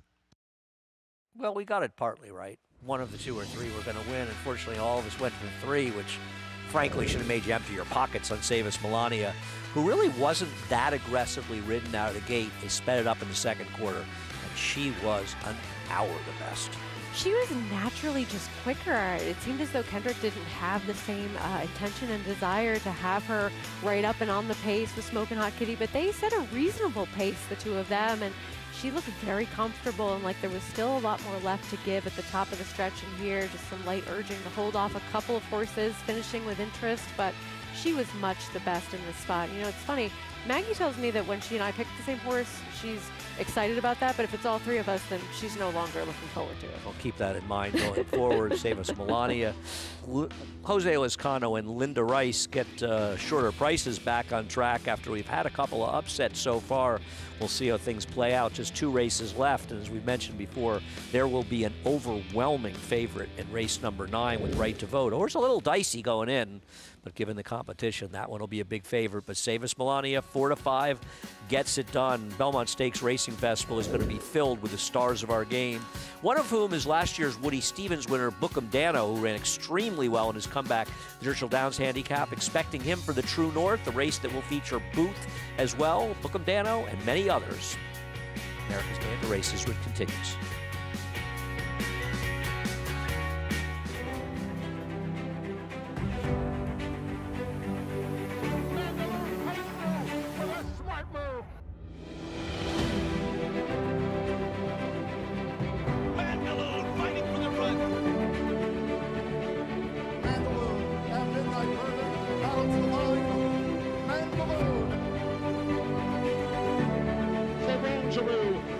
Mandaloun. And Mandaloun wins.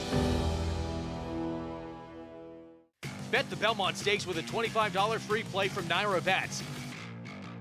Naira Bets is the official betting app of the Belmont Stakes and is available in most states. Naira Bets makes it easy to get in on the action with streaming HD video, weekly promotions, and a state-of-the-art betting interface. And they're off in the Belmont Stakes. If you're betting the Belmont, your best bet is Naira Bets. Scan now for your free $25 Belmont Stakes bet, plus a $200 bonus for new members with promo code Belmont25. The champion 2-year-old. One of 4 champion 2-year-olds in his immediate family. Essential quality at 2. Undefeated. Essential quality, though, has opened up by 5. Devastating. His own first 2-year-olds race in 2025. If they're anything like him and you've got a mare in foal, just imagine.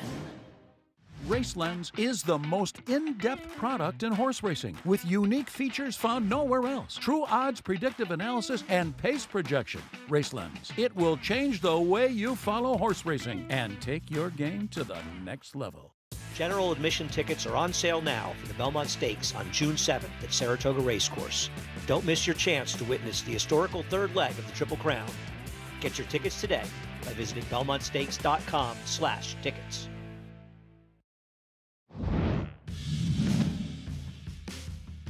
And here's Bookham Dano, who has blown by them all. Prince of Monaco takes up the chase, and in the center of the racetrack with a big run is Imagination. Imagination eating up the ground on Bookham Dano. Prince of Monaco in between. It's going to get very close. Bookham Dano holds off an oncoming Prince of Monaco. Pride of New Jersey. 2-time New Jersey bred horse of the year, Paul Bookham Dano, Woody Stevens winner, headed back to the Spa. Yeah, and Derek Ryan did a tremendous job with this New Jersey bred. To win that race from the 1 hole, I thought that was very impressive. Took a lot out of him, but we'll see him in the True North. A little easier spot for him, and going about 6 furlongs, if I'm not mistaken. So, yeah, he's a very brilliantly fast horse, and you always get the visor. Look at Derek that. Ryan. Game Yes. day. Game day, Derek Ryan. Bookham Dano. Andy referenced the Grade 1 Churchill Downs in the slot, Kentucky Derby Day. He ran so well. He did. And right there battling with Banishing and Nisos, only to be ambushed in the end by Mindframe. It's about a neck shy in that Grade 1 affair.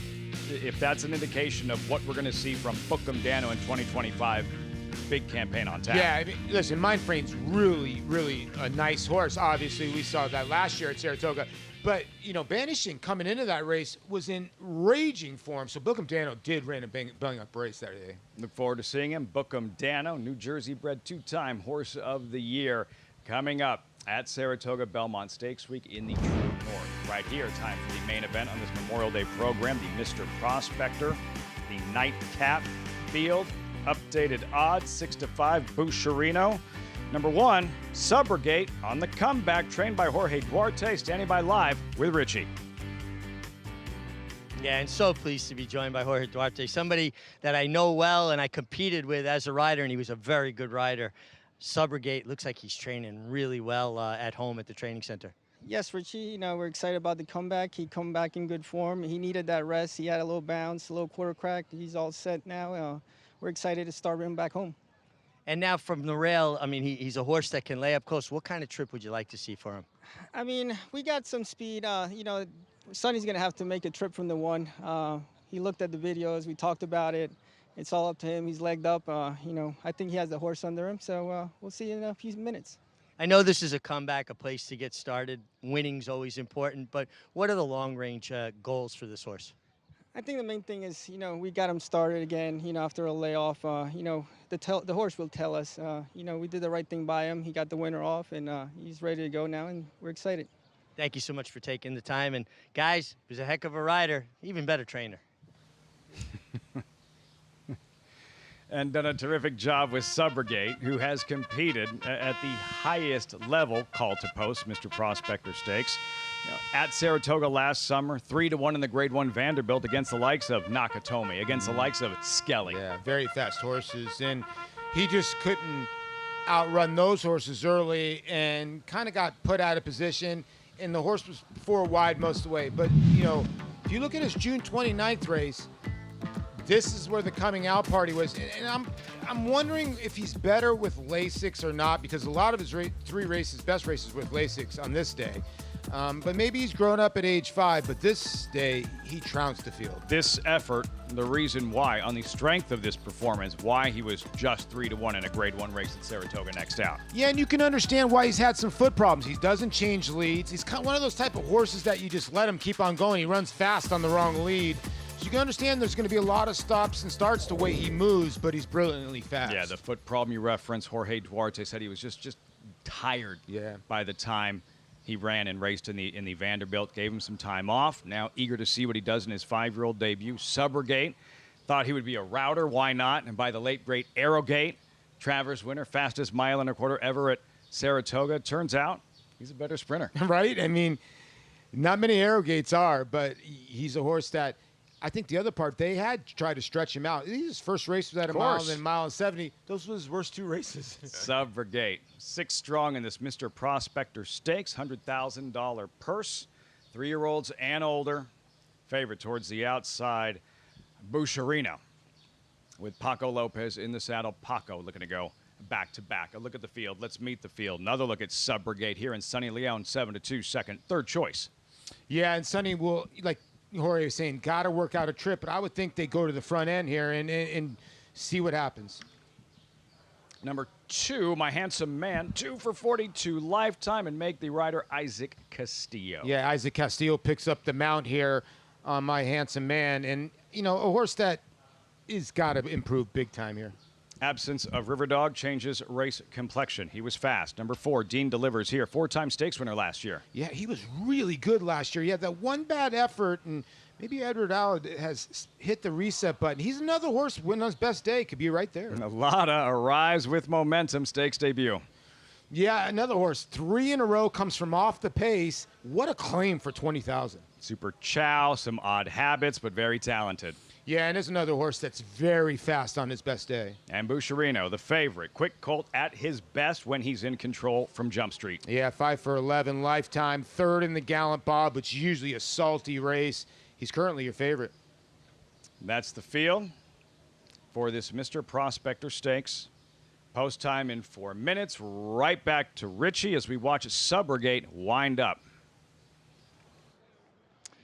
I think that's a good way to put it, too, Subrogate winding up. It just seemed like he was getting bigger as he walked through the tunnel towards the racetrack and then getting on the racetrack, kind of puffing up, if you will.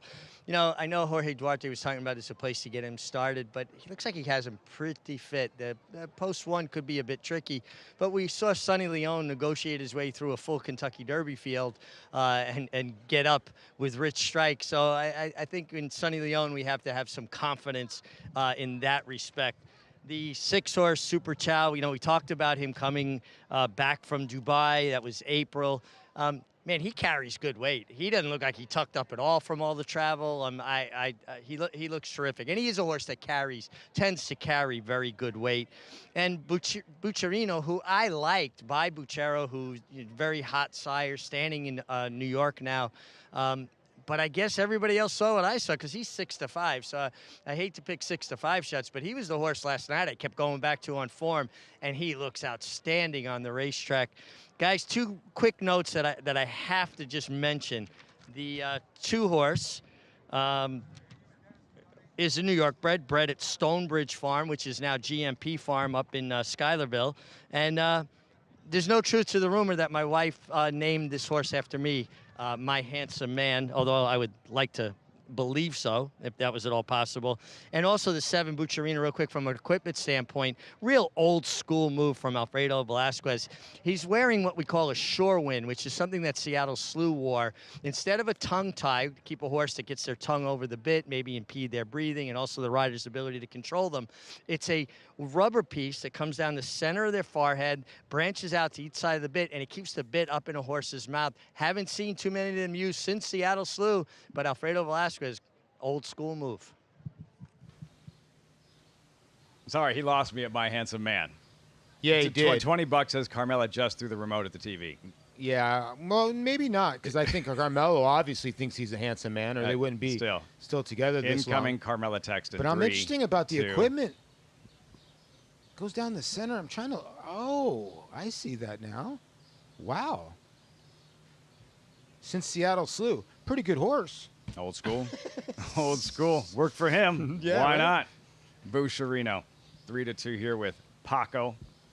Another look at Dean Delivers. Currently 5-1. Isn't that the X Factor horse? 2 for 2 at the racetrack. Couple of those in here. If you would, how about this? If he had not run that last race, the fall highway, where he just did not run, what would his price be? Because you just kind of look at that race. 5-2 in the Vosburg. Yeah, right? So if you're willing to draw a line through Dean Delivers' last race, he's a player in here at 5-1.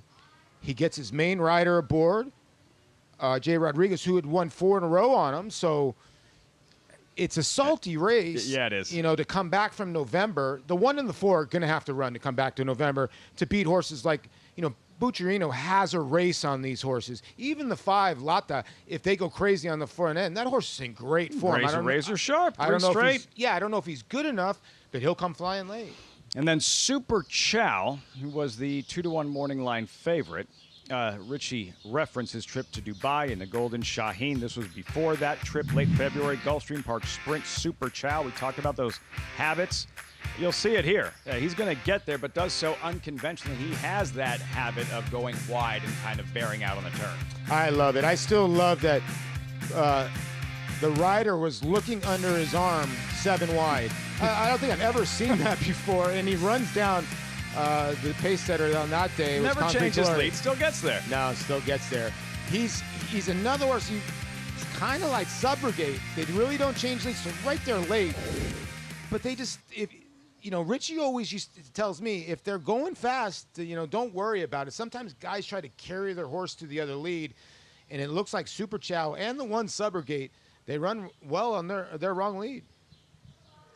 Chantel Sutherland rode him in the Golden Shaheen. She told me he got dirt in his face, and his race was essentially over before it started.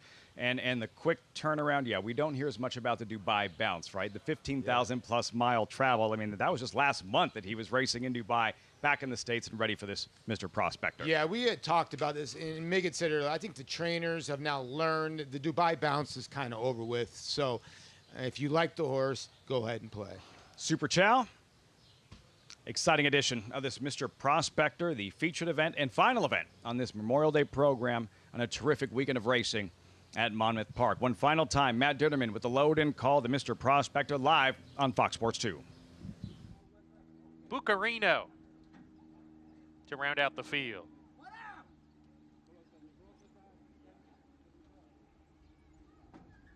We're ready to go.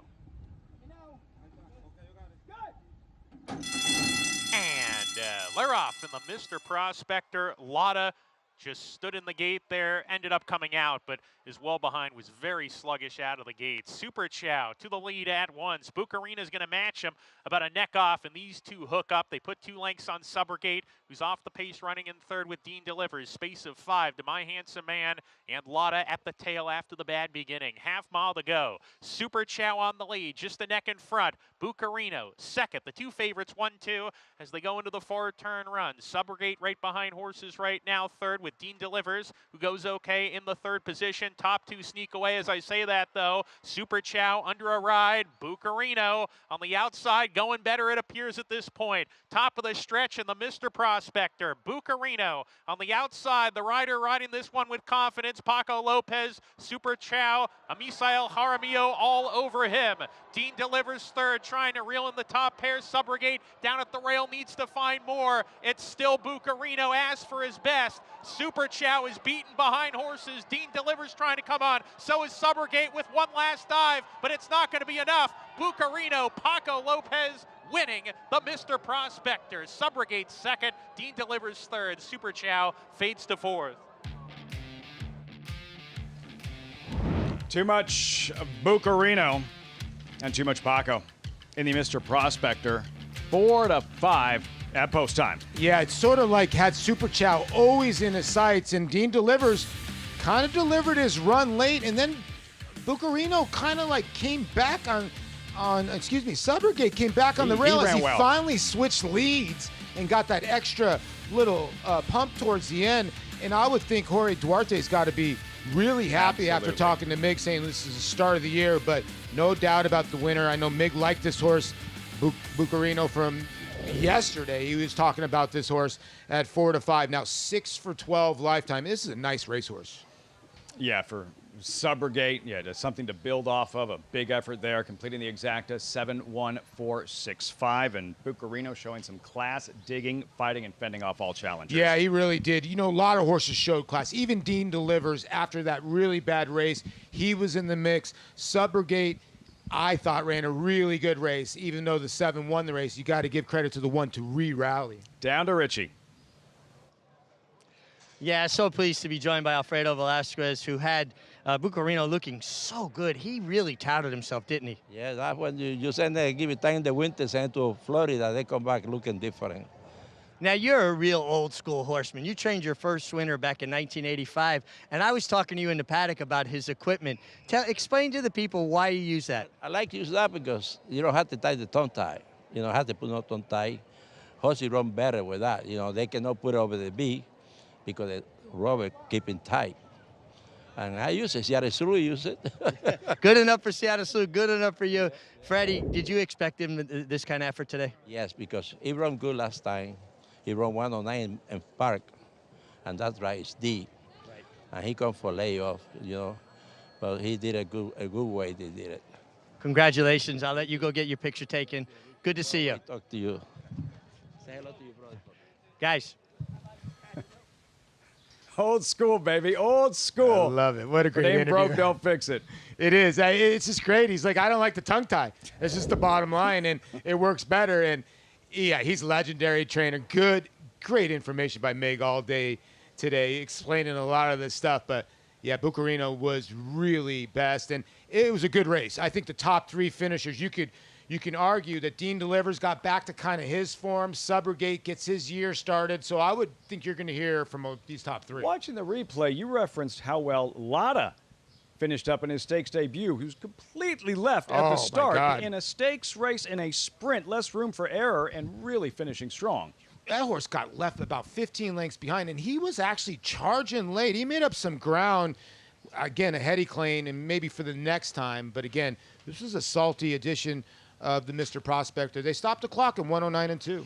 Exciting edition of this Mr. Prospector, and a terrific weekend of racing here at Monmouth Park, celebrating an 80th season. Paulie, looking back at the last 3 days, is there a moment, a highlight, aside from picking the 12-1 shot who won the cliffhanger on Saturday for you, the lasting impression of this 3-day weekend? I think the most breathtaking was Spalla Day.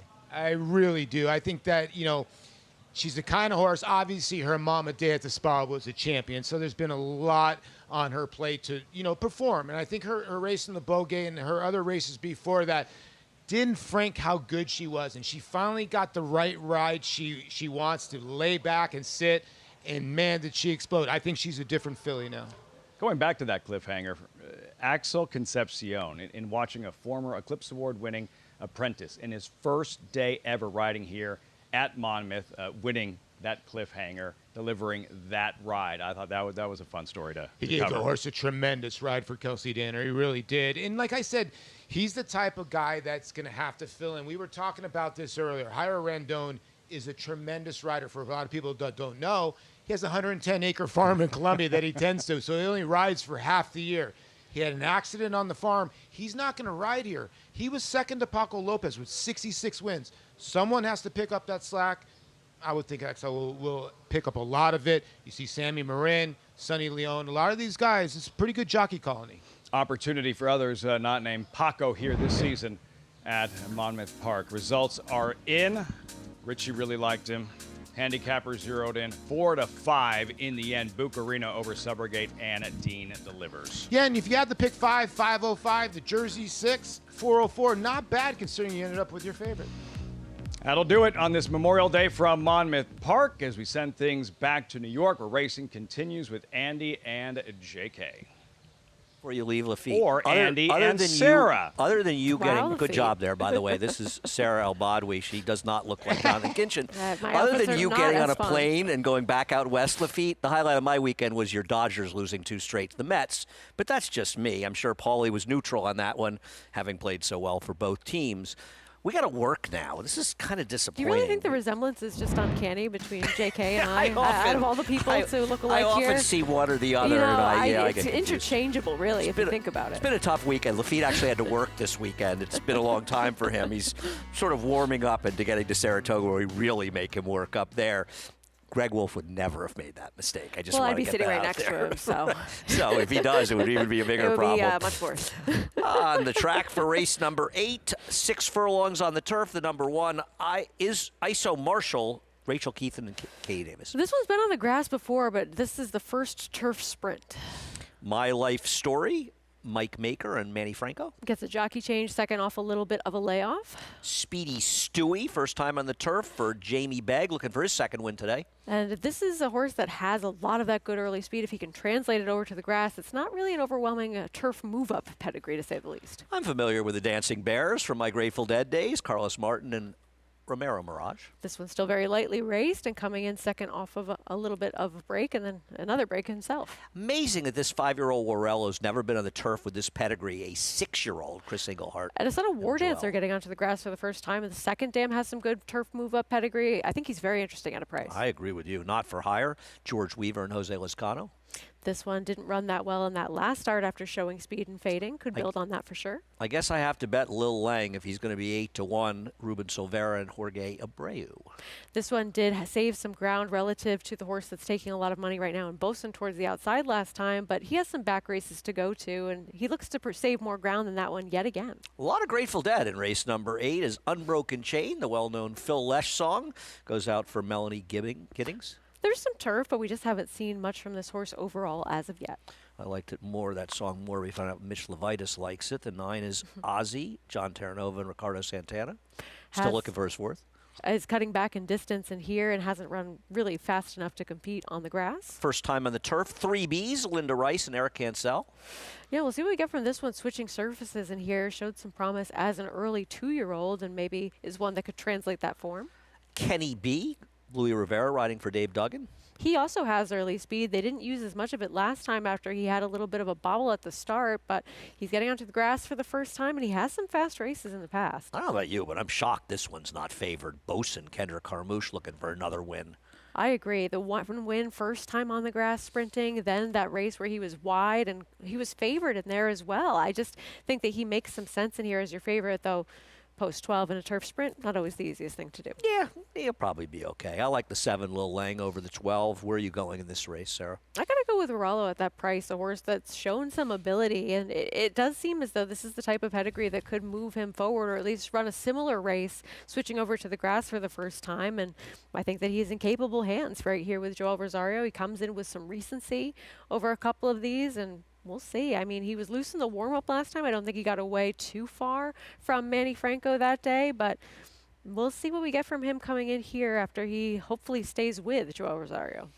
Maggie, I don't think I'm the only one that is very surprised to see Not for Hire. Are you seeing anything down there that we should know about? I'm seeing reasons not to like him as a favorite, Andy, as I think, horses like you mentioned, Bosun in here, Lil Lang, and even the 2-horse, My Life Story, they make excellent impressions and they have credentials to win this race. But everybody gravitating to the 6-horse in here. And look, he's second off of a layoff, does get Lasix for the first time after coming up quite tired in his return and 3-year-old bow. Now, I thought he looked fit coming back to the races for George Weaver that day as he chased the eventual winner, who was quite impressive, Friend of the Devil, around the racetrack. Today, and usually when horses get Lasix, it'll take the edge off of them. They won't be, really hot or nervous. Well, he's really hot and he's really nervous, and I don't really want to see that on a short-priced horse. It feels like they love betting these George Weaver horses, especially in these turf sprints. I don't blame them. He's very successful with these types of runners, but he just, at a short price, was not my type of runner. Moving on to the horse that is coming back off of a layoff. That's number 4, Dancing Bear. Now, the problem is it does feel like there's speed in here. Who will ultimately prove to be the fastest horse? I'm not sure. I don't think it's necessarily Dancing Bear, but he does return as a gelding. Now, weirdly, having run in New York twice, I never saw him as a 2-year-old, but he's a good-looking type, good size.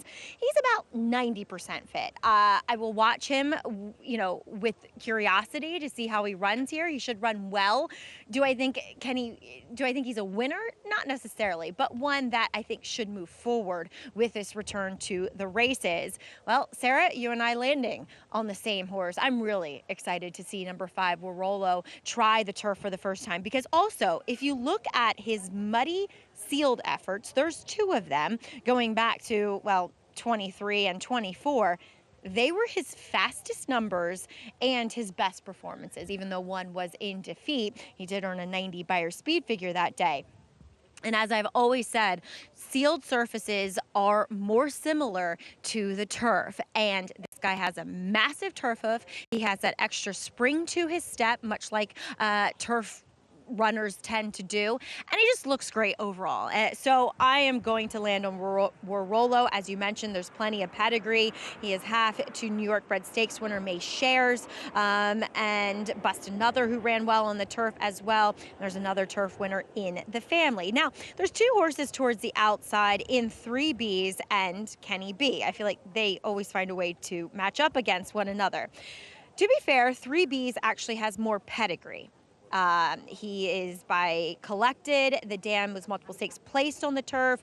A half sibling, albeit by Arch, went 4 for 12 on the turf. But weirdly, physically, Kenny B is the one who actually looks more turf bent, despite having no turf pedigree, really, to mention. He has that slacker passion, that flatter foot, and 2, he has a bit more speed. As those blinkers do come off, though, for the very first time in his career for a guy, though, that is just so dangerous with whatever he leads over in Dave Duggan. Andy?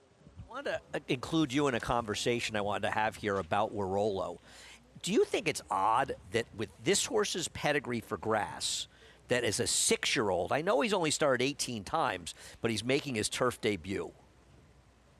I would, but the fact it's Chris Engelhart, and Chris Engelhart really doesn't run that many horses on the turf, right? It's not a genre, if you will, that he has a lot of runners for or a lot of success in. So yes, that is a reason to be cautious, but there's too many things I like about the horse to worry about that.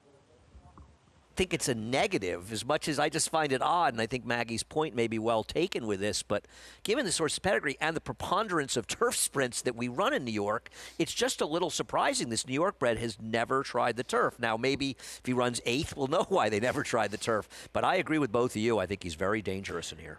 That's an interesting point to wonder why they haven't tried something new with him. But I will say, at least early on in his career, he was successful on the dirt and running some quick races. So if he's winning and then finishing 3rd and then winning 2 after that, finishing 2nd, hitting the board consistently, and then he went on a nice win streak over Tralad, I guess I can understand them not wanting to change what is currently working. We'll see what happens. This is a fascinating race. No surprise by post time. The number 12, Bosun, is the favorite, going out for trainer Joe Sharp, with Kendrick Harmouche looking for another win.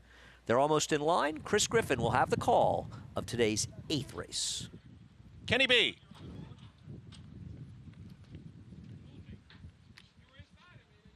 Bosun, last to load. All set.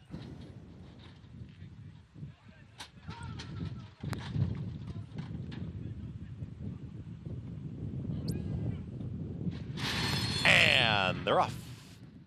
3Bs broke with speed after the start. My Life Story just lost a lot of ground there.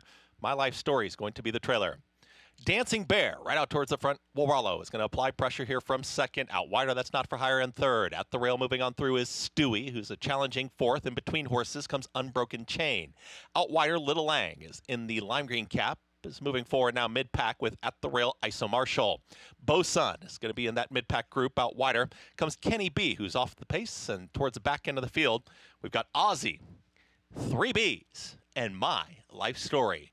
21-4 for that opening quarter mile. The leader is Warhorse, as a neck in front of Dancing Bear, who's trying to keep up. Here comes Not For Hire, is ranging up towards the outside. Stewie is shoved along at the rail. Little Lang is trying to run on. Same can be said for Unbroken Chain. The leader is Warhorse, and Warhorse is sprinting for home. Not For Hire. Here's Little Lang towards the outside. Stewie starts to run on. Bosun's in the clear too. Warhorse is almost home, is approaching a final 16th, and Warhorse is 2 lengths in front.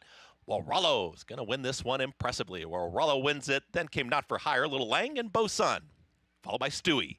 In 1 minute 7.73 seconds. What an easy game. How does anybody ever lose at this game? I mean, really, you just feel like they're giving money away here.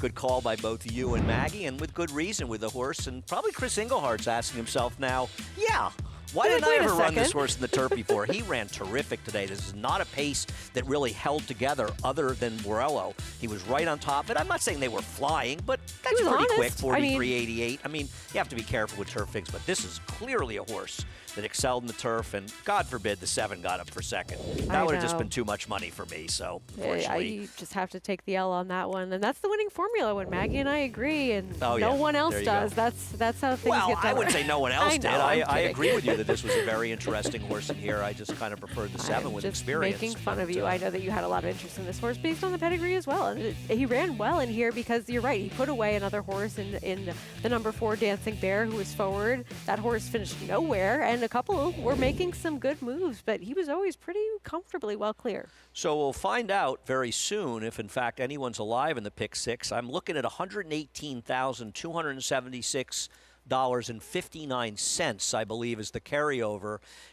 Depending if there were any cents in the carryover today. There could be a very big carryover into that New York Bred Showcase Day on June 4th at Saratoga.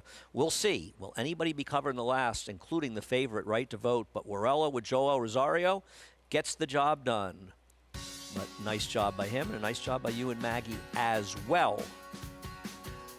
Much more to come. In fact, only one more race to come, but it could be a pivotal race with that pick 6 in the balance. America's Day at the Races continues.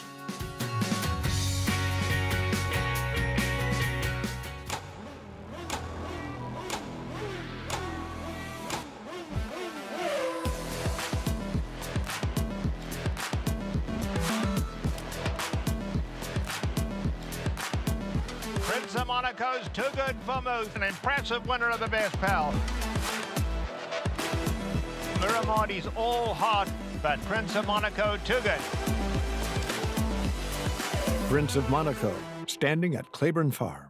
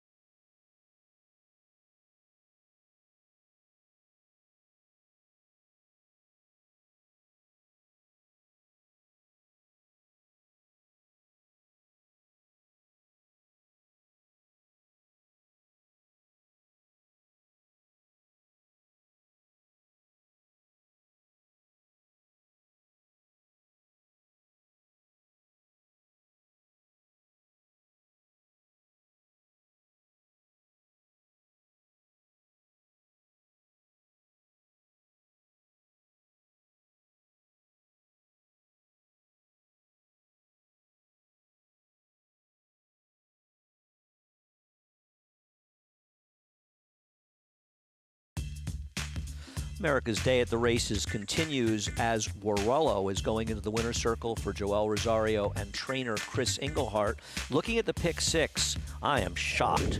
Only the 4, 7, 9, and 12 aren't covered. So I don't know how this happened, but it is incredible. Sharp people Crazy. out there with the... Here's a nutty one. It's the same payout for the number 2 in the last race, Majorque to Top Letcher and Right to Win. Wow. I don't know how so many people are alive. Pretty amazing. But Warrello, a very, very easy winner and an impressive winner. And I don't think you're going to see Chris entering this horse in the dirt. The next time Warrello is on the dirt, will either be in the winter or he's in a race that gets rained off. Because this was a nice performance. I don't think we're going to see him at 8-1 on the grass again anytime soon unless he steps up in company. Well, he'll have to. He'll have to get into much tougher non-winners at 2. So he might be 8-1, but it'll be because the field is a lot tougher than this one. But Warrello looked good winning his turf debut. 107.73. You know what that means? The turf is getting very, very firm. Race number 9 coming up, and you have to imagine that the number 8 will be a heavy favorite, Right to Win, but Right to Win's a little bit dicey off what was a horrendous effort at Tampa last time, but honestly, I'm not sure the horrendous effort isn't still good enough to beat this field. And that's the thing. These are the types of horses at short prices I always try to find some sort of alternative with, but then they usually end up beating me because that class relief, that little bit of time where they've shown at least some ability against maiden special weight types, it usually does translate into a victory here for connections that are very potent on the class drop. I am looking forward to looking up what this parlay looks like in the pick 6, given how many horses are covered. Baeza.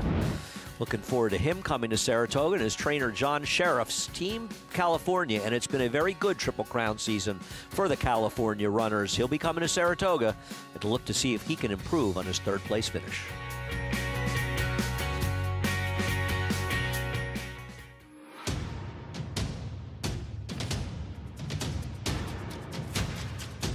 Drain the Clock will win and win by as much as he wants. Drain the Clock will bound home the winner. Drain the Clock, Jackie's Warrior, drain the clock by a head. $120,000. $100,000 to the back. To have this weather and to have the beach and this racetrack, this is paradise. You can't beat it. This is the Breeders' Cup World Championships from Del Mar. Oh, it's wide open. Who's it going to be? Sierra Leone does it in the Breeders' Cup Classic.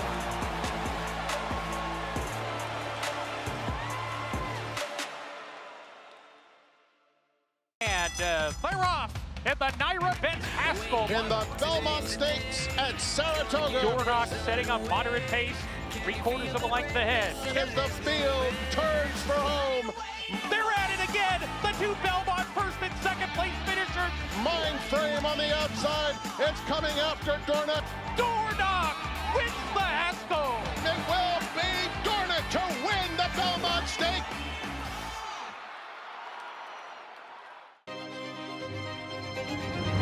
Mind-tingling. Jaw-dropping. Awe-inspiring. Secretariat-like.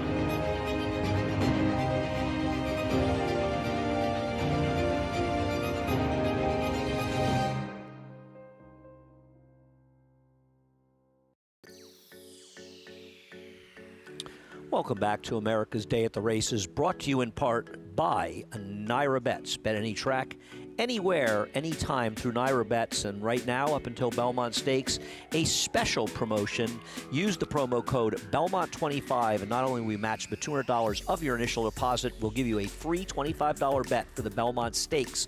Play through Naira Bets, bet any track, anywhere, anytime, head over to NyraBets.com. Well, we promised you a little action on Baeza, so we'll give you a little action on Baeza, the third-place finisher in the Kentucky Derby, a horse improving for John Sheriffs. Of course, may remember him as the trainer in Zenyatta.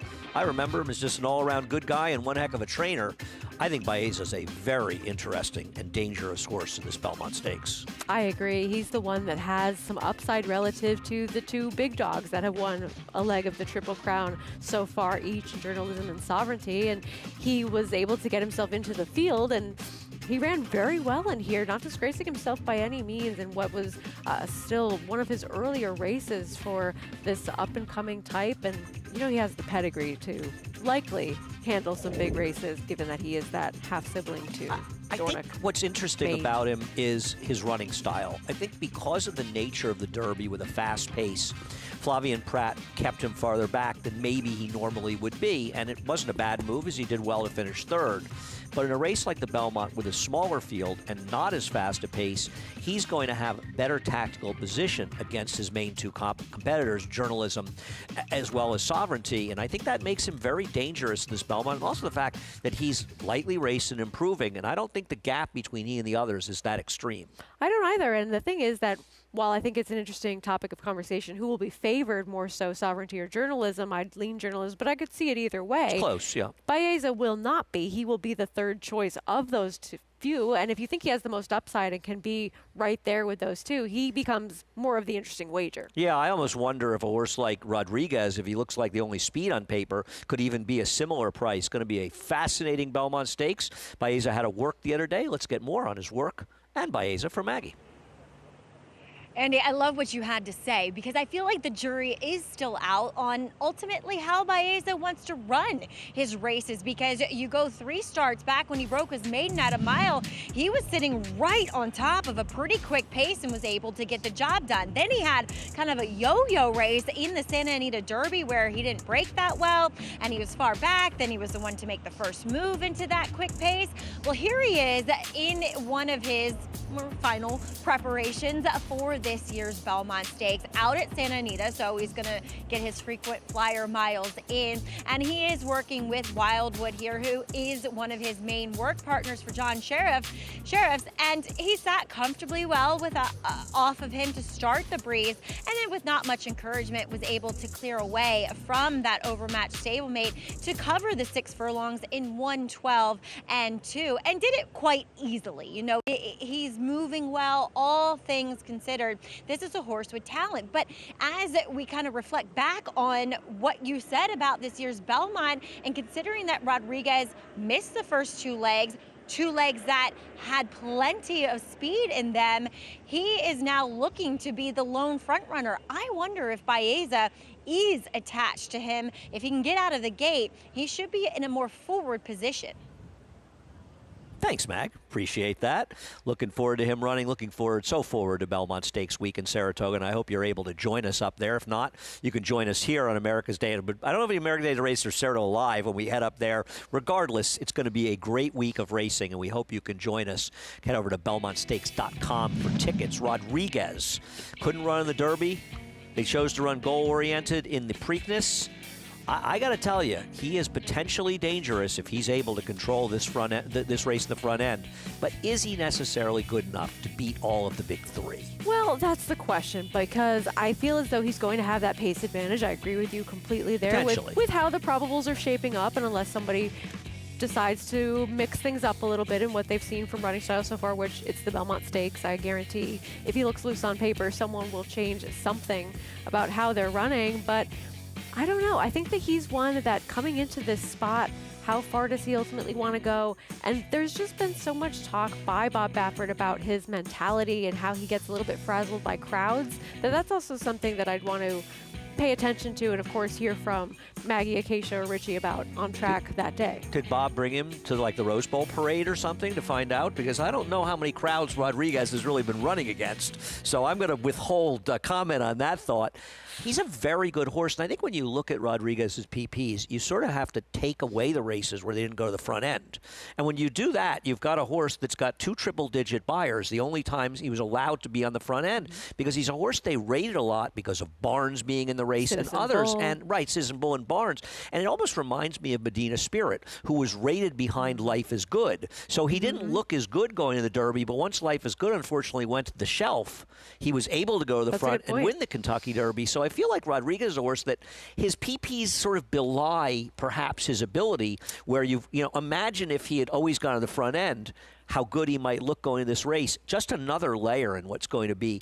People talk about field size, and if we like big fields, I get it all. But you get a Belmont Stakes that has the first three finishers from the Derby, Rodriguez. You're talking about a tremendous race, and of course a few others in there as well. Hill Road, who's improving for Chad Brown.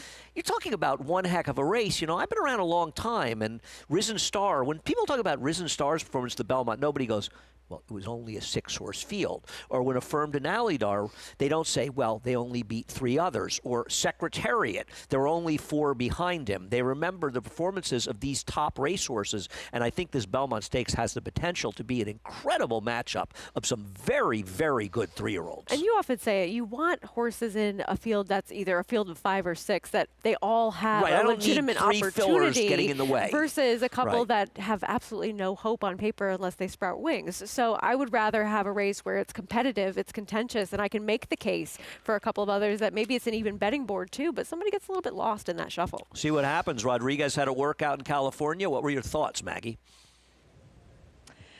Well, Rodriguez is a horse that we often see work alone. So that is what he did when covering the 7 furlongs here 2 days ago. Not here, but at Santa Anita for Bob Baffert, and a horse that has been kept away from the first 2 legs of the Triple Crown because of a foot bruise. Now, I know, Bob saying that crowds set him off. Again, I agree with Andy. I'm not sure where that notion may have came from, but it probably came from the fact that he is a horse that probably gets a little too revved up with a lot of company around him, hence why we see him working alone. And working alone he does with aplomb, as he will gallop out the 7 furlongs here in 1:23 and 4, really striding out well. And Lafitte Benkai earlier on said that Gary Young, a renowned clocker out in California, said that when Bob's horses work like this prior to a start, you usually can ensure a really big performance on the other side. So liking what I'm seeing from Rodriguez. Does the time away from the races harm him at all here? But it does feel like he's always been ready. It's just that niggling issue that's kept him away from the starting gate. I'm getting old, so I'm trying to figure out if Maggie said Gary Young or Neil Young. So it is that kind of day here on America's Day at the Races. Gary Young, of course, as Maggie pointed out, a well-known clocker out in California and well-respected, to say the least. New York Red Showcase Day on June 4th, opening day of the Belmont Stakes Racing Festival. Always a great, fun day of racing. June 5th, a Thursday, Intercontinental, Poker, Tremont, Astoria for the 2-year-olds. You've got a host of Grade 1s, 4 Grade 1s among 6 stake races on Friday, June the 6th, and then you've got another 5 or 6 Grade 1s on June 7th. I'm trying to count them. 1, 2, 3, 4, 5 Grade 1s, 8 stake races, a 14 race card on June 7th. I think the Belmont Stakes has been moved to race number 13 now of that card. The first post, I believe, is 10:45 on June 7th. I imagine we have some stakes on Sunday as well. Like we said, going to be a great week of racing. We're always happy if you join us here on America's Day at the Races or Saratoga Live. But really, if you can get to Saratoga, it's going to be a magical week. So come up and join us and come by and say hello.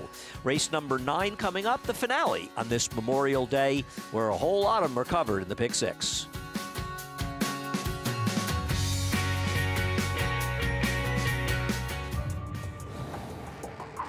And here's Tama in the final stages. The Santa Anita Derby goes to Tama. It's Tama, absolutely terrific, winning Malibu by 4 widening lengths.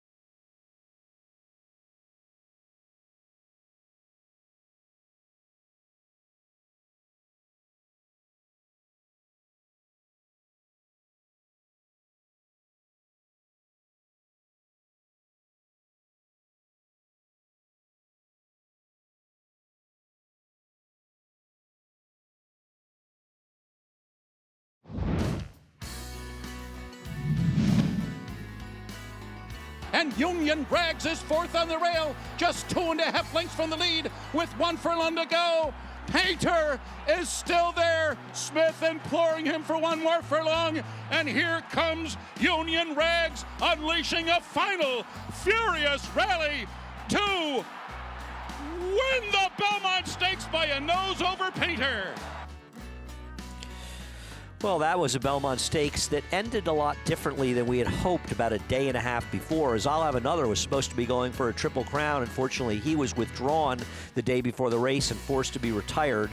Huge crowd, beautiful day, and Union Rags, who had been undefeated going the Breeders' Cup Juvenile, finally lived up to that promise. And I think just a little bit of redemption for a horse who, as you said, he lost by a slim margin to Hansen in that Breeders' Cup Juvenile as your favorite. He ran well in a couple starts as an early 3-year-old, did not run it quite as well in the Derby with some traffic, and then jockey change, some time off, and able to come up the rail in here and defeat Painter with a decent horse in his own right. A lot of good horses back then in those days for the Zayat stable. Union Rags, and Union Rags, the sire of the 12 here, and pretty much, 12 actually has a lot of pedigree in the dam side for grass, but trainers have pretty much given up running horses. Union Rags on the turf. We're looking at the 5, McHale. I don't know if he's named for McHale's Navy or Kevin McHale or somebody else, as he tries to stretch out to 1 1/16 on the grass for the first time in this race. He has some of that early speed at times, like what we saw early on in his career on the dirt, but it just seems as though, yes, the numbers have gotten a little bit faster, but he hasn't been finishing his races as competitively, and I just sort of wonder what will be best for him in terms of distance or even surface.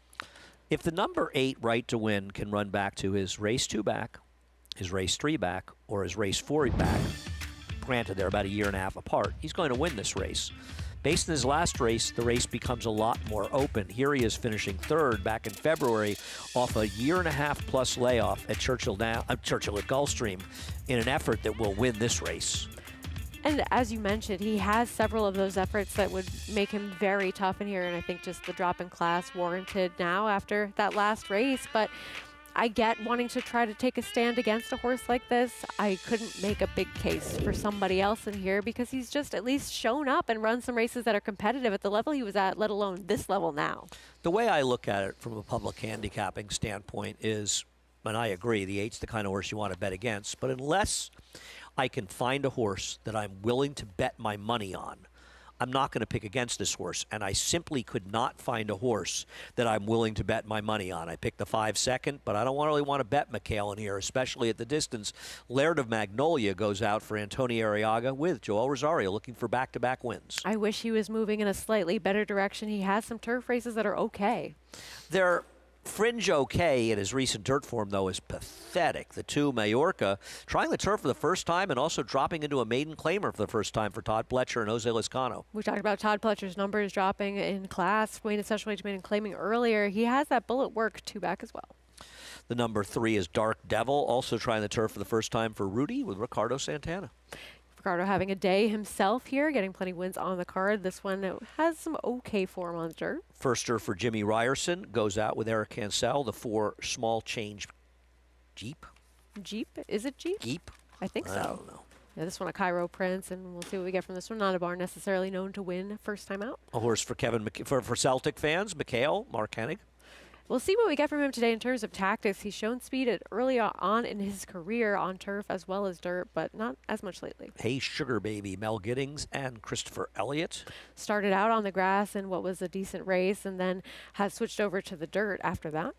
The 4, 7, 9, and 12 not covered in the pick 6, and there's the 7, one of them, Nilruck. Backwards curling.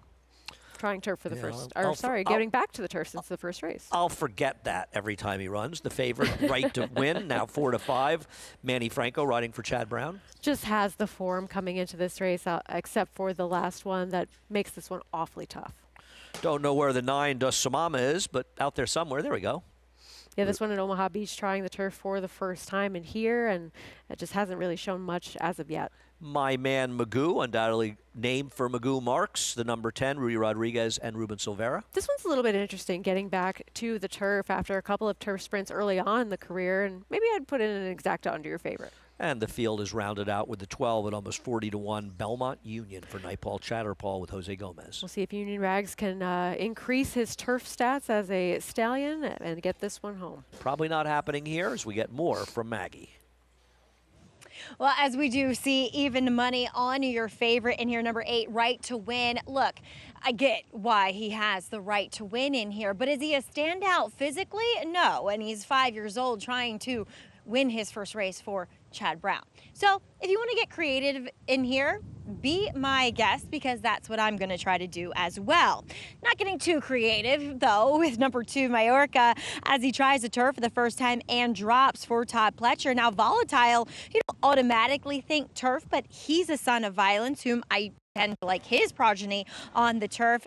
He, with a small sample, 4-4-22, going long on the turf, and he is a half to a stakes winning turf sprinter by the name El Torino. This guy looks like he should handle the turf. In fact, looks as though he should improve on it. So he looks great overall for Todd, and I think he does make a good deal of sense as an alternative to your favorite in here, though obviously you're taking a shorter price based on connections, on doing something he's never done before, as number 1, Laird of Magnolia. This is a turf horse, as his first try on it would indicate, and he was facing much better horses on both of those maiden special weight occasions. This is where he belongs. He's not that athletic, so he belongs in a maiden claimer. Is 50 short enough, or, low enough for him? I don't know, but at least this is the right surface overall for Antonio Arriaga, who is doing very well at the moment. I'm going to try here with number 10, My Man Magoo, for Rudy Rodriguez. Returns as a gelding. He is a turf horse, and I had written in my notes, does look like longer would be better. And I get it here. So looking for him, hopefully, to get a forward position out of the gate. He looks fit. I like the way he appears as far as that gelding it has taken effect, because he's nice and settled and focused as well. So I'm going to take a shot here with My Man Magoo, and then I have to throw in my bomb here at 76-1. And I can't tell you what has prompted me to write twice in my notes in this horse running in lower level maiden claimers on the dirt.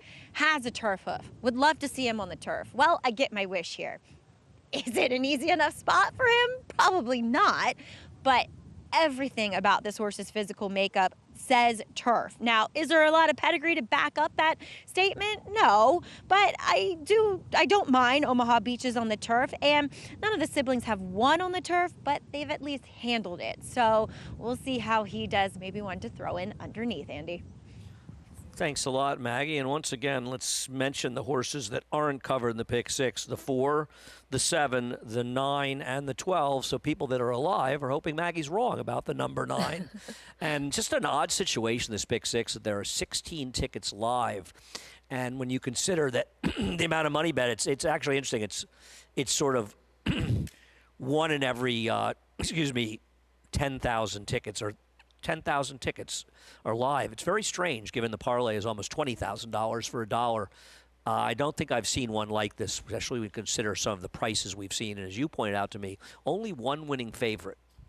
Exactly, and that's the thing, because were all of these horses that difficult to come up with? Perhaps not, but in sequential order and leaving out certain ones and having them go within the sequence that they did, that's where it gets so tricky to me to see the kind of potential payouts and results that we're likely to see with the will pays in here, because stringing those horses together, not an easy task. For people at home that haven't really had experience playing the pick 6, I'm going to give you a suggestion. Make up a mythical $5,000 ticket up in Saratoga on a sort of tough day with a carryover. And you'll find out how hard it is, because it is very difficult. Sometimes you look at it and say, oh, I could have had all those horses. But the question becomes is, could you have gotten them all on the same ticket? Now, quickly these tickets can escalate when you play the pick 6. It's a fascinating exercise, and I think it's an eye-opener for how tricky it can be to hit pick 6s. I had a pick 6 once years ago that paid a lot of money, I think $140,000+. And the biggest price was Sea Hero in the Travers at $15. But no winning favorites. Not one single horse was a favorite, and I think that's what helped blow it up, so it was the only winning tickets. Pick 6s are a funny animal, and they don't always necessarily follow along with the prices. This one is very unusual. I don't think too many people could have predicted that so many horses, Sarah, were covered in this race. I agree, and I think it's also just a slightly different way of thinking because, yes, maybe you beat a favorite, but how many people were going to use that favorite? How heavy was that favorite in the multis? Do you beat a favorite that is playing like at a sure thing versus one that perhaps people thought to use a little bit more coverage with? And so that's where it gets into thinking about what other people are up to on their tickets as well as the prices. Horses are loading in the gate for the last race today. Good luck to those of you alive in any of the multis, because the pick fives, I'm sure, and even the pick fours, I'm sure, are paying extremely well. If you're alive in the pick six, absolutely good luck. Chris Griffin has the call of the finale at Aqueduct until we return here on Thursday, June the 12th. Right to Win. There's Dawsamaw. McHale. And My Man Magoo.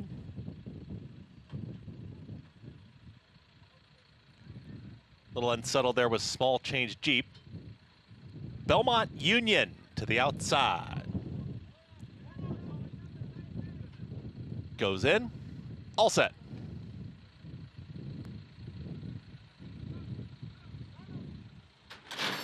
And they're off.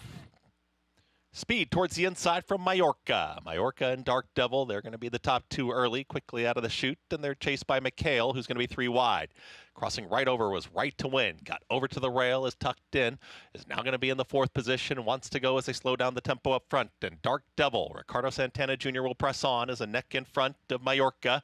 Jose Lescano wants to hold that rail position. There's Right to Win, who's settled towards the inside here of McHale, who's lost some ground. That's the leading four. Dawsamaw is in the red cap, and at the rail there's Laird of Magnolia. They don't look to be in a hurry up front as they work to the backstretch. My Man Magoo is in the orange silks now. Mid-pack is in front of Her Sugar Baby. They're followed by Nilrook. And towards the back end, Small Change Jeep.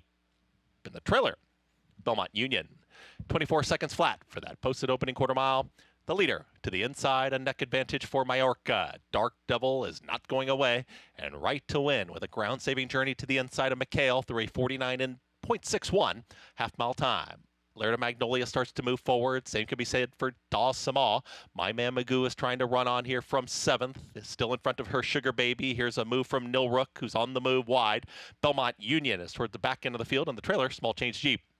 They start the sprint now, and it's Majorca with a head advantage. Dark Devil right there, three wide. Here comes McHale. Right to Win is just waiting for room, is in fourth. And now starts to accelerate. Is Right to Win, who's going to tip towards the outside.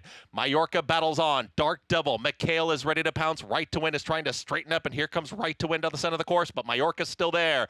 Majorca is still holding off Dark Devil. McHale just starting to get into it now is Right to Win. Lugs in a bit of... Here comes Right to Win, though, lifting late. Majorca looking for the line. Right to Win gets up and does it. Right to Win over Majorca. Then came McHale, followed by Dark Devil and Nilrook. Give 1 minute 44 seconds flat. Well, Right to Win, there were some anxious moments that as Majorca certainly improved running on the turf. Manny Franco could not have given Right to Win a better ride than this. I mean, you saw him riding out of the gate to be aggressive, and he got him into the pocket. And I'm going to tell you something. If Manny hadn't done everything right, I don't think this favorite wins. I don't either, because you can see this horse just really wanting to lug in, reluctant to switch out to that clear running room, and he was still able to go by with some of that ability. But I think that Manny knew this horse's tendencies, kept him towards the inside with that sort of guardrail of the rail in place. And while he was reluctant to switch out, eventually Battle of the Wills prevailed, and Manny Franco got him to keep somewhat of a straight course. Sarah said to me he's must be an annoying horse to ride. I said he's probably a pretty annoying horse to own as well, all things considered. But we'll see if he got claimed out of this race. But there are 3 winners of the pick 6 today. Right to Win gets it done at 4-5. But man, he didn't win like a 4-5 shot should, Sarah. Well, I think that also tells you probably why there was this drop in class. Yes, he was running where he belonged. He wanted There's no to run question to about the it. rail. We'll see if somebody no claims, and you can't blame them. Well, it's not too late for us. I guess we can go pick him up. Right to Win will be running in a starter allowance in his next start, and you better hope it's not a very strong field, but a great ride by Manny Franco to close out the racing here at the Big A, at Belmont at the Big A, until we come back on June 12th. But a fun day of racing here, and a little more to come on America's Day at the Races. McMahon of Saratoga Thoroughbreds, proudly standing 4-time champion New York sire Central Banker, sire of multiple stakes winner Bank Frenzy. Now Bank Frenzy means business, and he'll win the Haynesfield. Also standing Salamini, sire of Grade 2 winner Winstock, and 7-time stake horse Doc Sullivan. Doc Sullivan dominates the Mike Lee. And Provocateur, the only Grade 1 son of Into Mischief standing in New York, half-brother to Wood Memorial winner Rodriguez. At McMahon of Saratoga Thoroughbreds, New York stallions that deliver. New York breds. Race them. Respect them. Bet them. Respect them. Breed them. Respect them. Buy them. Respect them. Train them for a second career. Respect them. Join us in respecting thoroughbreds at every stage of life. Learn more at nybreds.com. General admission tickets are on sale now for the Belmont Stakes on June 7th at Saratoga Racecourse. Don't miss your chance to witness the historical third leg of the Triple Crown. Get your tickets today by visiting belmontstakes.com/tickets. Enhance your handicapping with AI Fast Facts, exclusively on Naira Bets. Open your Naira Bets app, click View Runner Details, and a stat-driven fact will appear for all U.S. thoroughbred racehorses. Download the Naira Bets app to start using Fast Facts today. Racetrack Television Network brings you every race, from every track, on every screen, every day. With monthly packages starting as low as $5, RTN gives you great value and access to more live HD streaming and race replays than anyone. Visit RTN.tv today to sign up and watch on almost any device, including Roku and Amazon Fire. RTN has packages that start at $5 per month.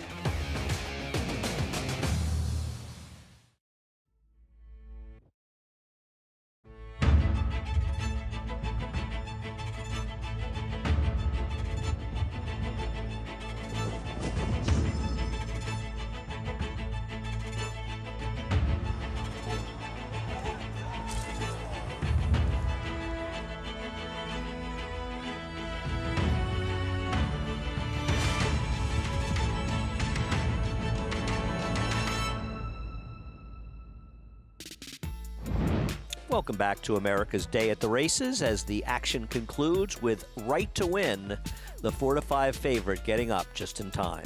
Right to Win's kind of a generous name for this one after that performance we saw, right? Say again? Right to Win, a little bit of a generous name after the performance we saw.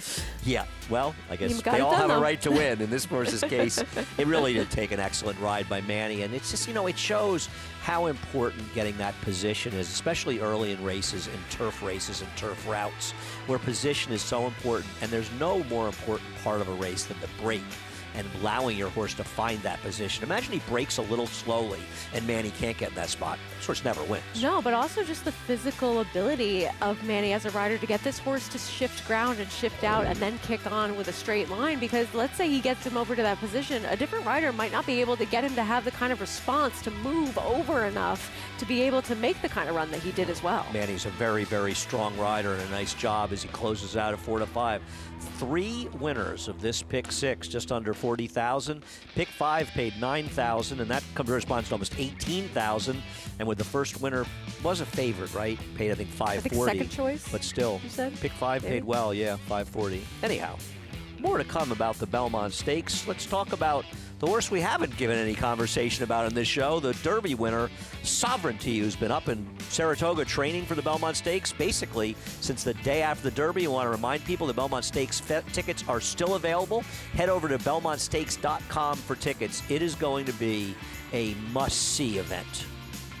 It's so rare that an event lives up to and supersedes the kind of hype that last year's did, but the energy there was electric. And just to see these horses, the Kentucky Derby winner and then the Preakness winner, rematch after both of them taking those 2 different legs of the Triple Crown. You have Baeza, who is finishing well in there and is exciting and has that flashing pedigree of Triple Crown success in the past as well. And it seems as though Connections thinking Sovereignty has had a light bulb moment in his workouts in the morning, where there's a lot more training with intensity and awareness, and perhaps he could be still one that there might be an even higher ceiling for him than what we've seen so far. I'm going to guess this would be Belmont's second Belmont. I know he won it with Drosselmeyer.